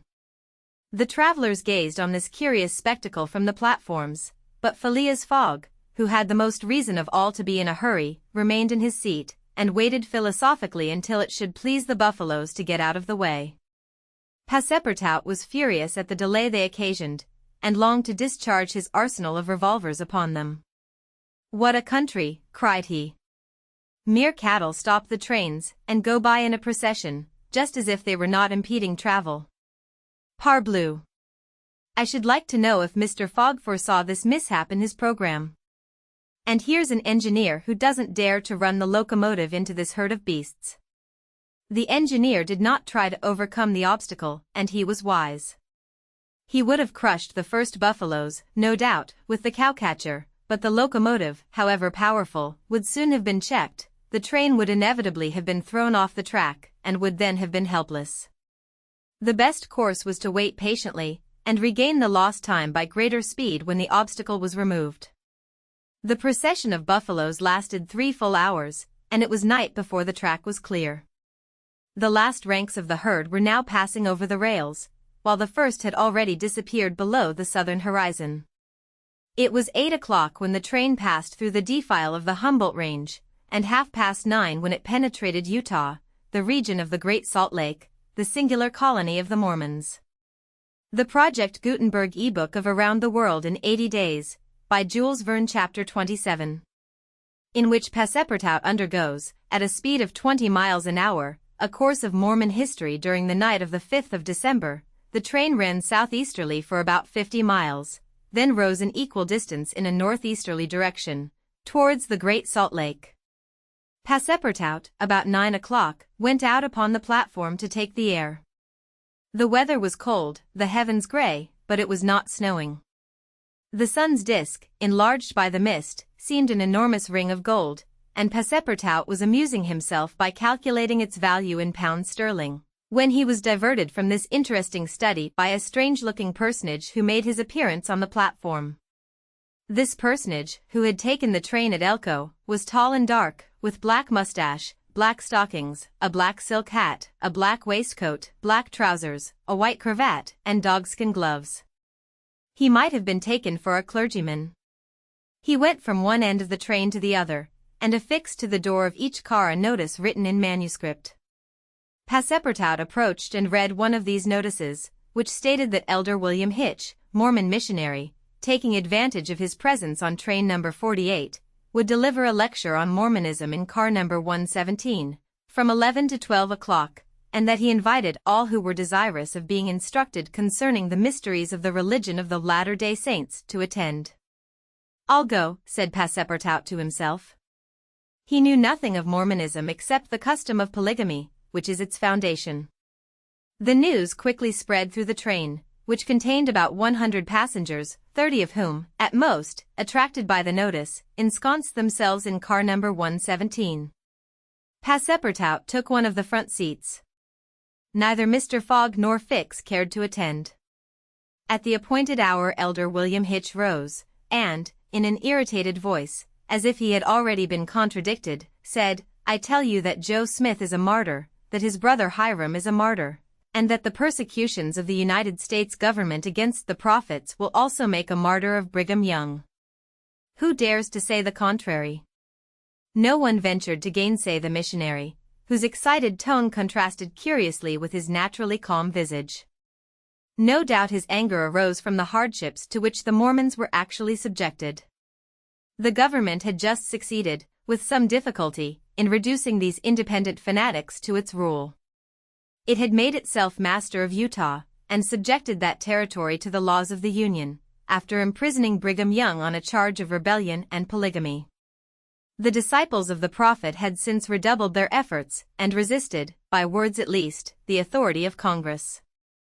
Elder Hitch, as is seen, was trying to make proselytes on the very railway trains.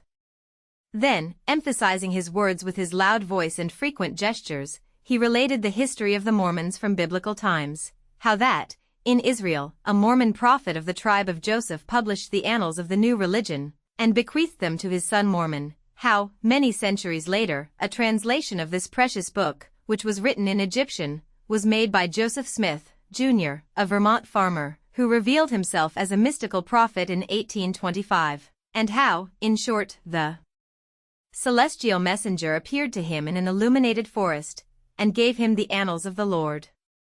Several of the audience, not being much interested in the missionary's narrative, here left the car, but Elder Hitch, continuing his lecture, related how Smith, Jr., with his father, 2 brothers, and a few disciples, founded the Church of the Latter-day Saints, which, adopted not only in America, but in England, Norway and Sweden, and Germany, counts many artisans, as well as men engaged in the liberal professions, among its members. How a colony was established in Ohio, a temple erected there at a cost of $200,000, and a town built at Kirkland. How Smith became an enterprising banker, and received from a simple mummy showman a papyrus scroll written by Abraham and several famous Egyptians.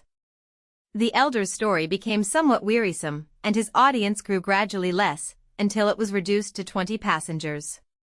But this did not disconcert the enthusiast, who proceeded with the story of Joseph Smith's bankruptcy in 1837, and how his ruined creditors gave him a coat of tar and feathers, his reappearance some years afterwards, more honorable and honored than ever, at Independence, Missouri, the chief of a flourishing colony of 3,000 disciples, and his pursuit thence by outraged Gentiles, and retirement into the far west.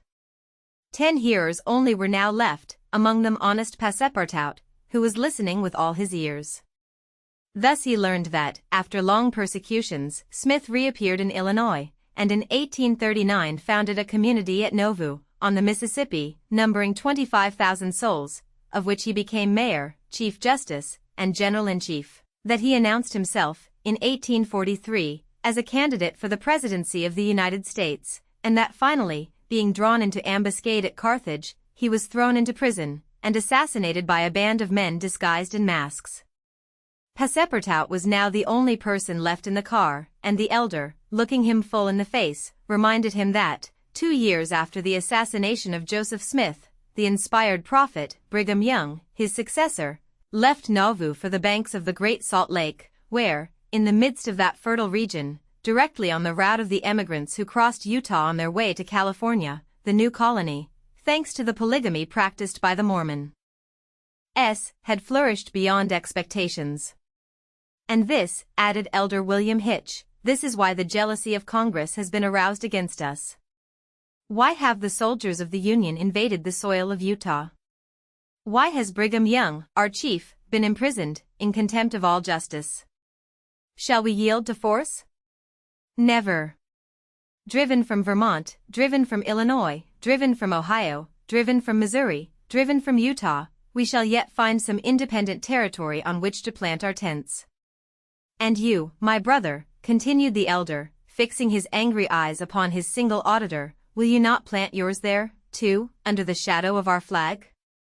No, replied Passepartout courageously, in his turn retiring from the car, and leaving the elder to preach to vacancy.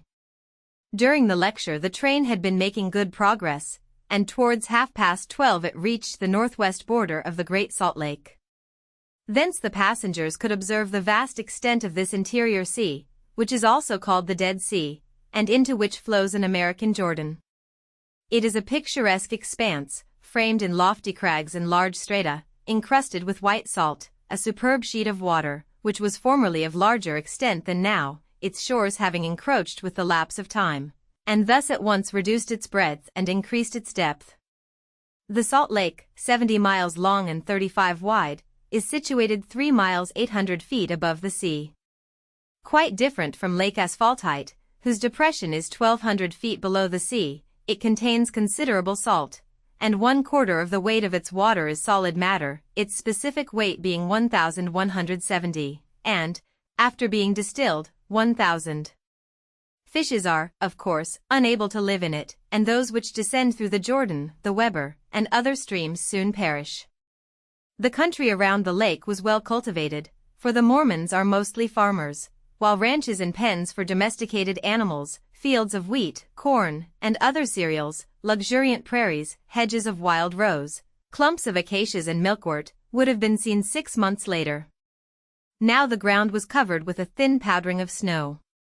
The train reached Ogden at 2 o'clock, where it rested for 6 hours. Mr. Fogg and his party had time to pay a visit to Salt Lake City, connected with Ogden by a branch road, and they spent 2 hours in this strikingly American town, built on the pattern of other cities of the Union, like a checkerboard, with the somber sadness of right angles, as Victor Hugo expresses it. The founder of the City of the Saints could not escape from the taste for symmetry which distinguishes the Anglo-Saxons. In this strange country, where the people are certainly not up to the level of their institutions, everything is done squarely, cities, houses, and follies. The travelers, then, were promenading, at 3 o'clock, about the streets of the town built between the banks of the Jordan and the spurs of the Wasatch Range. They saw few or no churches, but the prophet's mansion, the courthouse, and the arsenal, blue brick houses with verandas and porches, surrounded by gardens bordered with acacias, palms, and locusts. A clay and pebble wall, built in 1853, surrounded the town, and in the principal street were the market and several hotels adorned with pavilions. The place did not seem thickly populated. The streets were almost deserted, except in the vicinity of the temple, which they only reached after having traversed several quarters surrounded by palisades. There were many women, which was easily accounted for by the peculiar institution of the Mormons, but it must not be supposed that all the Mormons are polygamists. They are free to marry or not, as they please, but it is worth noting that it is mainly the female citizens of Utah who are anxious to marry, as, according to the Mormon religion, maiden ladies are not admitted to the possession of its highest joys. These poor creatures seem to be neither well off nor happy. Some, the more well-to-do, no doubt, wore short, open, black silk dresses, under a hood or modest shawl, others were habited in Indian fashion. Passepartout could not behold without a certain fright these women, charged, in groups, with conferring happiness on a single Mormon. His common sense pitied, above all, the husband.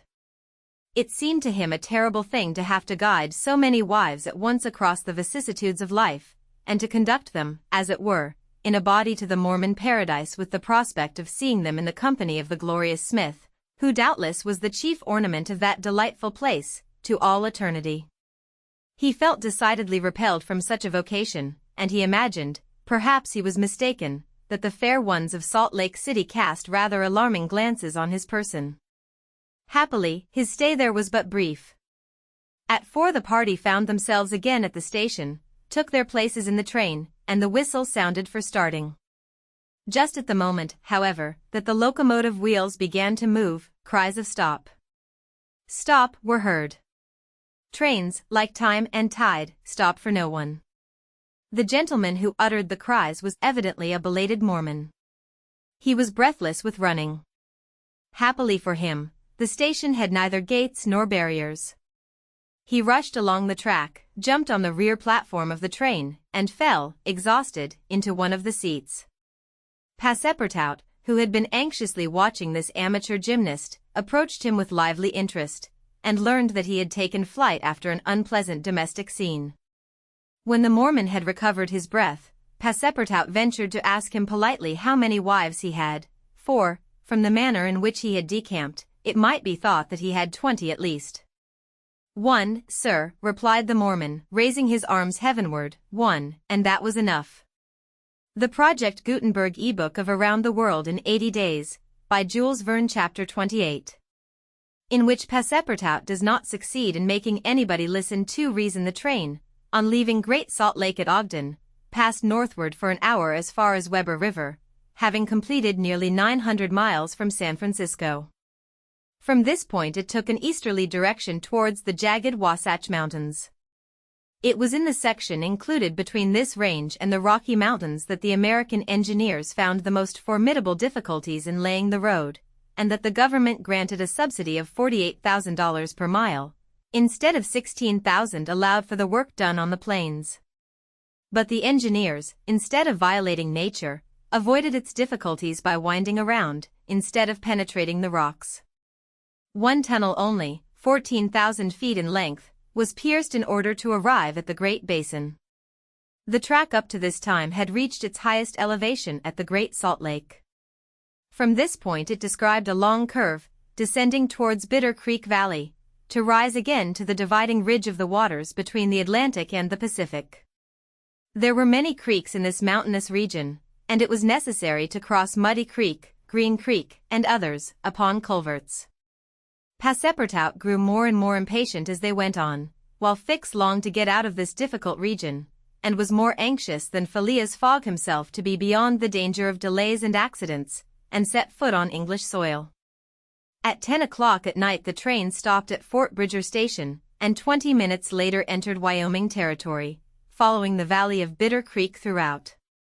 The next day, December 7th, they stopped for a quarter of an hour at Green River Station.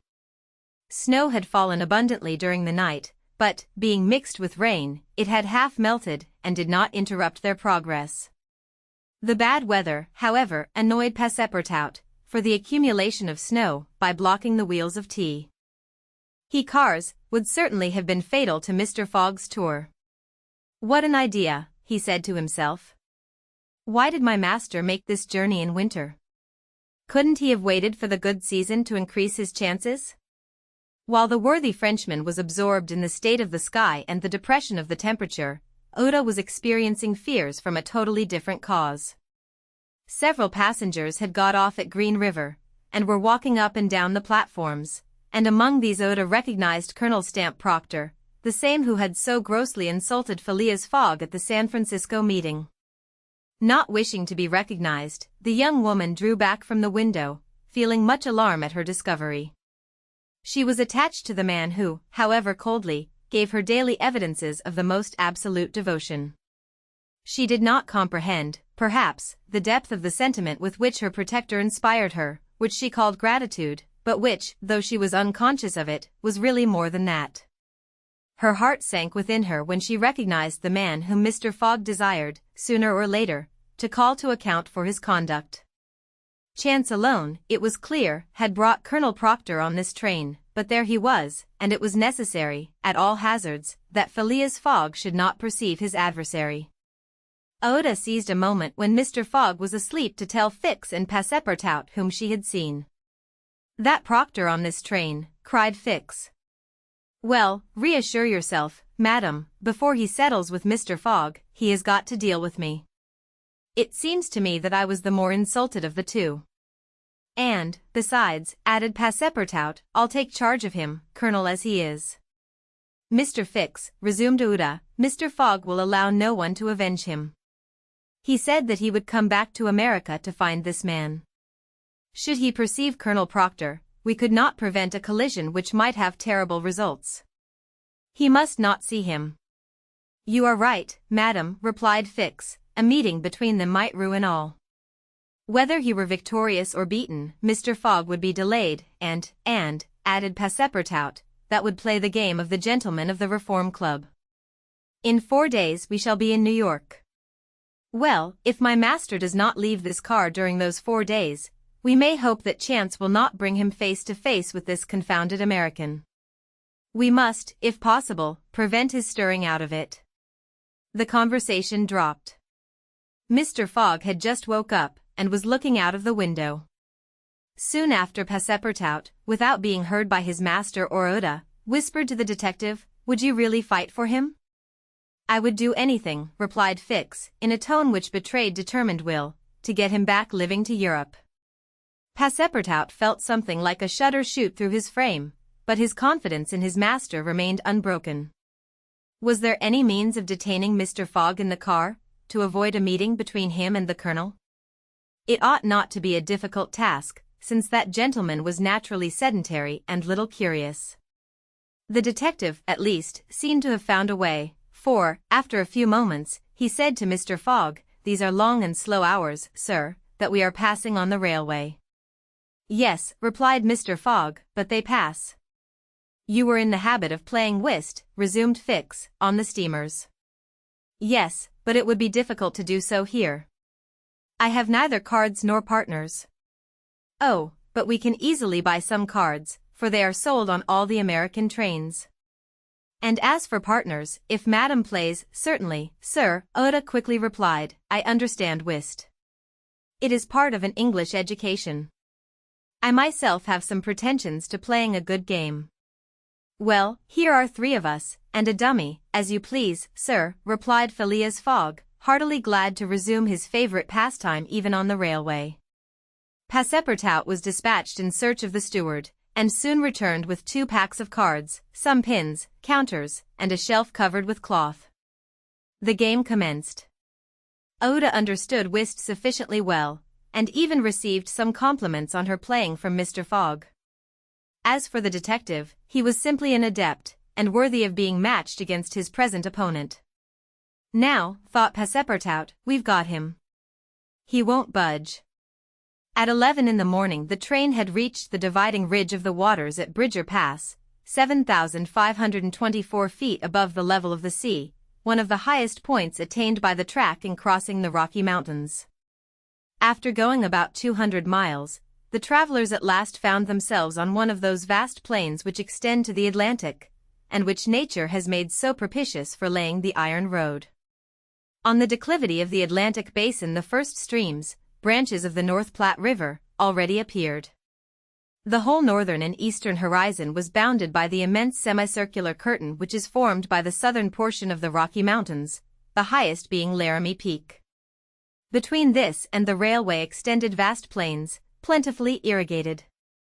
On the right rose the lower spurs of the mountainous mass which extends southward to the sources of the Arkansas River, one of the great tributaries of the Missouri. At 12:30 the travelers caught sight for an instant of Fort Halleck, which commands that section, and in a few more hours the Rocky Mountains were crossed. There was reason to hope, then, that no accident would mark the journey through this difficult country. The snow had ceased falling, and the air became crisp and cold. Large birds, frightened by the locomotive, rose and flew off in the distance. No wild beast appeared on the plain. It was a desert in its vast nakedness. After a comfortable breakfast, served in the car, Mr. Fogg and his partners had just resumed whist, when a violent whistling was heard, and the train stopped. Passepartout put his head out of the door, but saw nothing to cause the delay. No station was in view. Oda and Fix feared that Mr. Fogg might take it into his head to get out, but that gentleman contented himself with saying to his servant, "See what is the matter." Passepartout rushed out of the car. 30 or 40 passengers had already descended, amongst them Colonel Stamp Proctor. The train had stopped before a red signal which blocked the way. The engineer and conductor were talking excitedly with a signalman, whom the station master at Medicine Bow, the next stopping place, had sent on before. The passengers drew around and took part in the discussion, in which Colonel Proctor, with his insolent manner, was conspicuous. Passepartout, joining the group, heard the signalman say, "No. You can't pass. The bridge at Medicine Bow is shaky, and would not bear the weight of the train." This was a suspension bridge thrown over some rapids, about a mile from the place where they now were. According to the signalman, it was in a ruinous condition, several of the iron wires being broken, and it was impossible to risk the passage. He did not in any way exaggerate the condition of the bridge. It may be taken for granted that, rash as the Americans usually are, when they are prudent there is good reason for it. Passepartout, not daring to apprise his master of what he heard, listened with set teeth, immovable as a statue. Cried Colonel Proctor, "but we are not going to stay here, I imagine, and take root in the snow?" "Colonel," replied the conductor, "we have telegraphed to Omaha for a train, but it is not likely that it will reach Medicine Bow in less than 6 hours." "6 hours," cried Passepartout. "Certainly," returned the conductor, "besides, it will take us as long as that to reach Medicine Bow on foot." "But it is only a mile from here," said one of the passengers. "Yes, but it's on the other side of the river." "And can't we cross that in a boat?" asked the colonel. "That's impossible. The creek is swelled by the rains. It is a rapid, and we shall have to make a circuit of 10 miles to the north to find a ford." The colonel launched a volley of oaths, denouncing the railway company and the conductor, and Passepartout, who was furious, was not disinclined to make common cause with him. Here was an obstacle, indeed, which all his master's banknotes could not remove. There was a general disappointment among the passengers, who, without reckoning the delay, saw themselves compelled to trudge 15 miles over a plain covered with snow. They grumbled and protested, and would certainly have thus attracted Phileas Fogg's attention if he had not been completely absorbed in his game. Passepartout found that he could not avoid telling his master what had occurred, and, with hanging head, he was turning towards the car, when the engineer, a true Yankee, named Forster, called out, "Gentlemen, perhaps there is a way, after all, to get over." "On the bridge?" asked a passenger. "On the bridge." "With our train?" "With our train." Passepartout stopped short, and eagerly listened to the engineer. "But the bridge is unsafe," urged the conductor. "No matter," replied Forster, "I think that by putting on the very highest speed we might have a chance of getting over." "The devil," muttered Passepartout. But a number of the passengers were at once attracted by the engineer's proposal, and Colonel Proctor was especially delighted, and found the plan a very feasible one.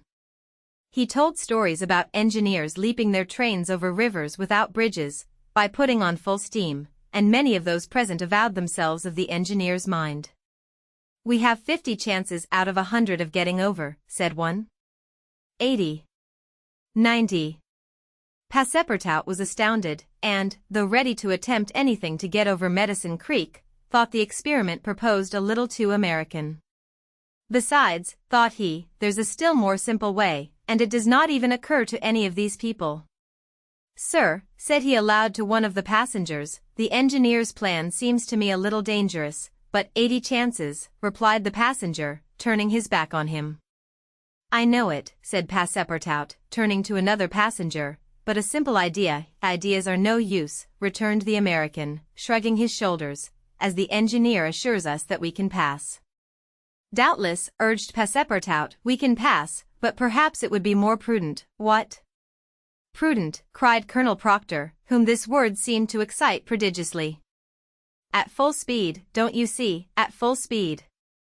"I know, I see," repeated Passepartout, "but it would be, if not more prudent, since that word displeases you, at least more natural." "Who?" "What?"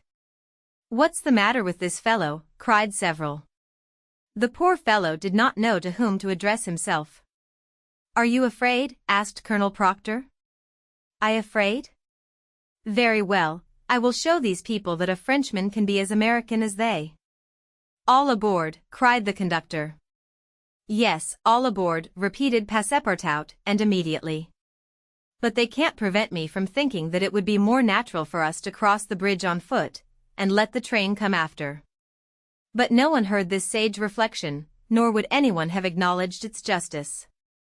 The passengers resumed their places in the cars. Passepartout took his seat without telling what had passed. The whist players were quite absorbed in their game. The locomotive whistled vigorously, the engineer, reversing the steam, backed the train for nearly a mile, retiring, like a jumper, in order to take a longer leap. Then, with another whistle, he began to move forward. The train increased its speed, and soon its rapidity became frightful. A prolonged screech issued from the locomotive. The piston worked up and down 20 strokes to the second. They perceived that the whole train, rushing on at the rate of 100 miles an hour, hardly bore upon the rails at all. And they passed over. It was like a flash. No one saw the bridge. The train leaped, so to speak, from one bank to the other, and the engineer could not stop it until it had gone 5 miles beyond the station. But scarcely had the train passed the river, when the bridge, completely ruined, fell with a crash into the rapids of Medicine Bow. The Project Gutenberg ebook of Around the World in 80 Days, by Jules Verne, Chapter 29. In which certain incidents are narrated which are only to be met with on American railroads. The train pursued its course, that evening, without interruption, passing Fort Saunders, crossing Cheyenne Pass, and reaching Evans Pass. The road here attained the highest elevation of the journey, 8,092 feet above the level of the sea. The travelers had now only to descend to the Atlantic by limitless plains, leveled by nature.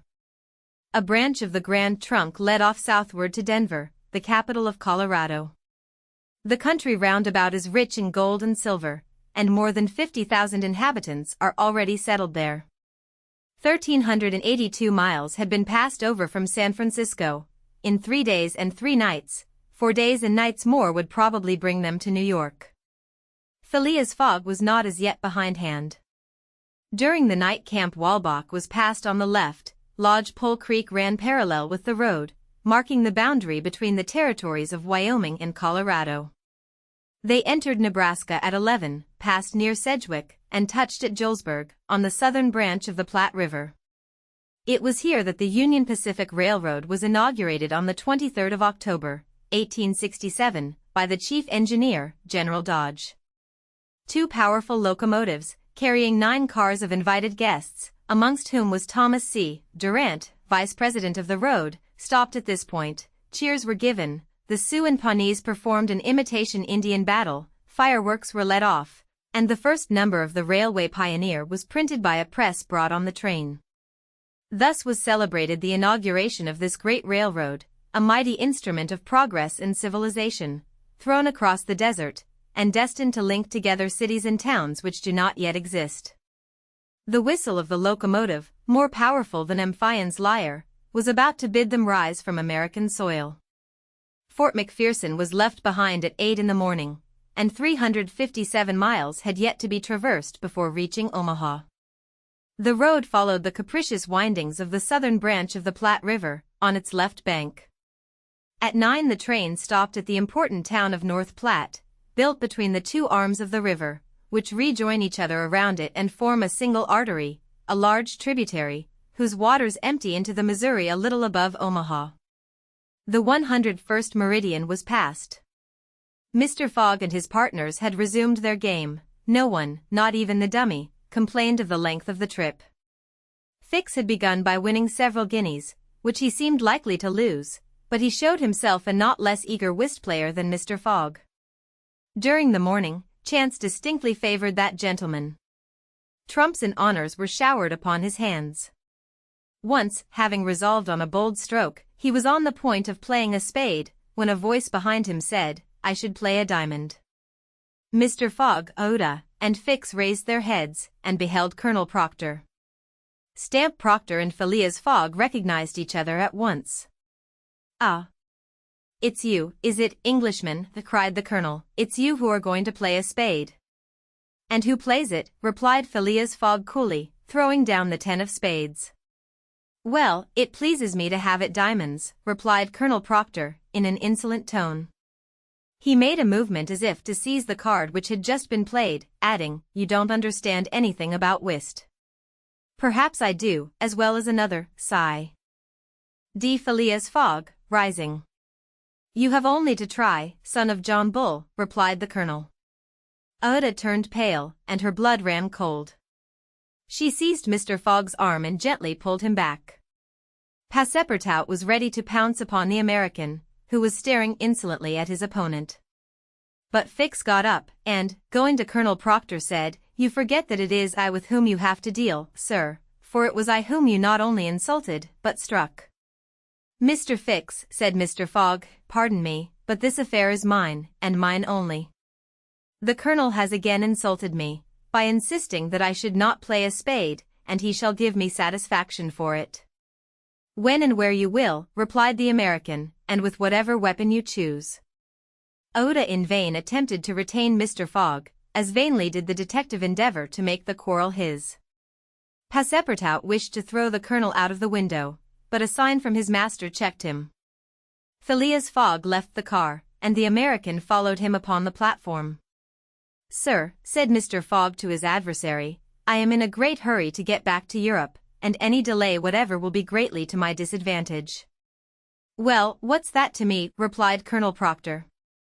"Sir," said Mr. Fogg, very politely, "after our meeting at San Francisco, I determined to return to America and find you as soon as I had completed the business which called me to England." "Really? Will you appoint a meeting for 6 months hence?" "Why not 10 years hence?" "I say 6 months," returned Phileas Fogg, "and I shall be at the place of meeting promptly." "All this is an evasion," cried Stamp Proctor. "Now or never." "Very good. You are going to New York?"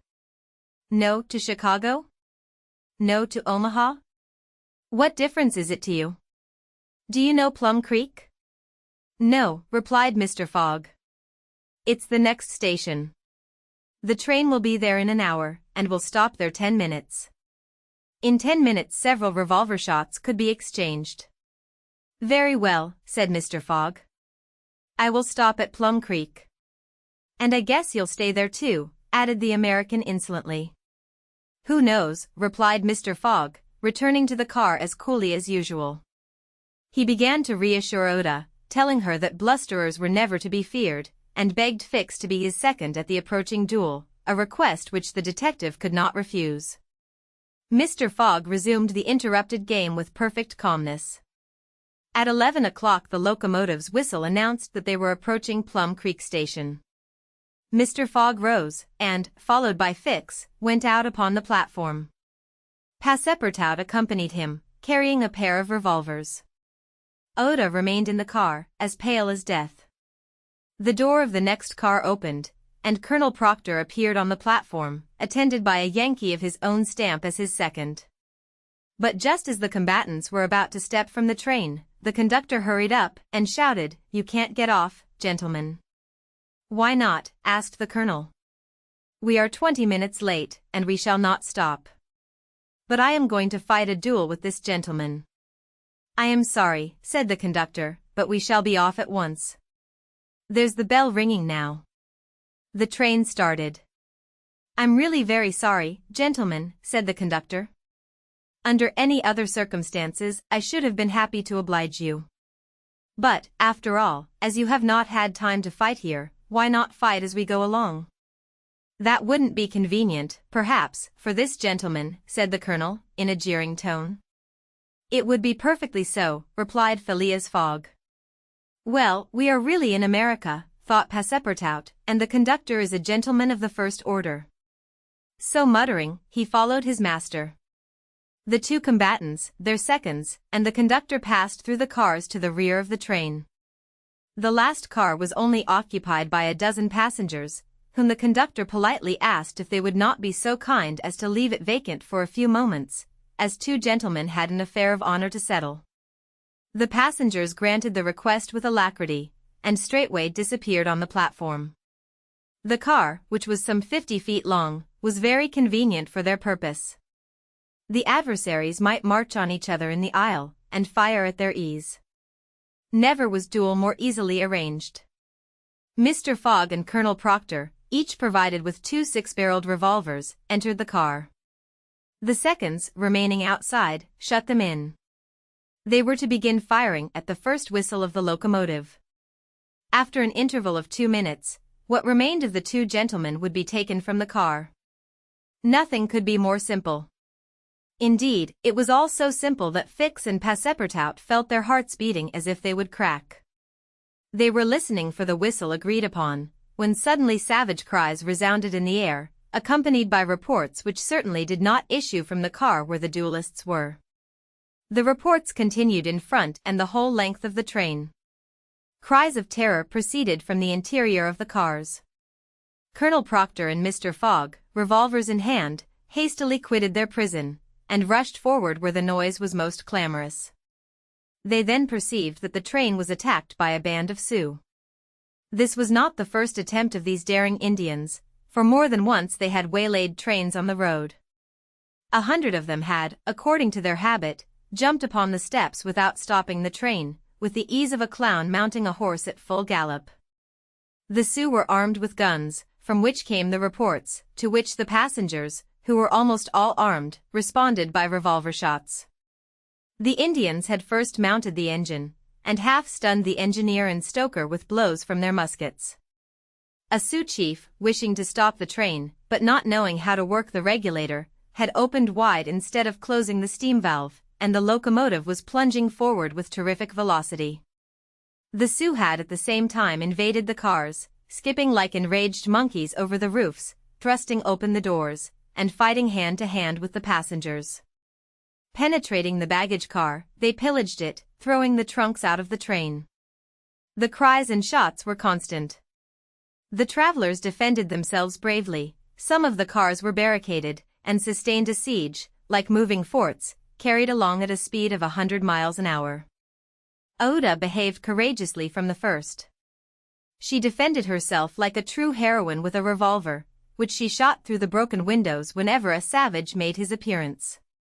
20 Sioux had fallen mortally wounded to the ground, and the wheels crushed those who fell upon the rails as if they had been worms. Several passengers, shot or stunned, lay on the seats. It was necessary to put an end to the struggle, which had lasted for 10 minutes, and which would result in the triumph of the Sioux if the train was not stopped.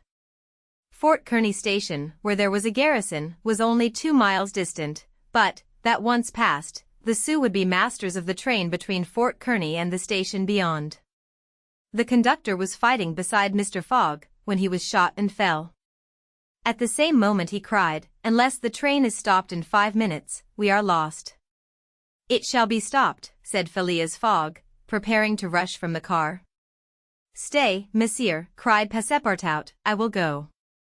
Mr. Fogg had not time to stop the brave fellow, who, opening a door unperceived by the Indians, succeeded in slipping under the car, and while the struggle continued and the balls whizzed across each other over his head, he made use of his old acrobatic experience, and with amazing agility worked his way under the cars, holding on to the chains, aiding himself by the brakes and edges of the sashes, creeping from one car to another with marvelous skill, and thus gaining the forward end of the train.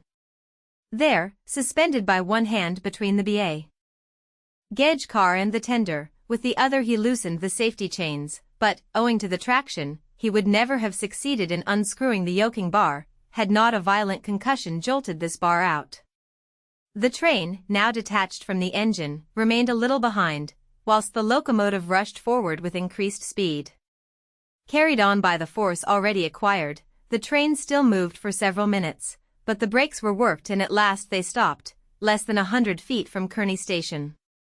The soldiers of the fort, attracted by the shots, hurried up. The Sioux had not expected them and decamped in a body before the train entirely stopped.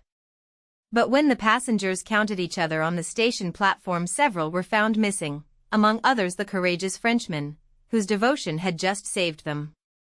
The Project Gutenberg ebook of Around the World in 80 Days, by Jules Verne, Chapter 30. In which Phileas Fogg simply does his duty. 3 passengers, including Passepartout, had disappeared. Had they been killed in the struggle? Were they taken prisoners by the Sioux? It was impossible to tell.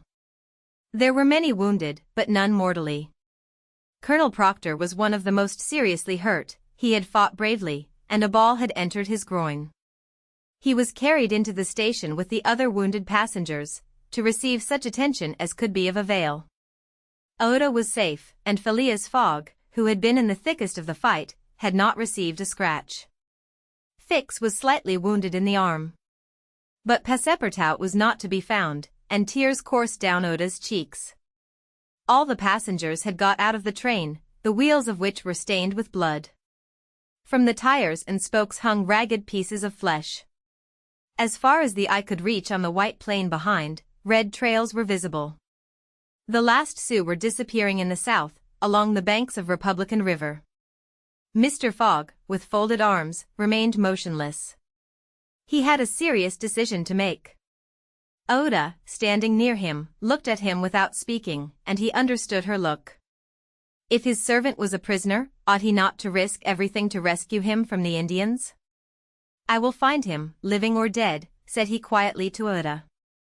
"Ah, Mr. Fogg," cried she, clasping his hands and covering them with tears. "Living," added Mr. Fogg, "if we do not lose a moment." Phileas Fogg, by this resolution, inevitably sacrificed himself. He pronounced his own doom. The delay of a single day would make him lose the steamer at New York, and his bet would be certainly lost. But as he thought, "It is my duty," he did not hesitate. The commanding officer of Fort Kearny was there. 100 of his soldiers had placed themselves in a position to defend the station, should the Sioux attack it. "Sir," said Mr. Fogg to the captain, "3 passengers have disappeared." "Dead?" asked the captain. "Dead or prisoners, that is the uncertainty which must be solved." "Do you propose to pursue the Sioux?" "That's a serious thing to do, sir," returned the captain. "These Indians may retreat beyond the Arkansas, and I cannot leave the fort unprotected." "The lives of 3 men are in question, sir," said Phileas Fogg. "Doubtless, but can I risk the lives of 50 men to save 3? "I don't know whether you can, sir, but you ought to do so." "Nobody here," returned the other, "has a right to teach me my duty."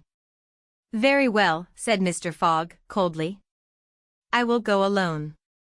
"You, sir," cried Fix, coming up, "you go alone in pursuit of the Indians? Would you have me leave this poor fellow to perish, him to whom every one present owes his life?" "I shall go." "No, sir, you shall not go alone," cried the captain, touched in spite of himself. "No. You are a brave man. 30 volunteers," he added, turning to the soldiers. The whole company started forward at once. The captain had only to pick his men. 30 were chosen, and an old sergeant placed at their head. "Thanks, Captain," said Mr. Fogg. "Will you let me go with you?" asked Fix. "Do as you please, sir. But if you wish to do me a favor, you will remain with Oda." In case anything should happen to me, a sudden pallor overspread the detective's face. Separate himself from the man whom he had so persistently followed step by step. Leave him to wander about in this desert. Fix gazed attentively at Mr. Fogg, and, despite his suspicions and of the struggle which was going on within him, he lowered his eyes before that calm and frank look. "I will stay," said he. A few moments after, Mr. Fogg pressed the young woman's hand, and, having confided to her his precious carpet-bag, went off with the sergeant and his little squad. But, before going, he had said to the soldiers, "My friends, I will divide $5,000 among you, if we save the prisoners." It was then a little past noon. Oda retired to a waiting room, and there she waited alone, thinking of the simple and noble generosity, the tranquil courage of Phileas Fogg. He had sacrificed his fortune, and was now risking his life, all without hesitation, from duty, in silence. Fix did not have the same thoughts, and could scarcely conceal his agitation. He walked feverishly up and down the platform, but soon resumed his outward composure. He now saw the folly of which he had been guilty in letting Fogg go alone. What? This man, whom he had just followed around the world, was permitted now to separate himself from him. He began to accuse and abuse himself, and, as if he were director of police, administered to himself a sound lecture for his greenness. "I have been an idiot," he thought, "and this man will see it. He has gone, and won't come back. But how is it that I, Fix, who have in my pocket a warrant for his arrest, have been so fascinated by him? Decidedly, I am nothing but an ass. So reasoned the detective, while the hours crept by all too slowly. He did not know what to do. Sometimes he was tempted to tell Oda all, but he could not doubt how the young woman would receive his confidences. What course should he take? He thought of pursuing Fogg across the vast white plains. It did not seem impossible that he might overtake him. Footsteps were easily printed on the snow. But soon, under a new sheet, every imprint would be effaced. Fix became discouraged. He felt a sort of insurmountable longing to abandon the game altogether. He could now leave Fort Kearny Station, and pursue his journey homeward in peace. Towards 2 o'clock in the afternoon, while it was snowing hard, long whistles were heard approaching from the east. A great shadow, preceded by a wild light, slowly advanced, appearing still larger through the mist, which gave it a fantastic aspect. No train was expected from the east, neither had there been time for the succor asked for by telegraph to arrive. The train from Omaha to San Francisco was not due till the next day. The mystery was soon explained. The locomotive, which was slowly approaching with deafening whistles, was that which, having been detached from the train, had continued its route with such terrific rapidity, carrying off the unconscious engineer and stoker. It had run several miles, when, the fire becoming low for want of fuel, the steam had slackened, and it had finally stopped an hour after, some 20 miles beyond Fort Kearny. Neither the engineer nor the stoker was dead, and, after remaining for some time in their swoon, had come to themselves. The train had then stopped. The engineer, when he found himself in the desert, and the locomotive without cars, understood what had happened. He could not imagine how the locomotive had become separated from the train, but he did not doubt that the train left behind was in distress. He did not hesitate what to do. It would be prudent to continue on to Omaha, for it would be dangerous to return to the train, which the Indians might still be engaged in pillaging. Nevertheless, he began to rebuild the fire in the furnace. The pressure again mounted, and the locomotive returned, running backwards to Fort Kearny. This it was which was whistling in the mist. The travelers were glad to see the locomotive resume its place at the head of the train. They could now continue the journey so terribly interrupted. Oda, on seeing the locomotive come up, hurried out of the station and asked the conductor, "Are you going to start?" "At once, madam." "But the prisoners, our unfortunate fellow travelers, I cannot interrupt the trip," replied the conductor. "We are already 3 hours behind time." "And when will another train pass here from San Francisco?" "Tomorrow evening, madam." "Tomorrow evening. But then it will be too late." "We must wait, it is impossible," responded the conductor. "If you wish to go, please get in." "I will not go," said Uda. Fix had heard this conversation. A little while before, when there was no prospect of proceeding on the journey, he had made up his mind to leave Fort Kearny, but now that the train was there, ready to start, and he had only to take his seat in the car, an irresistible influence held him back. The station platform burned his feet, and he could not stir. The conflict in his mind again began, anger and failure stifled him. He wished to struggle on to the end. Meanwhile the passengers and some of the wounded, among them Colonel Proctor, whose injuries were serious, had taken their places in the train. The buzzing of the overheated boiler was heard, and the steam was escaping from the valves. The engineer whistled, the train started, and soon disappeared, mingling its white smoke with the eddies of the densely falling snow. The detective had remained behind. Several hours passed. The weather was dismal, and it was very cold. Fix sat motionless on a bench in the station. He might have been thought asleep. Oda, despite the storm, kept coming out of the waiting room, going to the end of the platform, and peering through the tempest of snow, as if to pierce the mist which narrowed the horizon around her, and to hear, if possible, some welcome sound. She heard and saw nothing. Then she would return, chilled through, to issue out again after the lapse of a few moments, but always in vain. Evening came, and the little band had not returned. Where could they be? Had they found the Indians, and were they having a conflict with them, or were they still wandering amid the mist? The commander of the fort was anxious, though he tried to conceal his apprehensions. As night approached, the snow fell less plentifully, but it became intensely cold. Absolute silence rested on the plains. Neither flight of bird nor passing of beast troubled the perfect calm. Throughout the night Uda, full of sad forebodings, her heart stifled with anguish, wandered about on the verge of the plains. Her imagination carried her far off, and showed her innumerable dangers. What she suffered through the long hours it would be impossible to describe. Fix remained stationary in the same place, but did not sleep. Once a man approached and spoke to him, and the detective merely replied by shaking his head. Thus the night passed. At dawn, the half-extinguished disk of the sun rose above a misty horizon, but it was now possible to recognize objects 2 miles off. Phileas Fogg and the squad had gone southward. In the south all was still vacancy. It was then 7 o'clock. The captain, who was really alarmed, did not know what course to take. Should he send another detachment to the rescue of the first? Should he sacrifice more men, with so few chances of saving those already sacrificed? His hesitation did not last long, however. Calling one of his lieutenants, he was on the point of ordering a reconnaissance, when gunshots were heard. Was it a signal?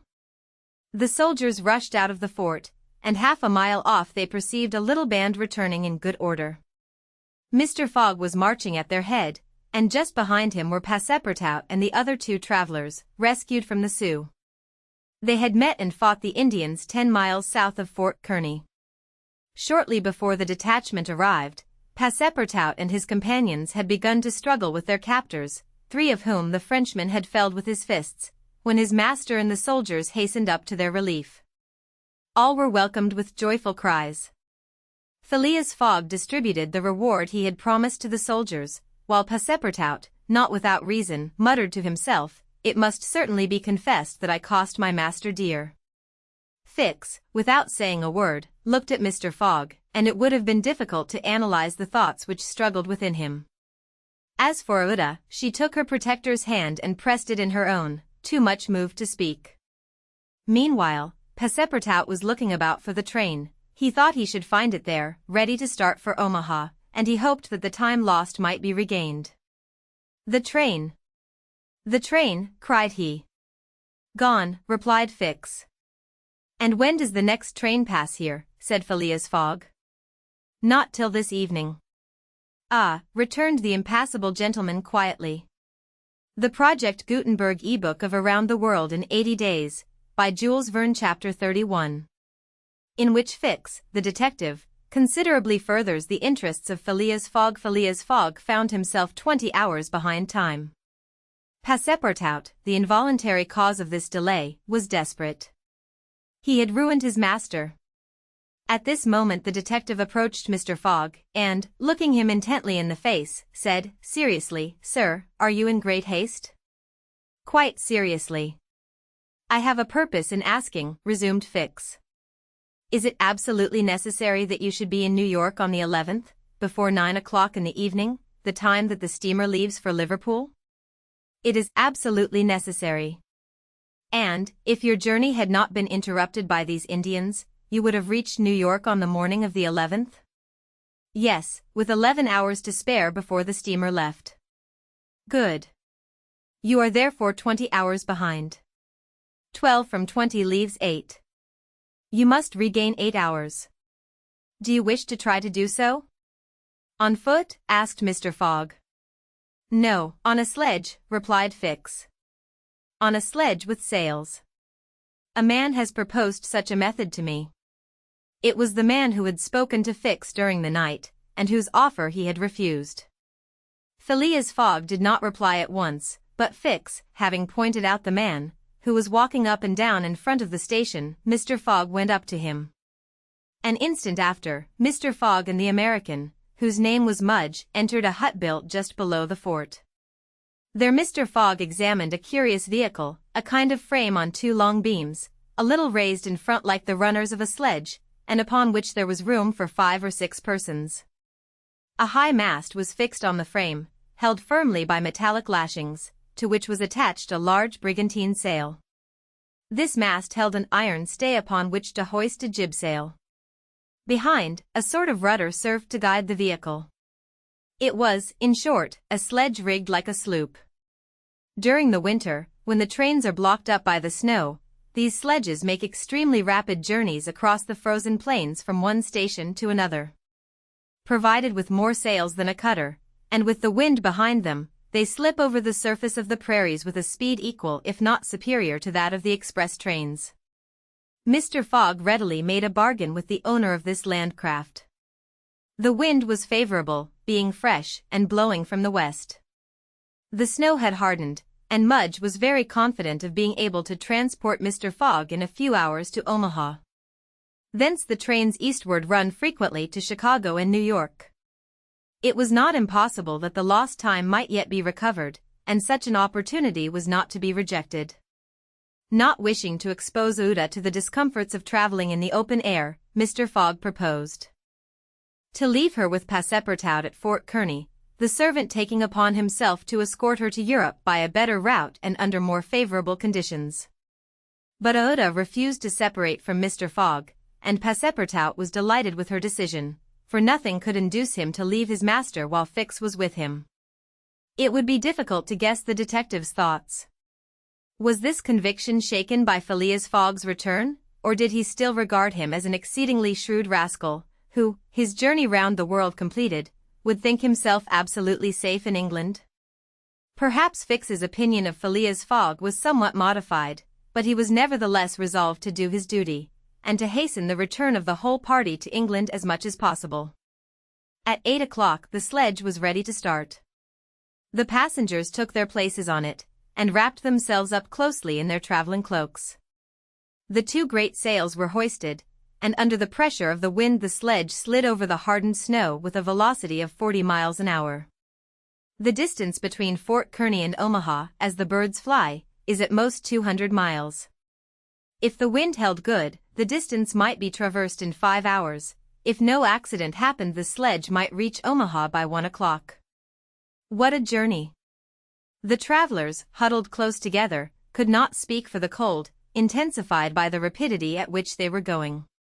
The sledge sped on as lightly as a boat over the waves. When the breeze came skimming the earth, the sledge seemed to be lifted off the ground by its sails. Mudge, who was at the rudder, kept in a straight line, and by a turn of his hand checked the lurches which the vehicle had a tendency to make.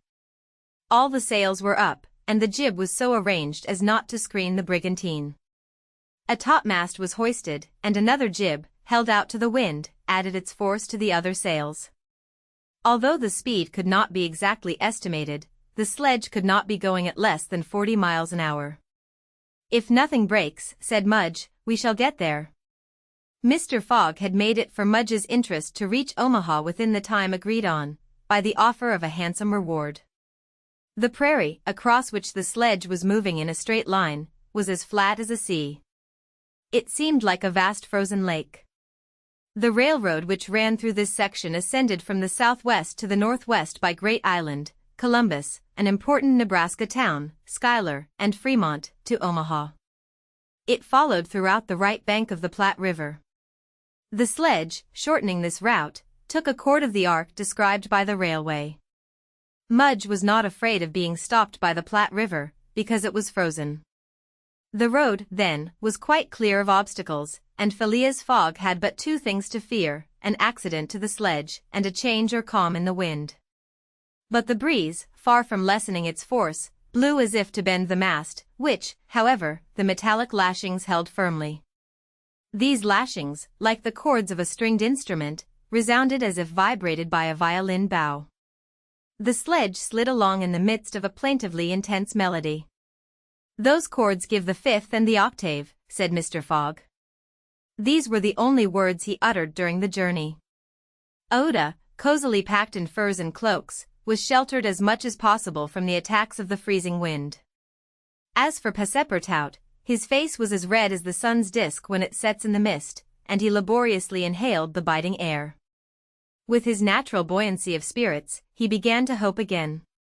They would reach New York on the evening, if not on the morning, of the 11th, and there were still some chances that it would be before the steamer sailed for Liverpool. Passepartout even felt a strong desire to grasp his ally, Fix, by the hand. He remembered that it was the detective who procured the sledge, the only means of reaching Omaha in time, but, checked by some presentiment, he kept his usual reserve. One thing, however, Passepartout would never forget, and that was the sacrifice which Mr. Fogg had made, without hesitation, to rescue him from the Sioux. Mr. Fogg had risked his fortune and his life. No. His servant would never forget that. While each of the party was absorbed in reflections so different, the sledge flew past over the vast carpet of snow. The creeks it passed over were not perceived. Fields and streams disappeared under the uniform whiteness. The plain was absolutely deserted. Between the Union Pacific Road and the branch which unites Kearney with St. Joseph, it formed a great uninhabited island. Neither village, station, nor fort appeared. From time to time they sped by some phantom-like tree, whose white skeleton twisted and rattled in the wind. Sometimes flocks of wild birds rose, or bands of gaunt, famished, ferocious prairie wolves ran howling after the sledge. Passepartout, revolver in hand, held himself ready to fire on those which came too near. Had an accident then happened to the sledge, the travelers, attacked by these beasts, would have been in the most terrible danger, but it held on its even course, soon gained on the wolves, and ere long left the howling band at a safe distance behind. About noon Mudge perceived by certain landmarks that he was crossing the Platte River. He said nothing, but he felt certain that he was now within 20 miles of Omaha. In less than an hour he left the rudder and furled his sails, whilst the sledge, carried forward by the great impetus the wind had given it, went on half a mile further with its sails unspread. It stopped at last, and Mudge, pointing to a mass of roofs white with snow, said, "We have got there." Arrived at the station which is in daily communication, by numerous trains, with the Atlantic seaboard. Passepartout and Fix jumped off, stretched their stiffened limbs, and aided Mr. Fogg and the young woman to descend from the sledge. Phileas Fogg generously rewarded Mudge, whose hand Passepartout warmly grasped, and the party directed their steps to the Omaha railway station. The Pacific Railroad proper finds its terminus at this important Nebraska town. Omaha is connected with Chicago by the Chicago and Rock Island Railroad, which runs directly east and passes 50 stations. A train was ready to start when Mr. Fogg and his party reached the station, and they only had time to get into the cars. They had seen nothing of Omaha, but Passepartout confessed to himself that this was not to be regretted, as they were not traveling to see the sights. The train passed rapidly across the state of Iowa, by Council Bluffs, Des Moines, and Iowa City. During the night it crossed the Mississippi at Davenport, and by Rock Island entered Illinois. The next day, which was the 10th, at 4 o'clock in the evening, it reached Chicago, already risen from its ruins, and more proudly seated than ever on the borders of its beautiful Lake Michigan. 900 miles separated Chicago from New York, but trains are not wanting at Chicago. Mr. Fogg passed at once from one to the other, and the locomotive of the Pittsburgh, Fort Wayne, and Chicago Railway left at full speed, as if it fully comprehended that that gentleman had no time to lose. It traversed Indiana, Ohio, Pennsylvania, and New Jersey like a flash, rushing through towns with antique names, some of which had streets and car tracks, but as yet no houses.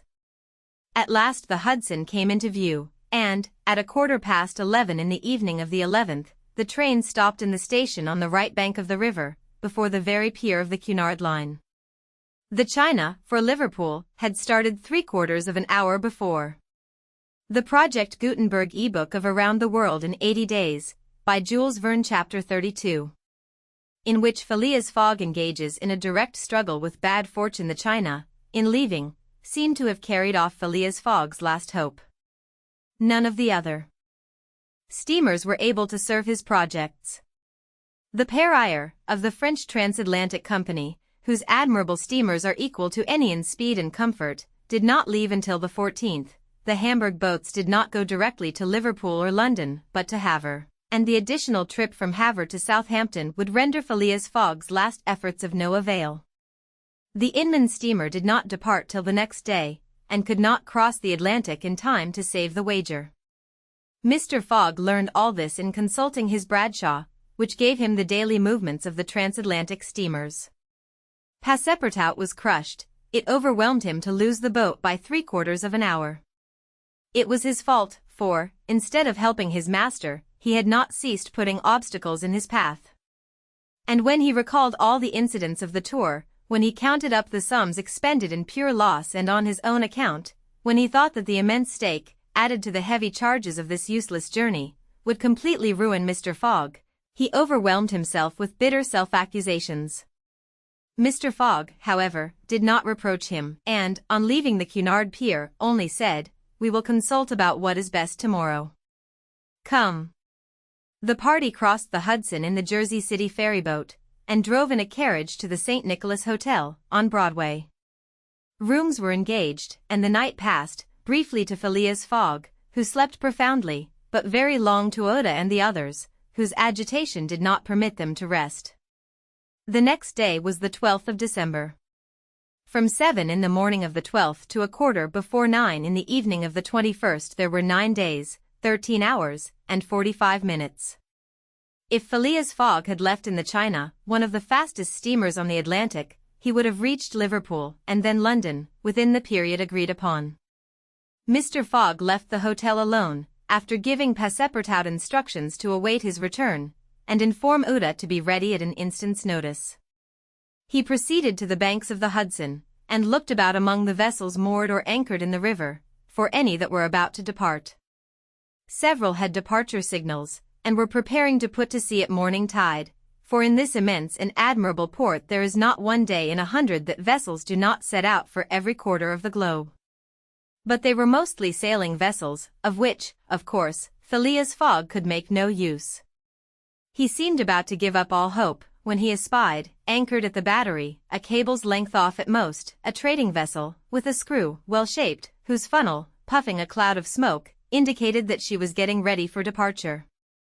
Phileas Fogg hailed a boat, got into it, and soon found himself on board the Henrietta, iron-hulled, wood-built above. He ascended to the deck, and asked for the captain, who forthwith presented himself. He was a man of 50, a sort of sea-wolf, with big eyes, a complexion of oxidized copper, red hair and thick neck, and a growling voice. "The captain?" asked Mr. Fogg. "I am the captain. I am Phileas Fogg, of London. And I am Andrew Speedy, of Cardiff. You are going to put to sea?" "In an hour." "You are bound for Bordeaux. And your cargo?" "No freight. Going in ballast." "Have you any passengers?" "No passengers. Never have passengers. Too much in the way." "Is your vessel a swift one?" "Between 11 and 12 knots. The Henrietta, well known." "Will you carry me and 3 other persons to Liverpool?" "To Liverpool? Why not to China?" "I said Liverpool." "No. No. No. I am setting out for Bordeaux, and shall go to Bordeaux." "Money is no object?" "None." The captain spoke in a tone which did not admit of a reply. "But the owners of the Henrietta," resumed Phileas Fogg. "The owners are myself," replied the captain. "The vessel belongs to me. I will freight it for you." "No, I will buy it of you." No, Phileas Fogg did not betray the least disappointment, but the situation was a grave one. It was not at New York as at Hong Kong, nor with the captain of the Henrietta as with the captain of the Tankadere. Up to this time money had smoothed away every obstacle. Now money failed. Still, some means must be found to cross the Atlantic on a boat, unless by balloon, which would have been venturesome, besides not being capable of being put in practice. It seemed that Phileas Fogg had an idea, for he said to the captain, "Well, will you carry me to Bordeaux?" "No, not if you paid me $200. I offer you 2,000. "Apiece?" "Apiece." "And there are 4 of you?" "4." Captain Speedy began to scratch his head. There were $8,000 to gain, without changing his route, for which it was well worth conquering the repugnance he had for all kinds of passengers. Besides, Passengers at $2,000 are no longer passengers, but valuable merchandise. I start at 9 o'clock, said Captain Speedy, simply. Are you and your party ready? We will be on board at 9 o'clock, replied, no less simply, Mr. Fogg. It was 8:30. To disembark from the Henrietta, jump into a hack, hurry to the St. Nicholas, and return with Oda, Passepartout, and even the inseparable Fix was the work of a brief time, and was performed by Mr. Fogg with the coolness which never abandoned him. They were on board when the Henrietta made ready to weigh anchor. When Passepartout heard what this last voyage was going to cost, he uttered a prolonged "oh," which extended throughout his vocal gamut. As for Fix, he said to himself that the Bank of England would certainly not come out of this affair well indemnified. When they reached England, even if Mr. Fogg did not throw some handfuls of bank bills into the sea, more than £7,000 would have been spent. The Project Gutenberg ebook of Around the World in 80 Days, by Jules Verne, Chapter 33. In which Phileas Fogg shows himself equal to the occasion. An hour after, the Henrietta passed the lighthouse which marks the entrance of the Hudson, turned the point of Sandy Hook, and put to sea. During the day she skirted Long Island, passed Fire Island, and directed her course rapidly eastward. At noon the next day, a man mounted the bridge to ascertain the vessel's position. It might be thought that this was Captain Speedy. Not the least in the world. It was Phileas Fogg, Esquire. As for Captain Speedy, he was shut up in his cabin under lock and key, and was uttering loud cries, which signified an anger at once pardonable and excessive. What had happened was very simple. Phileas Fogg wished to go to Liverpool, but the captain would not carry him there. Then Phileas Fogg had taken passage for Bordeaux, and, during the 30 hours he had been on board, had so shrewdly managed with his banknotes that the sailors and stokers, who were only an occasional crew, and were not on the best terms with the captain, went over to him in a body. This was why Phileas Fogg was in command instead of Captain Speedy, why the captain was a prisoner in his cabin, and why, in short, the Henrietta was directing her course towards Liverpool. It was very clear, to see Mr. Fogg manage the craft, that he had been a sailor. How the adventure ended will be seen anon. Oda was anxious, though she said nothing. As for Passepartout, he thought Mr. Fogg's maneuver simply glorious. The captain had said between 11 and 12 knots, and the Henrietta confirmed his prediction. If, then, for there were ifs still, the sea did not become too boisterous, if the wind did not veer round to the east, if no accident happened to the boat or its machinery, the Henrietta might cross the 3,000 miles from New York to Liverpool in the 9 days, between the 12th and the 21st of December. It is true that, once arrived, the affair on board the Henrietta, added to that of the Bank of England, might create more difficulties for Mr. Fogg than he imagined or could desire. During the first days, they went along smoothly enough. The sea was not very unpropitious, the wind seemed stationary in the northeast, the sails were hoisted, and the Henrietta ploughed across the waves like a real transatlantic steamer. Passepartout was delighted. His master's last exploit, the consequences of which he ignored, enchanted him. Never had the crew seen so jolly and dexterous a fellow. He formed warm friendships with the sailors, and amazed them with his acrobatic feats. He thought they managed the vessel like gentlemen, and that the stokers fired up like heroes. His loquacious good humor infected everyone. He had forgotten the past, its vexations and delays.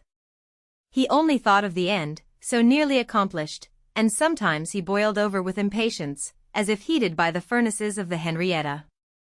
Often, also, the worthy fellow revolved around Fix, looking at him with a keen, distrustful eye, but he did not speak to him, for their old intimacy no longer existed.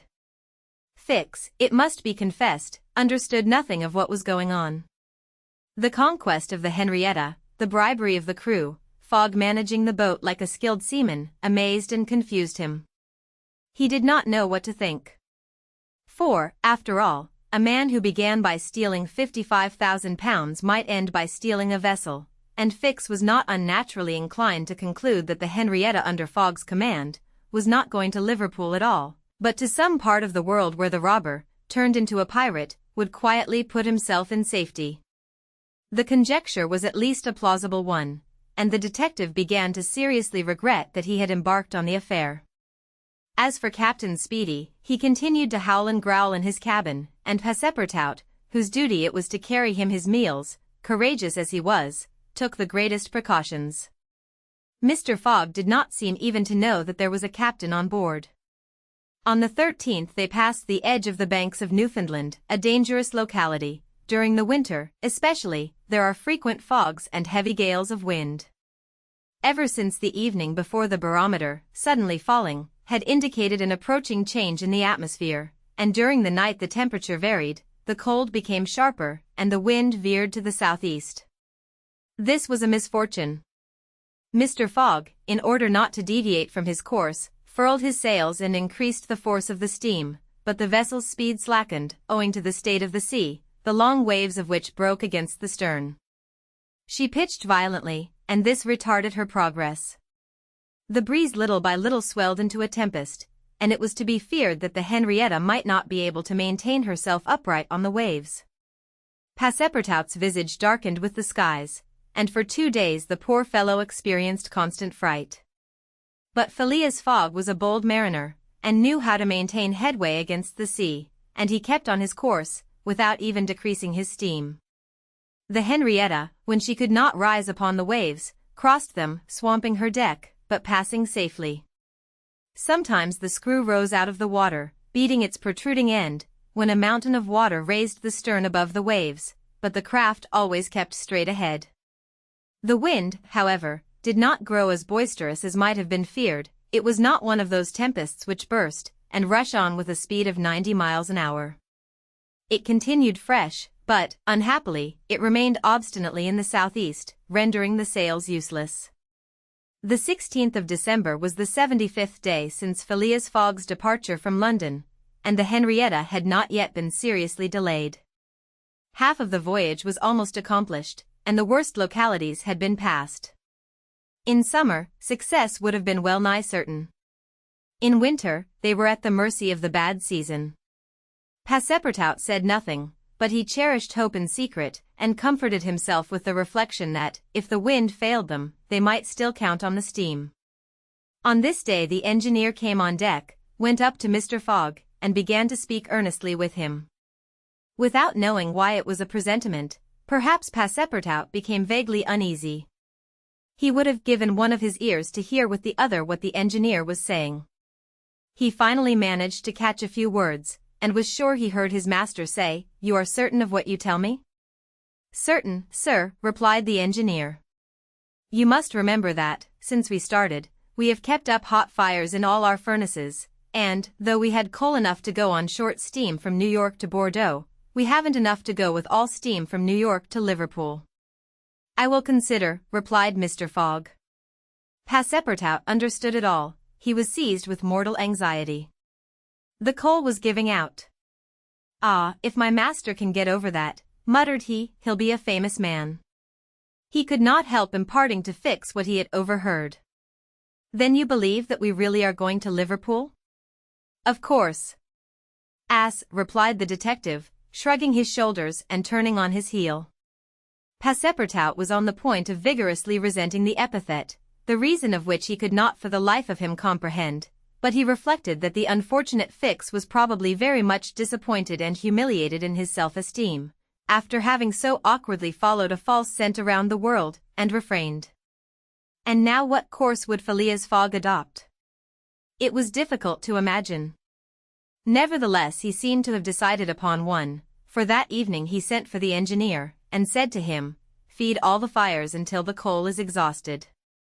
A few moments after, the funnel of the Henrietta vomited forth torrents of smoke.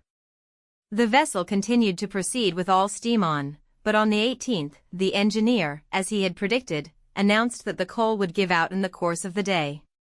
"Do not let the fires go down," replied Mr. Fogg. "Keep them up to the last. Let the valves be filled." Towards noon Phileas Fogg, having ascertained their position, called Passepartout, and ordered him to go for Captain Speedy. It was as if the honest fellow had been commanded to unchain a tiger. He went to the poop, saying to himself, he will be like a madman. In a few moments, with cries and oaths, a bomb appeared on the poop deck. The bomb was Captain Speedy. It was clear that he was on the point of bursting. "Where are we?" were the first words his anger permitted him to utter. Had the poor man been an apoplectic, he could never have recovered from his paroxysm of wrath. "Where are we?" he repeated, with purple face. 707 miles from Liverpool," replied Mr. Fogg, with imperturbable calmness. "Pirate," cried Captain Speedy. "I have sent for you, Sir Picaroon." "Sir," continued Mr. Fogg, "to ask you to sell me your vessel." "No. By all the devils, no. But I shall be obliged to burn her." "Burn the Henrietta?" "Yes, at least the upper part of her. The coal has given out." "Burn my vessel," cried Captain Speedy, who could scarcely pronounce the words. "A vessel worth $50,000. "Here are 60,000, replied Phileas Fogg, handing the captain a roll of bank bills. This had a prodigious effect on Andrew Speedy. An American can scarcely remain unmoved at the sight of $60,000. The captain forgot in an instant his anger, his imprisonment, and all his grudges against his passenger. The Henrietta was 20 years old. It was a great bargain. The bomb would not go off after all. Mr. Fogg had taken away the match. "And I shall still have the iron hull," said the captain in a softer tone. "The iron hull and the engine. Is it agreed?" "Agreed." And Andrew Speedy, seizing the banknotes, counted them and consigned them to his pocket. During this colloquy, Passepartout was as white as a sheet, and Fix seemed on the point of having an apoplectic fit. Nearly £20,000 had been expended, and Fogg left the hull and engine to the captain, that is, near the whole value of the craft. It was true, however, that £55,000 had been stolen from the bank. When Andrew Speedy had pocketed the money, Mr. Fogg said to him, "Don't let this astonish you, sir. You must know that I shall lose £20,000, unless I arrive in London by 9:15 on the evening of the 21st of December. I missed the steamer at New York, and as you refused to take me to Liverpool, and I did well," cried Andrew Speedy, "for I have gained at least $40,000 by it." He added, more sedately, "Do you know one thing, Captain Fogg? Captain Fogg, you've got something of the Yankee about you." And, having paid his passenger what he considered a high compliment, he was going away, when Mr. Fogg said, "The vessel now belongs to me?" "Certainly, from the keel to the truck of the masts, all the wood, that is." "Very well. Have the interior seats, bunks, and frames pulled down, and burn them." It was necessary to have dry wood to keep the steam up to the adequate pressure, and on that day the poop, cabins, bunks, and the spare deck were sacrificed. On the next day, the 19th of December, the masts, rafts, and spars were burned. The crew worked lustily, keeping up the fires. Passepartout hewed, cut, and sawed away with all his might. There was a perfect rage for demolition. The railings, fittings, the greater part of the deck, and top sides disappeared on the 20th, and the Henrietta was now only a flat hulk. But on this day they sighted the Irish coast and Fastnet Light. By 10 in the evening they were passing Queenstown. Phileas Fogg had only 24 hours more in which to get to London. That length of time was necessary to reach Liverpool, with all steam on. And the steam was about to give out altogether. "Sir," said Captain Speedy, who was now deeply interested in Mr. Fogg's project, "I really commiserate you. Everything is against you. We are only opposite Queenstown." "Ah," said Mr. Fogg, "is that place where we see the lights Queenstown?" "Yes." "Can we enter the harbor?" "Not under 3 hours. Only at high tide." "Stay," replied Mr. Fogg calmly, without betraying in his features that by a supreme inspiration he was about to attempt once more to conquer ill fortune. "Queenstown is the Irish port at which the transatlantic steamers stop to put off the mails. These mails are carried to Dublin by express trains always held in readiness to start. From Dublin they are sent on to Liverpool by the most rapid boats, and thus gain 12 hours on the Atlantic steamers. Phileas Fogg counted on gaining 12 hours in the same way. Instead of arriving at Liverpool the next evening by the Henrietta, he would be there by noon, and would therefore have time to reach London before 9:15 in the evening. The Henrietta entered Queenstown Harbour at 1 o'clock in the morning, it then being high tide, and Phileas Fogg, after being grasped heartily by the hand by Captain Speedy, left that gentleman on the levelled hulk of his craft, which was still worth half what he had sold it for. The party went on shore at once. Fix was greatly tempted to arrest Mr. Fogg on the spot, but he did not. Why? What struggle was going on within him? Had he changed his mind about his man? Did he understand that he had made a grave mistake? He did not, however, abandon Mr. Fogg. They all got upon the train, which was just ready to start, at 1:30. At dawn of day they were in Dublin, and they lost no time in embarking on a steamer which, disdaining to rise upon the waves, invariably cut through them. Phileas Fogg at last disembarked on the Liverpool quay, at 20 minutes before 12, December 21st. He was only 6 hours distant from London. But at this moment Fix came up, put his hand upon Mr. Fogg's shoulder, and, showing his warrant, said, "You are really Phileas Fogg?" "I am. I arrest you in the Queen's name." The Project Gutenberg ebook of Around the World in 80 Days, by Jules Verne, Chapter 34. In which Phileas Fogg at last reaches London. Phileas Fogg was in prison. He had been shut up in the custom house, and he was to be transferred to London the next day. Passepartout, when he saw his master arrested, would have fallen upon Fix had he not been held back by some policemen. Oda was thunderstruck at the suddenness of an event which she could not understand. Passepartout explained to her how it was that the honest and courageous Fogg was arrested as a robber. The young woman's heart revolted against so heinous a charge, and when she saw that she could attempt to do nothing to save her protector, she wept bitterly. As for Fix, he had arrested Mr. Fogg because it was his duty, whether Mr. Fogg were guilty or not. The thought then struck Passepartout that he was the cause of this new misfortune. Had he not concealed Fix's errand from his master? When Fix revealed his true character and purpose, why had he not told Mr. Fogg?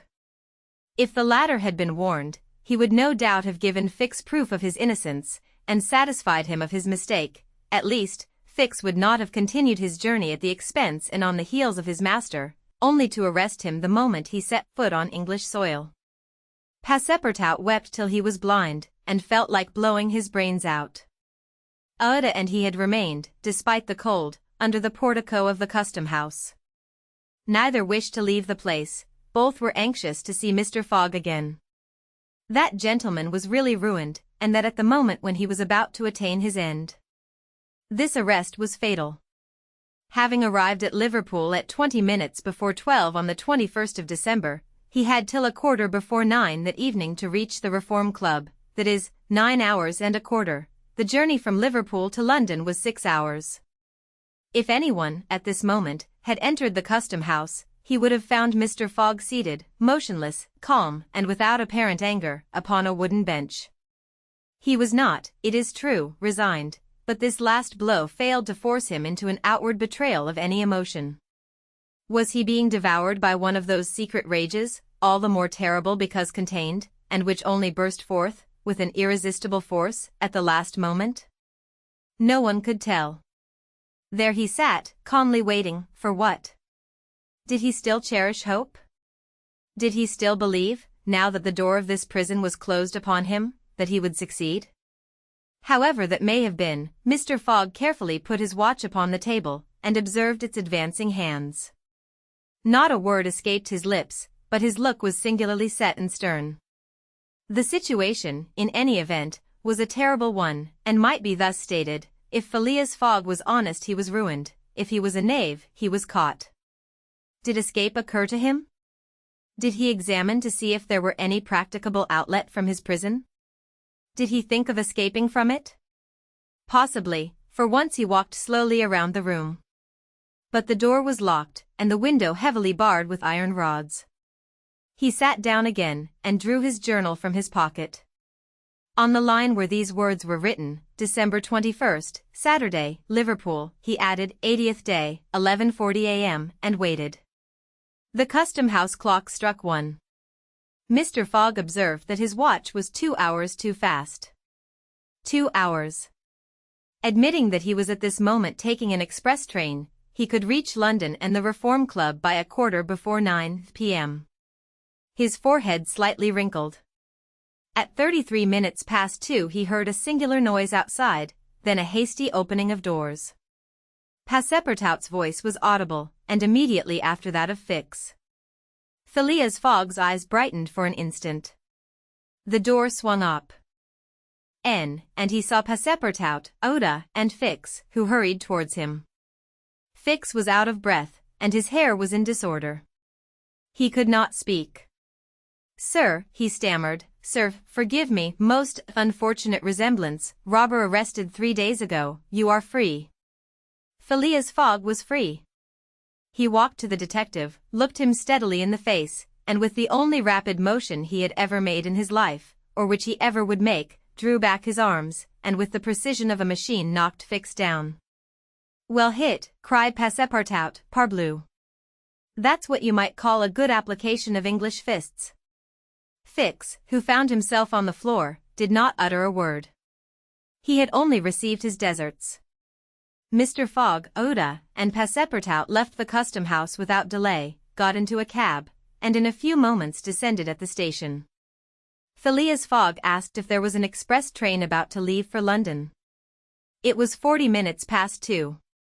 The express train had left 35 minutes before.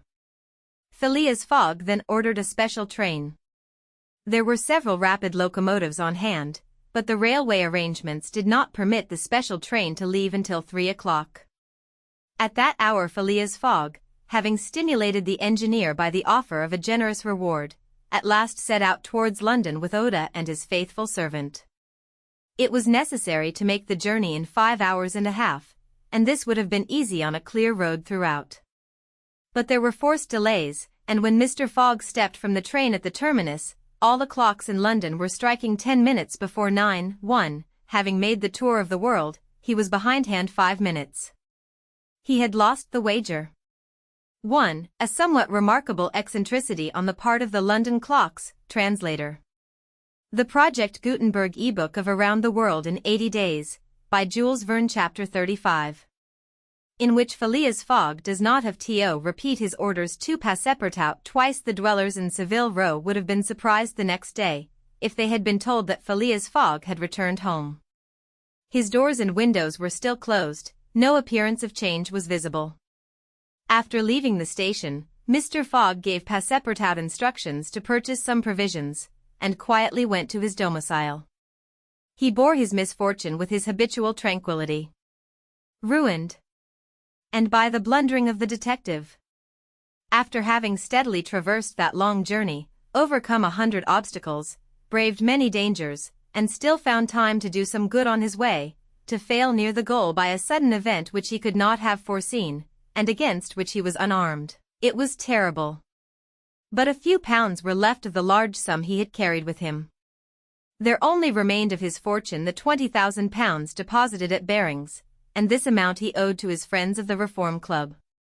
So great had been the expense of his tour that, even had he won, it would not have enriched him, and it is probable that he had not sought to enrich himself, being a man who rather laid wagers for honor's sake than for the stake proposed. But this wager totally ruined him. Mr. Fogg's course, however, was fully decided upon. He knew what remained for him to do. A room in the house in Savile Row was set apart for Oda, who was overwhelmed with grief at her protector's misfortune. From the words which Mr. Fogg dropped, she saw that he was meditating some serious project. Knowing that Englishmen governed by a fixed idea sometimes resort to the desperate expedient of suicide, Passepartout kept a narrow watch upon his master, though he carefully concealed the appearance of so doing. First of all, the worthy fellow had gone up to his room, and had extinguished the gas burner, which had been burning for 80 days. He had found in the letter-box a bill from the gas company, and he thought it more than time to put a stop to this expense, which he had been doomed to bear. The night passed. Mr. Fogg went to bed, but did he sleep? Oda did not once close her eyes. Passepartout watched all night, like a faithful dog, at his master's door.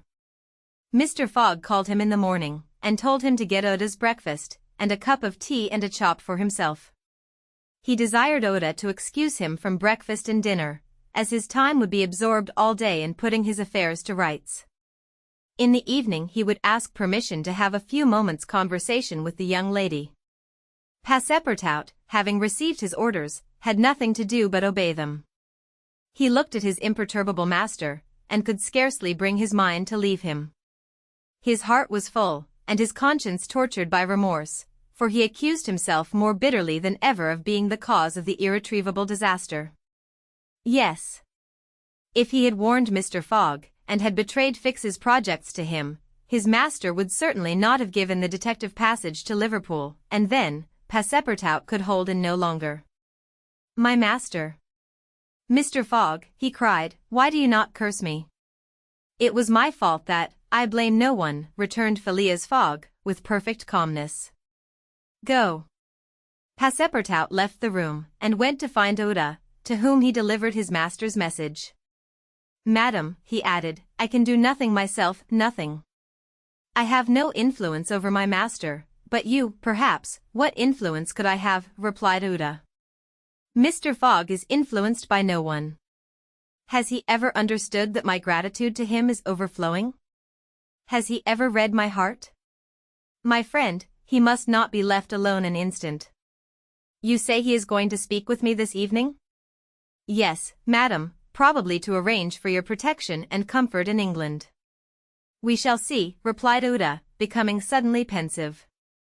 Throughout this day, Sunday, the house in Savile Row was as if uninhabited, and Phileas Fogg, for the first time since he had lived in that house, did not set out for his club when Westminster clock struck 11:30. Why should he present himself at the Reform? His friends no longer expected him there. As Phileas Fogg had not appeared in the saloon on the evening before, Saturday, the 21st of December, at 9:15, he had lost his wager. It was not even necessary that he should go to his bankers for the £20,000, for his antagonists already had his cheque in their hands, and they had only to fill it out and send it to the Barings to have the amount transferred to their credit. Mr. Fogg, therefore, had no reason for going out, and so he remained at home. He shut himself up in his room, and busied himself putting his affairs in order. Passepartout continually ascended and descended the stairs. The hours were long for him.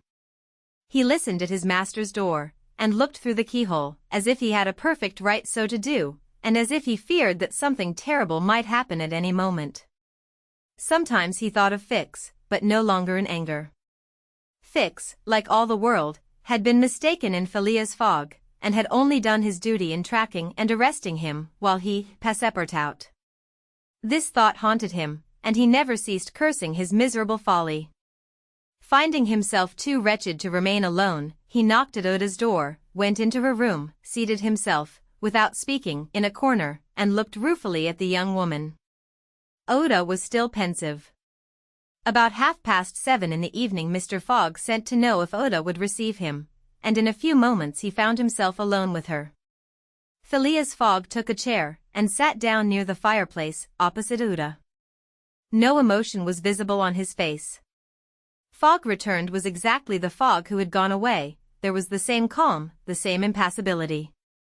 He sat several minutes without speaking, then, bending his eyes on Oda, "Madam," said he, "will you pardon me for bringing you to England?" "Aye, Mr. Fogg," replied Oda, checking the pulsations of her heart. "Please let me finish," returned Mr. Fogg. When I decided to bring you far away from the country which was so unsafe for you, I was rich, and counted on putting a portion of my fortune at your disposal, then your existence would have been free and happy. But now I am ruined. "I know it, Mr. Fogg," replied Oda, "and I ask you in my turn, will you forgive me for having followed you, and, who knows, for having, perhaps, delayed you, and thus contributed to your ruin? Madam, you could not remain in India, and your safety could only be assured by bringing you to such a distance that your persecutors could not take you. So, Mr. Fogg, resumed Oda, not content with rescuing me from a terrible death, you thought yourself bound to secure my comfort in a foreign land? Yes, madam, but circumstances have been against me. Still, I beg to place the little I have left at your service. But what will become of you, Mr. Fogg? As for me, madam, replied the gentleman, coldly, I have need of nothing. But how do you look upon the fate, sir, which awaits you? As I am in the habit of doing. At least, said Uda, want should not overtake a man like you. Your friends, I have no friends, madam. Your relatives, I have no longer any relatives. I pity you, then, Mr. Fogg, for solitude is a sad thing, with no heart to which to confide your griefs.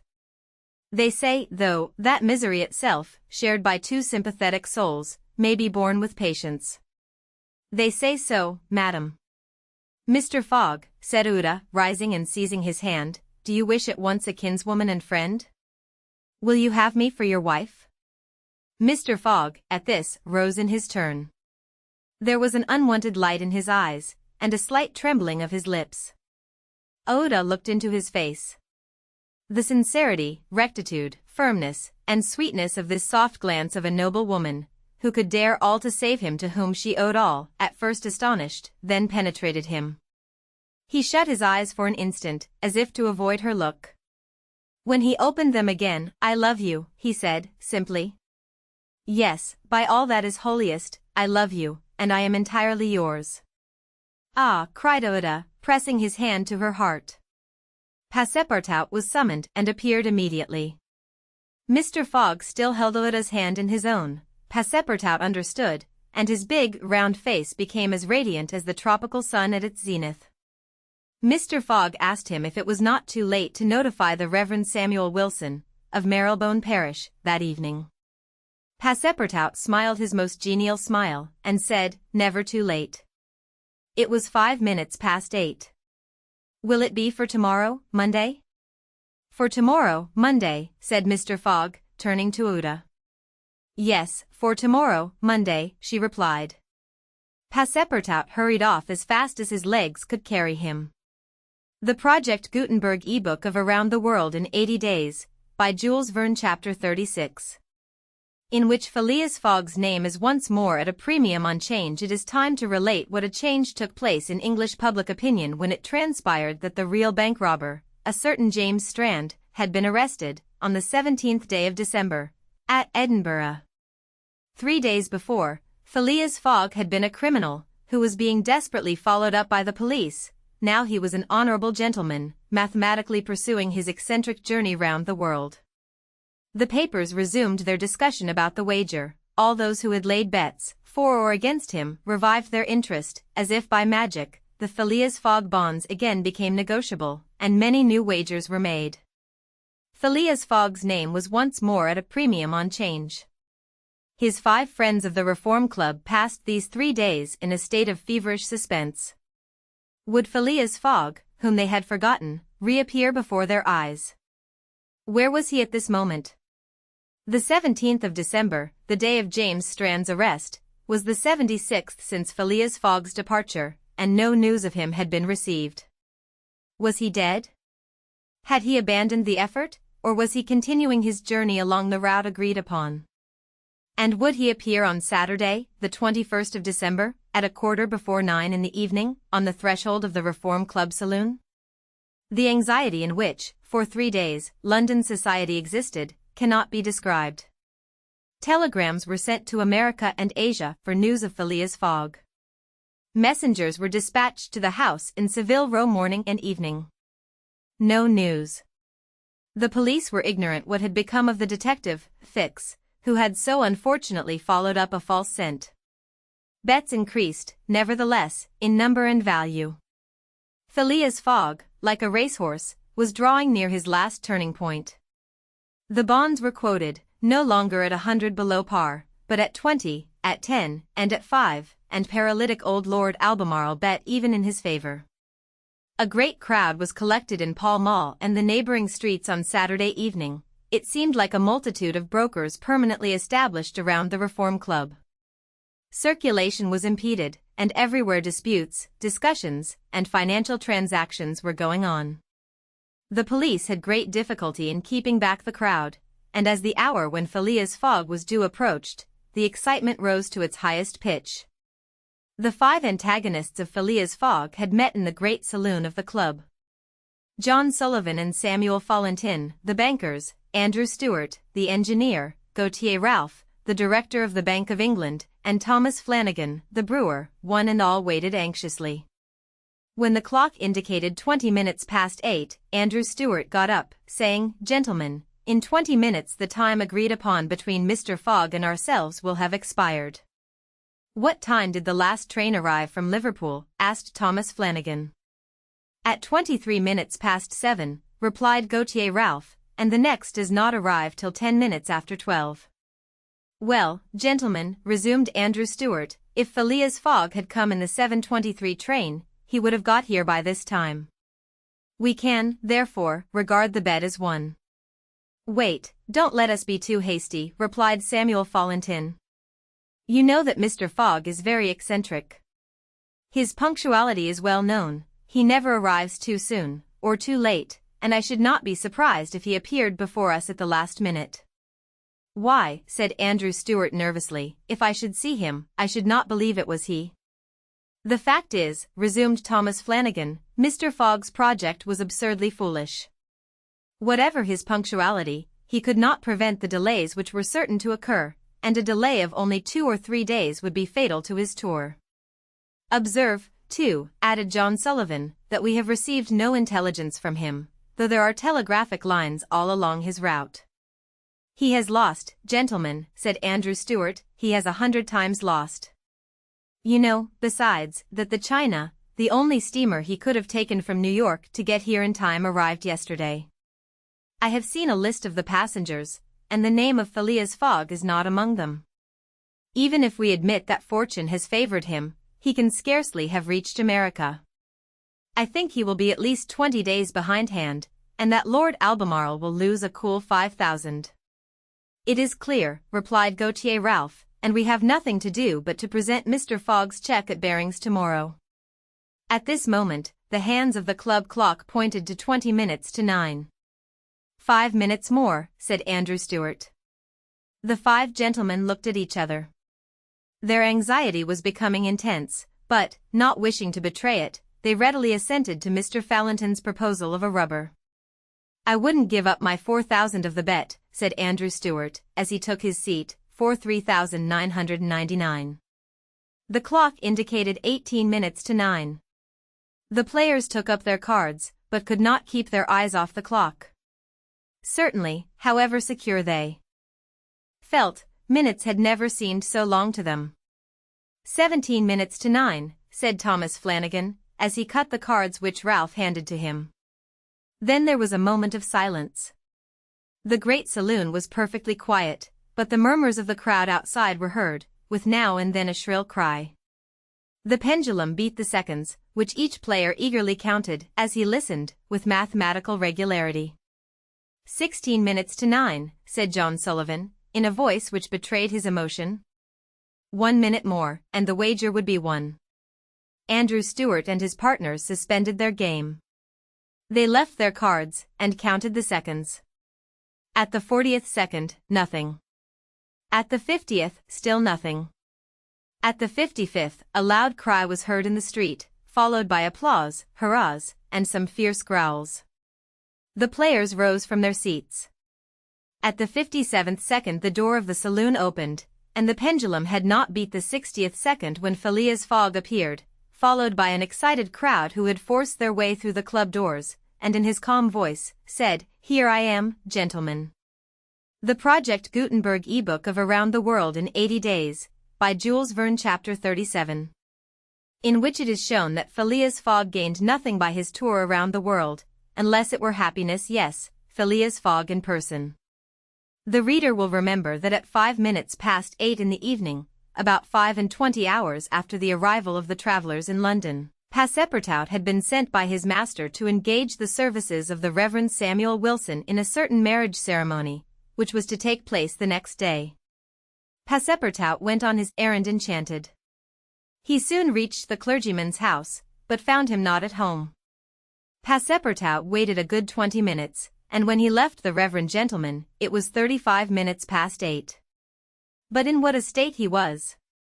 With his hair in disorder, and without his hat, he ran along the street as never man was seen to run before, overturning passers-by, rushing over the sidewalk like a waterspout. In 3 minutes he was in Savile Row again, and staggered back into Mr. Fogg's room. He could not speak. "What is the matter?" asked Mr. Fogg. "My master," gasped Passepartout, "marriage, impossible, impossible?"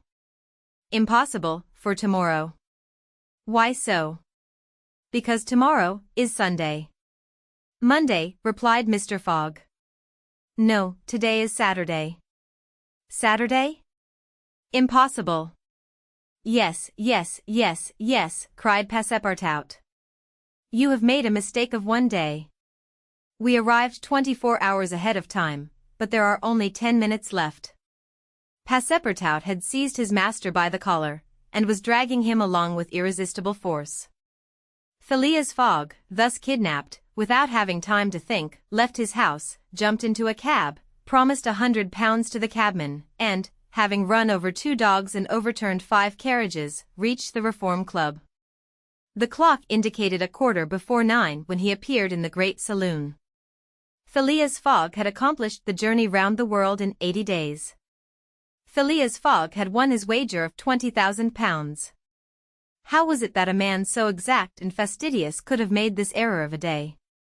How came he to think that he had arrived in London on Saturday, the 21st day of December, when it was really Friday, the 20th, the 79th day only from his departure? The cause of the error is very simple. Phileas Fogg had, without suspecting it, gained 1 day on his journey, and this merely because he had travelled constantly eastward. He would, on the contrary, have lost a day had he gone in the opposite direction, that is, westward. In journeying eastward he had gone towards the sun, and the days therefore diminished for him as many times 4 minutes as he crossed degrees in this direction. There are 360 degrees on the circumference of the earth, and these 360 degrees, multiplied by 4 minutes, gives precisely 24 hours, that is, the day unconsciously gained. In other words, while Phileas Fogg, going eastward, saw the sun pass the meridian 80 times, his friends in London only saw it pass the meridian 79 times. This is why they awaited him at the Reform Club on Saturday, and not Sunday, as Mr. Fogg thought. And Passepartout's famous family watch, which had always kept London time, would have betrayed this fact, if it had marked the days as well as the hours and the minutes. Phileas Fogg, then, had won the £20,000, but, as he had spent nearly 19,000 on the way, the pecuniary gain was small. His object was, however, to be victorious, and not to win money. He divided the £1,000 that remained between Passepartout and the unfortunate Fix, against whom he cherished no grudge. He deducted, however, from Passepartout's share the cost of the gas which had burned in his room for 1920 hours, for the sake of regularity. That evening, Mr. Fogg, as tranquil and phlegmatic as ever, said to Ouida, "Is our marriage still agreeable to you?" "Mr. Fogg," replied she, "it is for me to ask that question. You were ruined, but now you are rich again." "Pardon me, madam, my fortune belongs to you.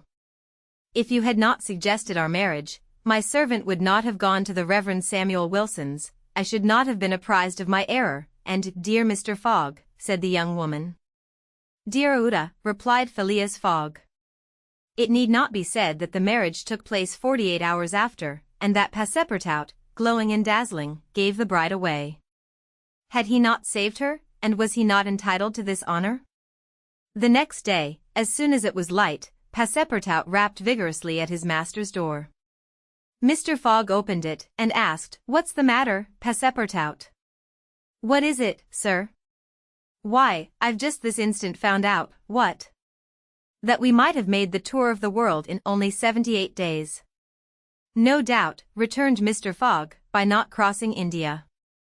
But if I had not crossed India, I should not have saved Ouida, she would not have been my wife," and Mr. Fogg quietly shut the door. Phileas Fogg had won his wager, and had made his journey around the world in 80 days. To do this he had employed every means of conveyance: steamers, railways, carriages, yachts, trading vessels, sledges, elephants. The eccentric gentleman had throughout displayed all his marvelous qualities of coolness and exactitude. But what then? What had he really gained by all this trouble?